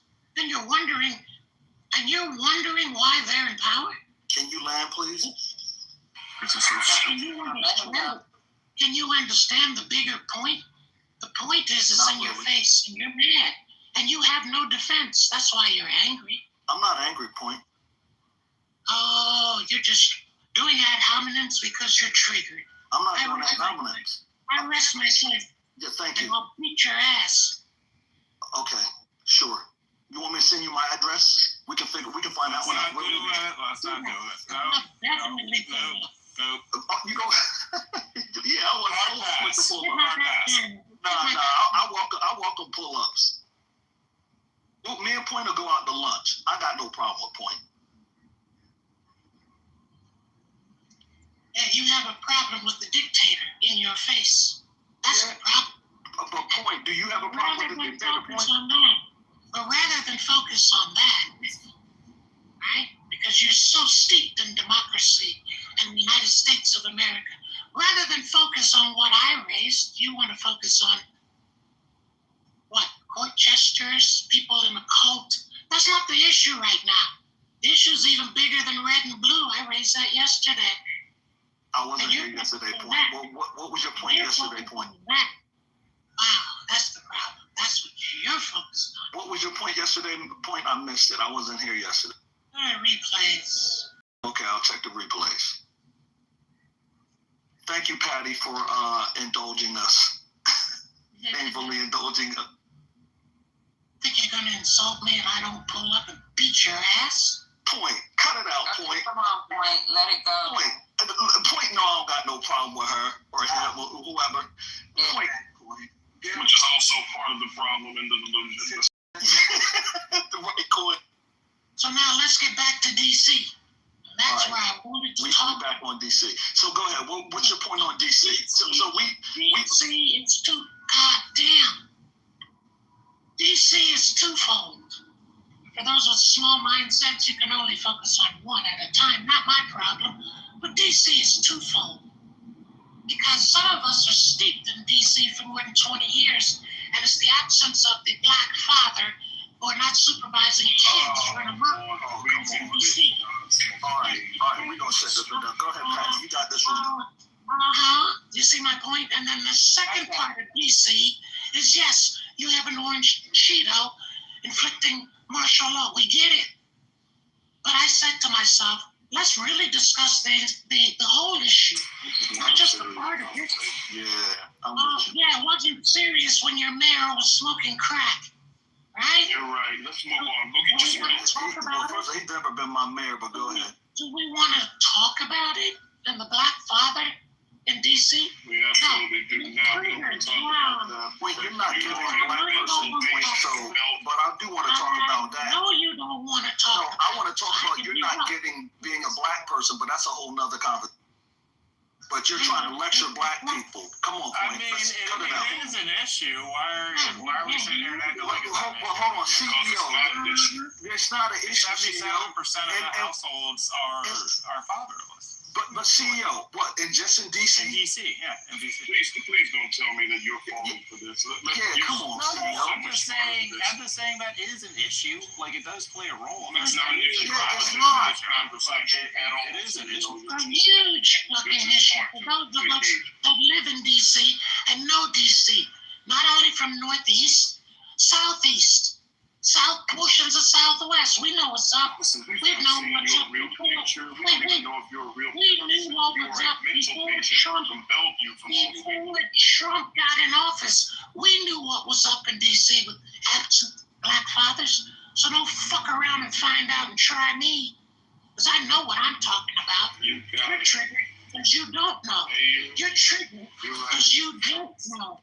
and that's why I'll beat your ass. Are you a good father to your kids, Point?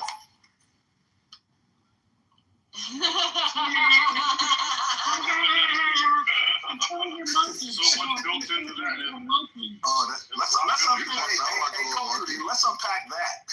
Yeah, are you a good dad? Yeah, Kids know that you walk around talking. how does your dad, your son feel when he get in a car? Oh, that His triggered dad now. say, shh. The fatherless homes in D.C. You're triggered now. That's why I'll beat your ass, you little hurdy-gurdy monkeys dancing on a string.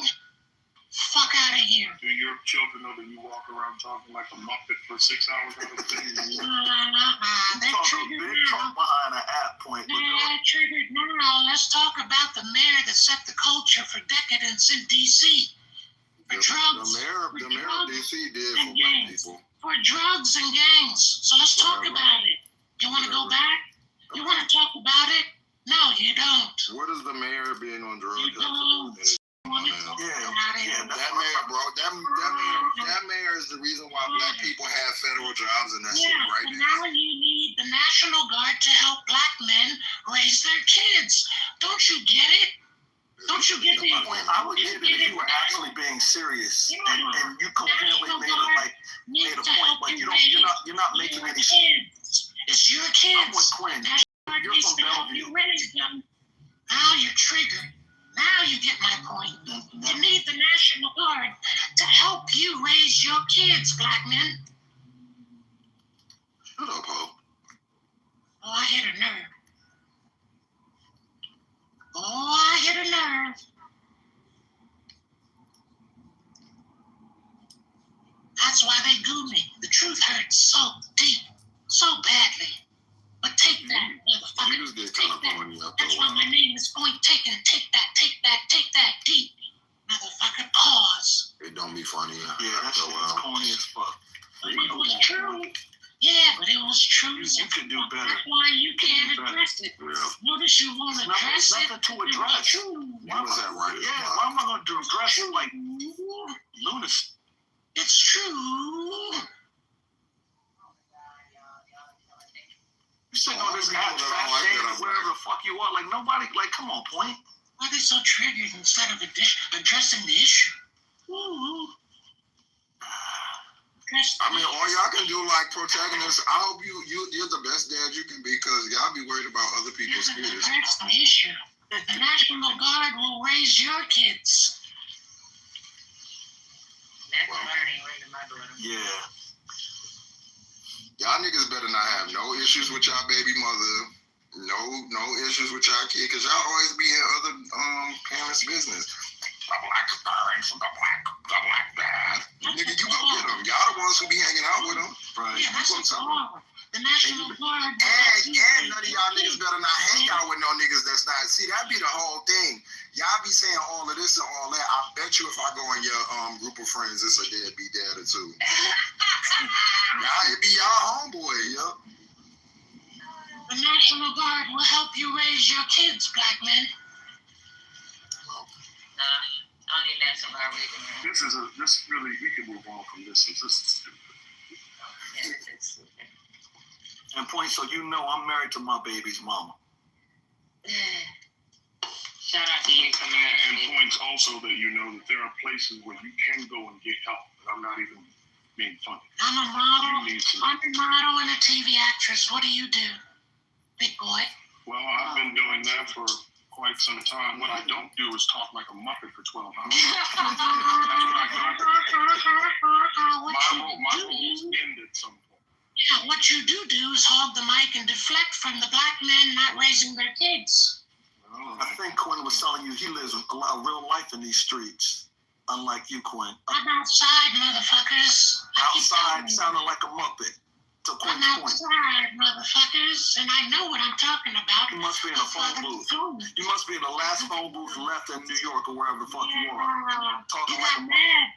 You got mad when one said, yeah, my point is correct. When CEO said, my point is correct. You haven't focused on the point yet. Why would you know become what? mad? Point. I'm not mad. Point. Like, Do you have any friends that do not live in the home? do you have any friends that don't sound like a Muppet? I don't have any friends that are deadbeat dads, no. No. That wasn't the question. I said, do you have any friends that do not live in the home with their child? Yes. Okay, well, so you finna get the works for them. So CEO, you should be Because that's what y'all be talking about that. CEO says that's a with your problem. kid. Marry your baby's mom. Well, no, I mean, I'm talking about people who are divorced. But that's what hold on, because the statistic is about that father in the home. And that was a statistic, because y'all don't have a statistic if these people are doing co-parenting or anything. Y'all run with the statistic of women that are raising single mothers raising kids. It's plenty of that going on, and the fathers all I'm saying is that and the fathers are great fathers. They co-parent. So that's the statistic y'all are using. All I'm saying is in the cities that have done fatherhood initiatives, they've seen crime go down. So fatherhood initiatives have. My daughter hasn't committed no crime, so. What city did they do that fatherhood initiative in? New York is one. The SUNY Fatherhood Academy. See, there's so much built into that critique that you're not acknowledging. It's ridiculous for you to even raise the question, brother. You're too smart to make that question. No. I mean, like, can we just be logical for a second? No, Is that's it not better for logical, a father to be in the home?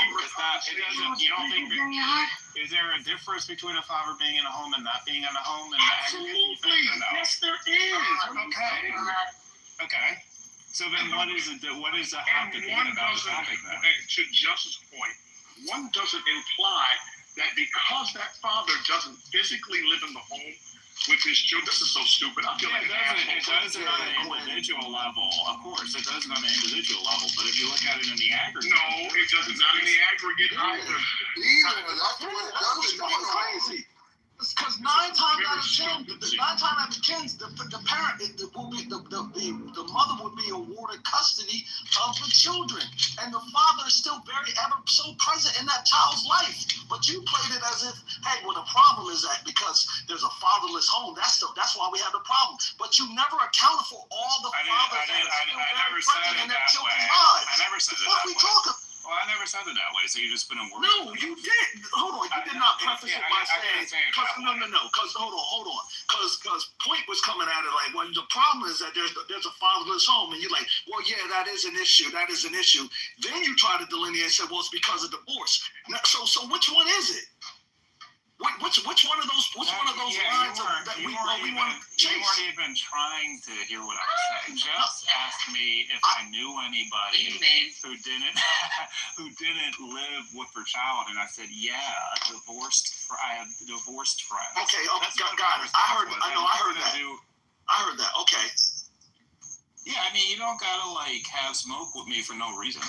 No. I'm glad. No, CEO, I'm glad we cleared it up. I didn't have smoke with you. I just kind of lost it because I was like, yo, why is he talking about divorced fathers? But no, when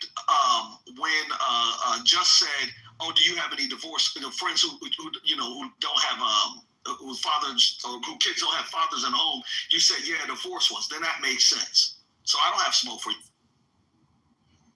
I'm just saying, y'all use this statistic that doesn't have that has no depth to it. Like, okay, so whatever the percentage is, don't live in the house with their kids. That does not mean that they're not good fathers or they don't have a relationship. Here's the depth to it. So it is apparently about 47% nationwide in terms of black fathers, but 77% in DC. Can we agree that's a lot higher? And maybe that does play some sort of role, or you all think that's unimportant and it has no factor? So do you have the numbers out of that 70%? Denial. That's what it is. Denial. Hold on. Let me answer a question. So CEO, how many of those out of that 78% are fathers still actively involved, like very present in their kids' lives, or you don't have those numbers? I do not. Yes, I do not. I do not have those numbers. But like, And that's what I'm saying. So I bet you would be the same ratio as a 47%. Why would you bet that? Country. Why would you bet that? Because that's how statistics typically work. So if it's 47% nationwide and it's 77% in DC, then there's probably a 30% additional gap in terms of the ones who don't have anything to do with a child as well. That's just how statistics typically work. If you just think DC is a magical bubble, and even though it has a much higher rate, if that's not a factor, I don't know what to think. Yeah, but you're not telling, it doesn't tell the entire story. That's the point I'm trying to make. You're I only wasn't looking trying at to tell the entire story. I'm not saying that you weren't, but the data points are, let's be honest here, if we can. Because first of all, a mental patient is the one who raised this question. That's number one. Number two is that when you introduce this, it's meant to diminish black men in general, and black people in general. It's meant That's not why I bring it up. I'm not saying that that's why. I'm saying that the purpose for the stat. First of all, let's start from the very beginning. It's from a Republican talking point that evolved out of conservative think tanks. That's where the bullshit came from, along with the disparities about Chicago and about Baltimore and about all the other spaces. So that's where it evolved from. That's where it started from. Number two, the reason why it gets raised is because people don't have the wherewithal and the information to be able to combat it. It starts to diminish black women, and black men. To suggest that they're not being responsible, that they're inherently irresponsible and not taking care of their children. That black women are being left 70% with black children, and black men are all doing God knows what and not taking care of their children. That stat does not speak. When you state it, it doesn't mean that that was your intent. But even stating it in general is a reminder, and it speaks to people who don't have the information of the exact place where it started, CEO. That's my point.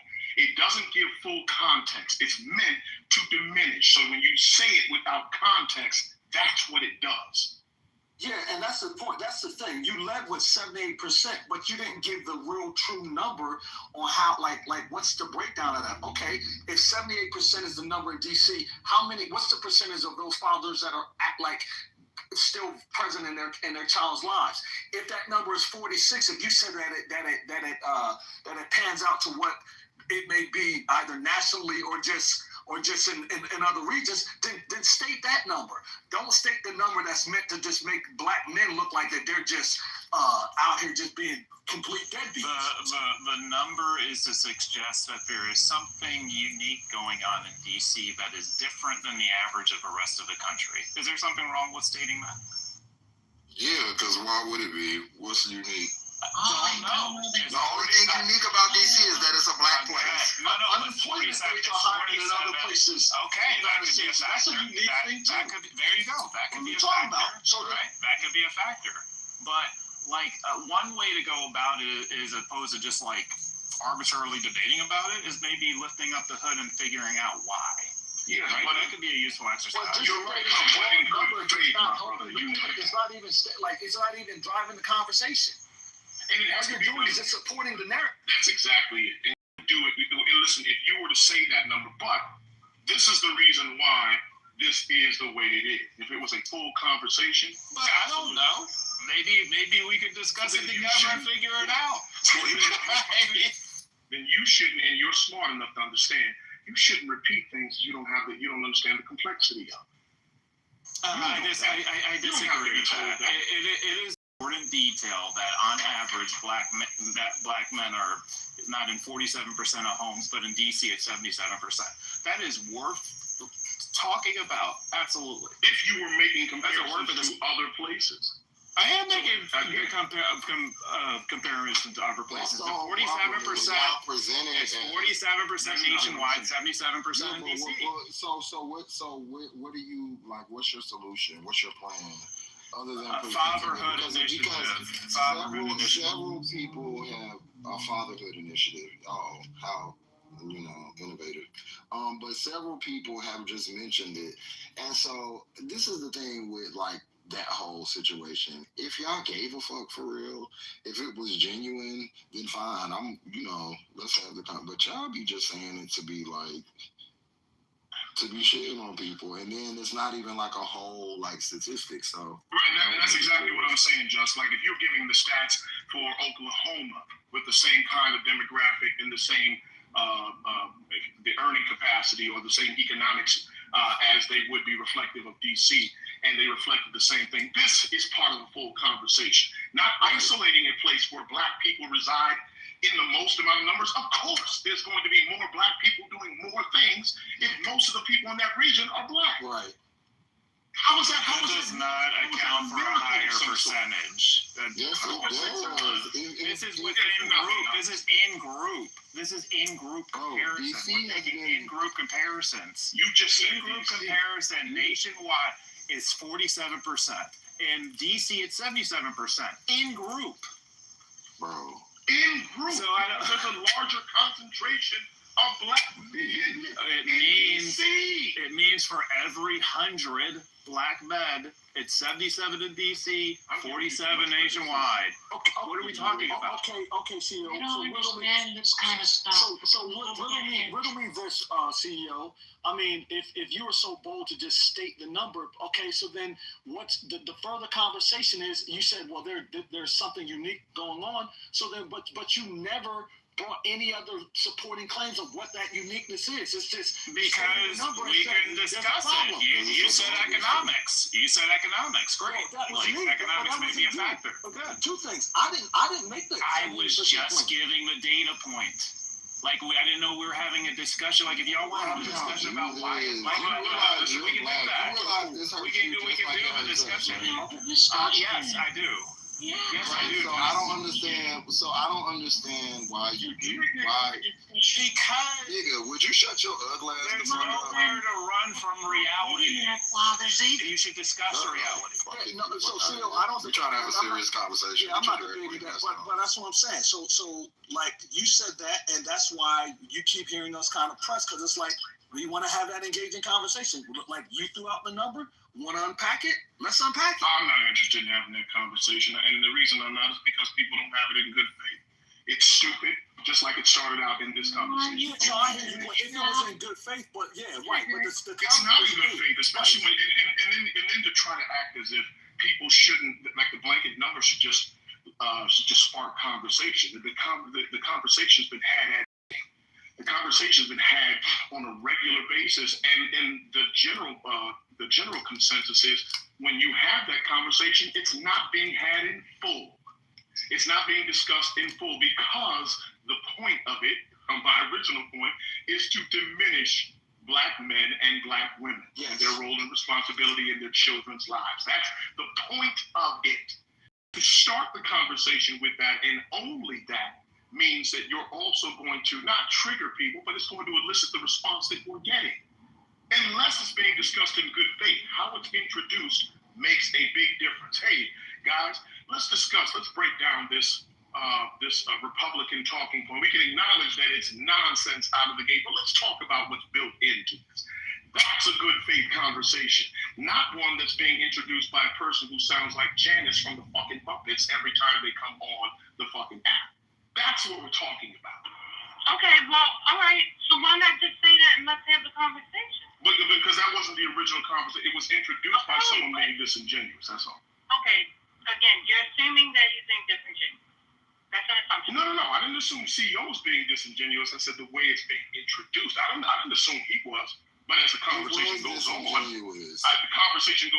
the more he adheres to it, and it's just without acknowledging where it came from. Is my point. I don't think that none of y'all know how to communicate. I'm just gonna keep it 100 with you. Including you culturally, including you, because at the end of the day, the conversation part that I'm having a problem on when I'm coming into a conversation is hearing, right, complaining about a conversation instead of having the conversation. And even as just said, Andre, okay, well, let's have a conversation. We're arguing about why not to have a conversation. And then when we sit here and then we're just talking amongst ourselves, we're splitting ourselves. So, yeah, it might be opposition, and whatever reason it came about, let's just have a conversation. Yeah, it's like if a white woman or an Asian woman comes and sits down in the middle of y'all and says, "What? Let's talk about black women's wigs." No, let's seriously have it's not being presented genuinely. It's not like, okay, let's break down why black women had to, wear wigs and all that. You're bringing it up to be funny. First off, Point brought it up to be fucking funny, so we can have the conversation. But we gave you the stats. You're talking about a city that is black, a city that is expensive, and a city that has been hit with several different things, crack and heroin being two of the most major things. So if you want to talk about why it's like that, then we can have that conversation. But to be saying shit like, or to be alluding to, something weird about these DCs, there's got to be something going on. That's a very Republican talking point. And so when you hear black men getting irritated about it, is because that's how they do us. And so it's irritating. I've heard Point bring it up multiple times before, so I assume it's a meaningful point. I think it's very healthy to express that it's irritating, but why aren't we having the conversation? Okay, you're irritated about it. Now let's have the conversation. Because he's a big black man too. Yeah, and I shouldn't have to tell another big black man. Yeah, well, but First Lady, I mean, respectfully, I think what happened is, look, me and Point were having back and forth, friendly or just shots fired at each other, and and I'll be honest with you, I just don't feel like the comment came from a good place. No matter how many times Point has said a lot of things in this room that one couldn't quite take seriously, and that has where he or she wants to kick it off like it's some comedic thing to be done. The conversation if it was presented in a serious manner, maybe we would be having the conversation. So I understand why other people don't want to engage of just how it was presented in the first place. Not just that, the number is skewed in the point where to make it seem as if black men and black women just ain't shit, period. So yeah, I didn't suggest that. No, and I know. Yeah, and we can discuss it. I'm not saying found some other contributing reasons. I'm not saying you are CEO. I'm not saying. Yeah, and I don't think anybody said that you were. We were talking about where it originated. Now, if you're going to, even though I was expressing I was not interested in having it because I don't think it's worthy of conversation, especially when it's being introduced in the way that it has been. But I mean, we actually did get into some of the points. Is that and really it's the things that it actually misses, that it does not encompass, what it doesn't talk about, and just the statement itself is what it's meant to do. But it doesn't expand the conversation and talk about the things that are built into the so-called stack when it's always. So let's expand the conversation, like First Lady was saying. Several times now. Well, we've had that conversation ad nauseum, much like we talk to dumb people on a regular basis. I've been listening for an hour. I've been listening for. That's a red flag. Seriously. Oh God, nothing. Y'all need to call them. Clearly, y'all don't have them inside of your heart. You just be on. Somebody want to be on. Oh no, I'm not. Because in 5 minutes you'll see. But go ahead. The thing is, I don't mind having the conversation. Y'all are too impotent to have the conversation. We don't mind having it either. We want to have it in good faith. An ejaculation. Well, then say that. If you don't. That's what we said. Okay, but and the person is agreeing to have it in good faith. This is a new person. That's not how it was brought up. She brought it up trying to be funny, or whoever. But we already know. But y'all can't. About Point. I mean, y'all can't be getting triggered by Point because Point is crazy. Is a three-legged dog. Well, I don't have a problem with having a proper conversation. I'm triggered by Point. The problem I have is what kind of conversation are we having? Like if we're having one in jest, that's different. I don't know. If we're having one serious thing, then it should be a point of that. And then I heard you specifically say, no, I have the conversation. Yeah, I just thought it was personally pointless. Yeah, I did. Because I don't, and I said that because of the way it was introduced and discussing it is offensive. It almost feels like an explanation of sorts. And we've had the conversation again ad nauseum. But the point is, if we're having a conversation with on the stage, you're right. But having a conversation, but what kind of conversation are we having? I don't know. Why don't we ask Andre? Well, no. I wasn't asking you. I'm asking in general. Okay, Andre, can you answer this question? Well, no. Listen, so First Lady, I agree with Quinn. When I even made the statement, I was like, yo, if it's coming from a place of like honesty and a good place, then let's have the conversation.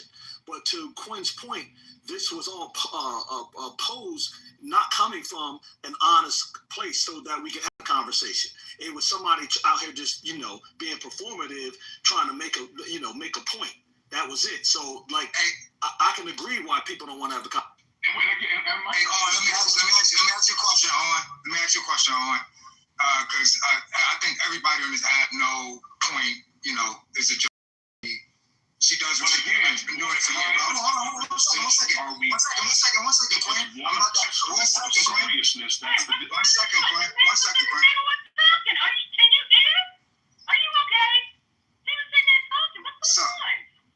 So what the conversation was initially talking about DC and like Point said, the orange Cheeto, whatever the case may be. And she spoke about two things that's pivotal in DC. One being the fact that Trump released National Guards in DC, and the other being a statistical fact that 77% of households in DC, black families, have no fathers in them, right? There was 2 points. So I don't understand where y'all was like, oh, it wasn't brought up in good faith. It wasn't brought up in good faith. She literally preferenced the statement by saying there's 2 things going on in DC at the same time. So now for the last 5 or 10 minutes, CEO has been saying, and I haven't heard any of y'all said CEO brought it up, not in good faith. He has been saying for the last 10 minutes, let's have the conversation. And all y'all keep saying is, oh, it wasn't brought up in good faith. It wasn't brought up in good faith. Well, the conversation should be had right now. The statistics are out there. It's 40%, 46% nationwide, 77% in DC, 60% of households are single-parent households are black, and 22% are white. That's the stats. Now, can we discuss and break that down? We don't want to hear what y'all thought about what Point said and none of that. We just want to get into the meat and potatoes of why the homeless, the homes in DC, the fatherless homes in DC are the way they are. Y'all are black. Y'all tell us. Y'all are black too. We're not. We none of us live in DC. Well, there's none of us father. So, hold on. I'm responding to him. So the reason why people are saying this in bad faith, because y'all are black too, and all of y'all is fathers, but none of us father no kids in DC. So how do we know is just as much as y'all know? Yeah, but I hear what you're saying. We don't. Hold on. We don't live in DC. You're right. So, but the thing is, we're not triggered or we're not, taken aback by having the conversation. Like as a black man, I don't feel offended that we discussing why 77% of homes are fatherless. Like I don't know what it is to be offended about. I'm not offended. I think more critically, and I understand the human race to know that black people are not this alien form that we just do things that no one else does. I understand the history of America, and I understand more importantly the history of DC and its black history. So I understand all those components, and then on top of that, I understand math at a pivotal level. So I understand why all of these things go on, and I care about being black, and I don't want to just when someone says something bad about the people that look like me, I don't just go, oh yeah, we are I don't do that. So when we have these conversations, I don't have a problem with having them. But when people present them as 77% of black fathers aren't in the home, okay, that's just a corner of the spectrum. Are the dads? Do they come and get them? Do they co-parent? That doesn't say anything about fathers. That just says they don't live there. Let me give one of the data points, which is interesting. Right, wait a minute, hold up. Okay. And we acknowledge that was a good point. That was a good point. Because the statistics don't show that. It might say that their fathers aren't in the home, but that doesn't mean that they're not being a father to the child. That is a very valid point. It's a very valid point, you know. But that's why we need to have the discussion, because I will argue, even if the father's not in the house and the father is involved in their child's life, right? Now let's just say, you know, a lot of these young men are out on the streets, you know, doing shit that they just shouldn't be doing, right? And they do have a father that doesn't live in the house but is active in their life. Well, I would argue that father is still failing his son. Like, whether you live in the house or not, if you still have the connection with your son and you're still parenting your son and he's out here running around drilling out on shit, then you being a fucking bad father. Like, either way you slice it, you ain't doing your job as a man if you got your son out here running around here reckless as a young teenager. I don't know that is strictly on the father. I think that there's a whole, you know, a culture. And I think that, you know, it's some things that are being promoted to our youth. But I also would like to say that go look at Omaha, Nebraska, and go look at Indianapolis. The crime rates are way higher there. And those is white kids. Those are black kids. So if we're going to talk about crime, we're going to talk about why YNs is wilding out. We got to talk about why YWs, why I's, why, you know, A's, why everybody wilding out. What's going on? So Jess, are we saying, and you said this, I just want to, before I go check it out, you said that the crime rate in Omaha, Nebraska is higher than the crime rate in Washington, D.C.?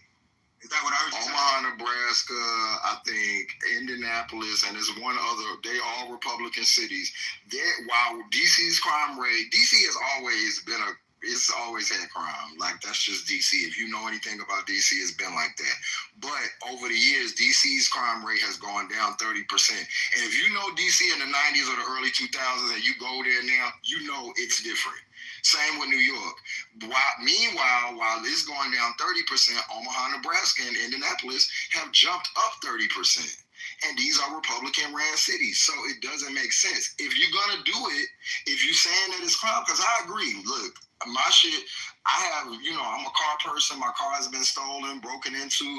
Get these motherfuckers off the street. I agree with it, but send them to all these fucking cities. Send them to where they're needed most. Why are you sending National Guard to? DC should be down the list. They should be in Indianapolis first. Get them YNs and them YWs there, and then go to the place where don't just go to the black cities that you know that black people go to, like DC, like Chicago, like Atlanta. Those are the only cities he's talking about. Baltimore, all those places. So Jess, wait a minute. Okay. CEO been trying to get in. I didn't hear from CEO. CEO, Gus has made a lot of good points. Yeah, yes. And there's one point that has nothing to do with race in terms of why the fatherless rate is so high in DC. So 69% of adults living in DC are unmarried. That's compared to 49% nationwide. So there's just something about the lifestyle people choose in DC that is different from the rest of the country as well. Oh, Lord. Okay. So I would like to bring up. That's not a race-based thing. Okay, but that doesn't help progress the conversation. It helps explain some of the numbers. It doesn't explain anything. We're talking about the problem. What I heard, and I could be wrong, I heard you personally say, I think it was you, you said that the reason why it is the way it is in DC is because of fatherless homes. Did you make that claim? I said that was a factor, not the driving factor. Point said that was one of the two reasons. I don't think that's one of the top two reasons. Okay, but then you further down by doubling down and said, well, you know, these people are living differently than other people outside the United States. Like, come on, like we're trying to come together now. What's going on? Yeah. So obviously the stats are skewed in a way, and it's a lot of variables. You got to add context to it because it says 69% of the households are unmarried, right? So that could be the determining factor to say that 69% of the households are fatherless. But we all know there's a lot of people that's not married but still live together, right? So a father can actually be in the house, but that household could be deemed as fatherless just because the parents aren't married. So there's, it's a lot of context to it, but I wanted to go back to the cities, and a lot of things is why is Trump targeting certain these cities? So I just Googled, not just Google, but I'm going back to something I've been checked out. It's the top 10 most violent cities in the U.S. for 2025, right? You got Memphis, Tennessee, St. Louis, Missouri, Detroit, Michigan, Baltimore, Maryland, Cleveland, Ohio, Little Rock, Arkansas, New Orleans, Louisiana, Birmingham, Alabama, Kansas City, Missouri, and Oakland, California. This is in order from 1 to 10. You know what all of these cities have in common? They are all Democratic cities. Every last one. No, they're not. I got to stop. You want me to tell you the mayor's name and their political party? Because I can run that too. I can run that down to you. Just go ahead and finish saying what you said, sir. So every last one of those cities, the top 10 worst cities in America, are all Democratic ran cities. Every last one of them. So when we talk about why is he targeting these communities, why he targeting these communities are the fucking worst communities in America. Why wouldn't you target the worst communities in America when you're a president that's running your shit on law and order? Like, whether we subscribe to it, whether you agree with it or not, we know what he ran his campaign on. We know what he was going to do. We know what he stood for. He said he's going to be hard on crime. So if you're going to be hard on crime, wouldn't you go to the 10 worst cities first? Like that, come on, some of the cities just like basic common sense. None of the cities you said is the cities he's going to. I didn't say DC, but DC is the capital. He's starting off with but none of the cities you said are cities he's mentioned. Yeah, your point. Yeah, you didn't really support. He did mention Baltimore. You didn't really support your point because he isn't going after any of the cities that are in red states. Did you notice that? Say that again. Among those cities that you named, which one in a red state is he going after? Well, a few of them are in red states, but they Democratic ran cities. But is he going after any of it? It doesn't matter if Democratic run because they're in a red state. You notice he's not going after them, right? You do notice that, right? Do you know why? I can't say that for sure. Do you know why? Because he's doing this for the midterm. So he's going after the cities that are going to score him the most points. That may be a hell of a valid point. See, I'm not going to argue against that. I'm not going to argue against that. You may be, it could be strategical. Maybe he's doing that for the midterms coming up. And then if he's really serious about what he's saying, he'll target those other cities after the midterm. He won't be 100% right about that. Midterms. He'll target them. Almost every large city is run by a Democrat. Every large. So when y'all say this whole thing about like it's all Democrat ran cities, all of them are. The only one not is Dallas and Miami. That's the only large cities that don't have a Democratic mayor. But Jack, that's why a lot of them have white mayors, and you see he didn't mention Detroit. Because it just got a white mayor and their crime is off glass. And why are you mentioning Baltimore? Baltimore has the lowest crime. Baltimore has the lowest crime that they've ever had on record right now. He also didn't mention none of the cities that he meant that protagonist mentioned either. Right. So I'm wondering. Those cities did also have black people in common. Can you repeat about why he was doing this and how? Because when they run for the midterms, he's going to be able to say he cleaned up the blue states, right? So it's just a midterm play. He'll never go after St. Louis or anything that's in a red state because it doesn't harm political.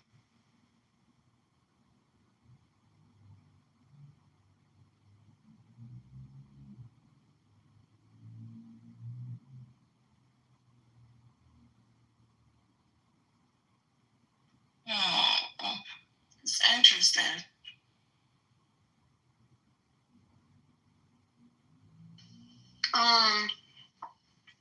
So yeah, what do you have to say about that, Pro? Come on, stop, girl. Will you stop? Get on my face. Oh,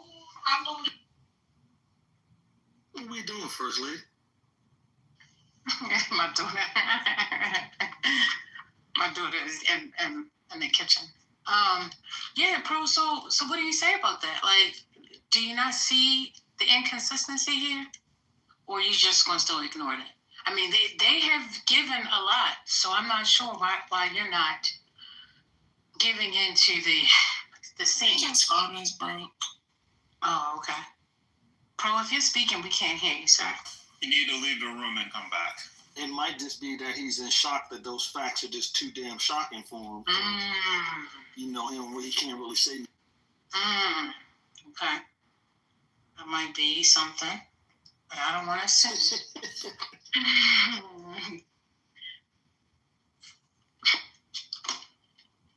You know, at least I got the room open, right? Like, no, yeah, Yeah. I guess, Just, you going over? Is Just still here? I can't see. I just walked. Yeah, I'm gonna go over.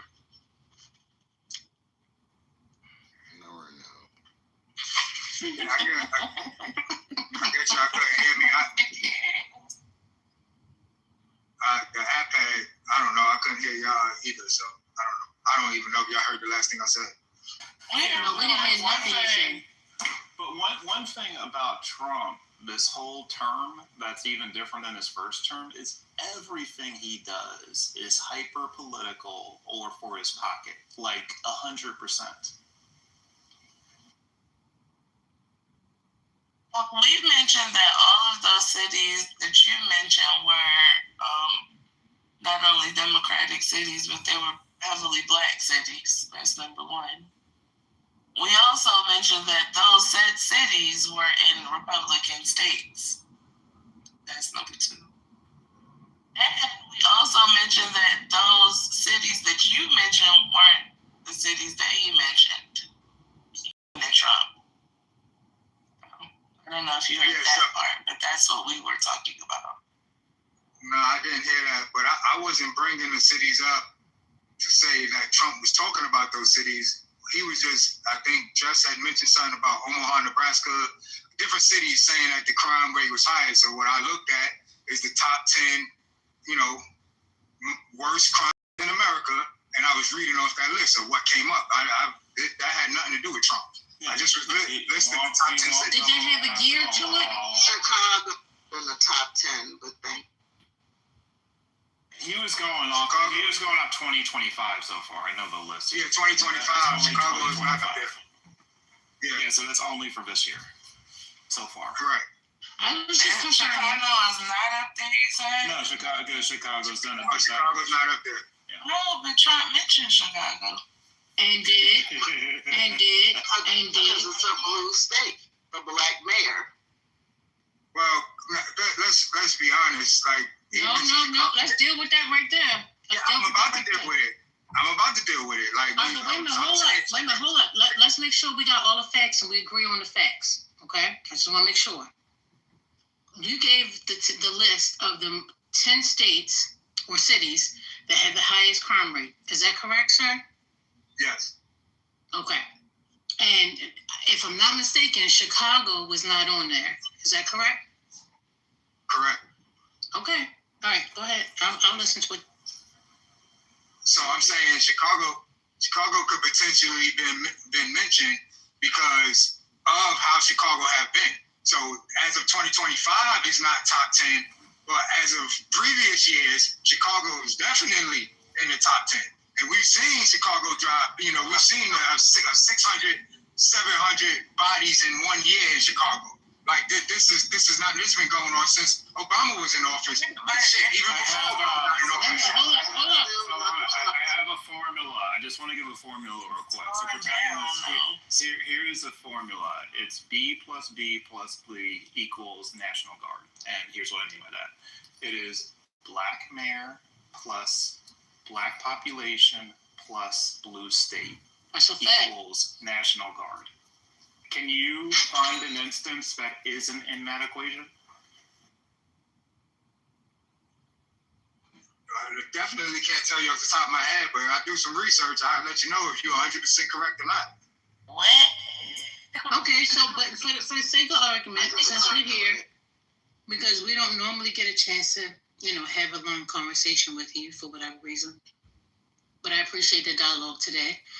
And let's say that his formula is the case. What say you then?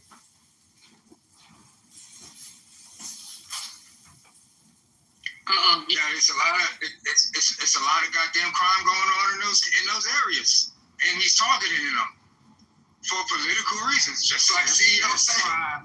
Wait a minute, babe. You missed something. I'm talking about the fact that we have a formula, right? Black mayor, black populated state, right? That's the formula. Now, Chicago is not in that top 10, but yet and still is being targeted. Where's the math and the common denominator? What's the common denominator? Because you don't have the same formula, right? In this particular situation, when it comes down to the other part about being the part of the top 10, other than the fact that you say, he's just going off for previous years. Well, then let's go back to previous years and look at the top 10. But we didn't do that. You did it for what's current right now. You see what I'm saying? You see how you try to make adjustments when it comes down to math, and when it comes down to your check. If you work X amount of hours, you want all the hours that you got, right? Why are we?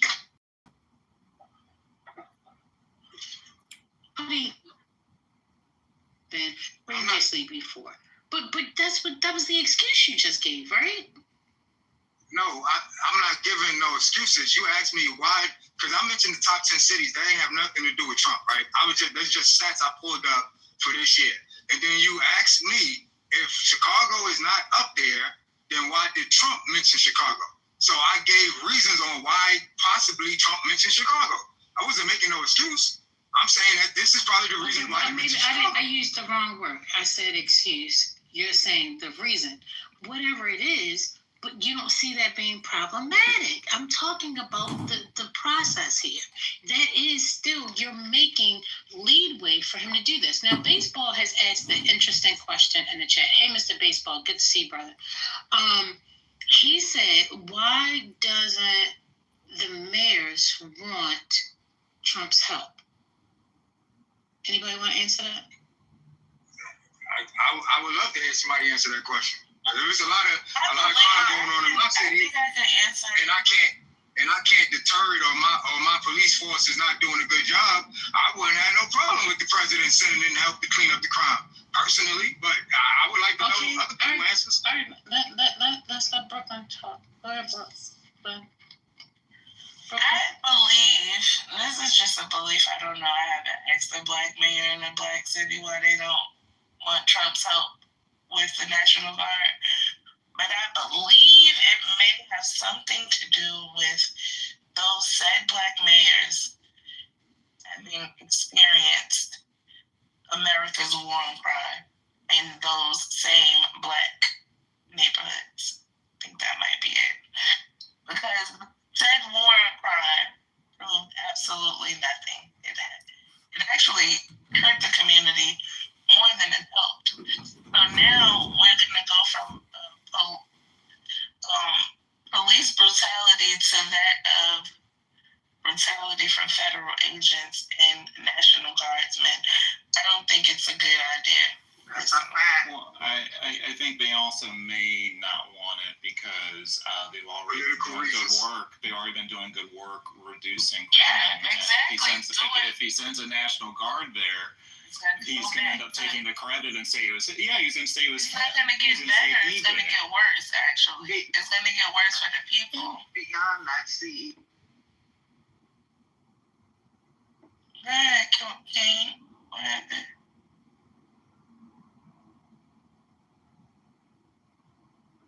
So, CEO.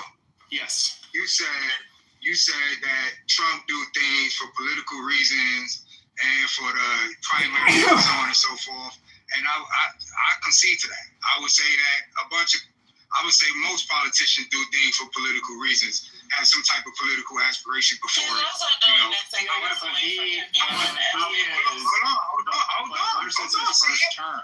on, CEO. So my question to you is, with that being said, do you think that maybe these black mayors don't want Trump to come in there because if Trump come in there and actually stop and prevent crime and they drop drastically, that can hurt them in the primaries because now Trump could be looked at like the savior or the hero that cleaned up their communities. So is that possible? That they don't want him to come in there because they don't want him to possibly do a good job and get any credit for it? Well, I'll just say I don't think that's the reason for the Baltimore mayor. So I haven't looked at the statements enough of the other mayors, but I will say with confidence that is not the case with the Baltimore. Yeah. Can I be heard? Yes, I can hear you. You keep cutting off, but we can hear you when you do not cut off. Keep muting my mic. It might be messed up. You might need to leave and come back in.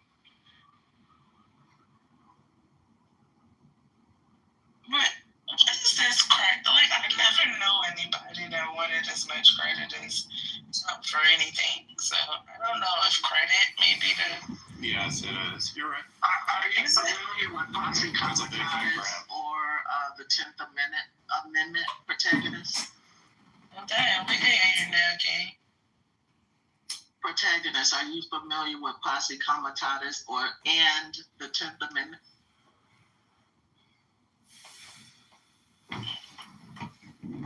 It's, the 10th Amendment states that the federal government does not have authority to override a state when it comes. Once the authorization was authorized, and then Netanyahu then goes on, to play catch up and yeah, exactly, because Zimmer does not like him at all. Who authorized the investigation?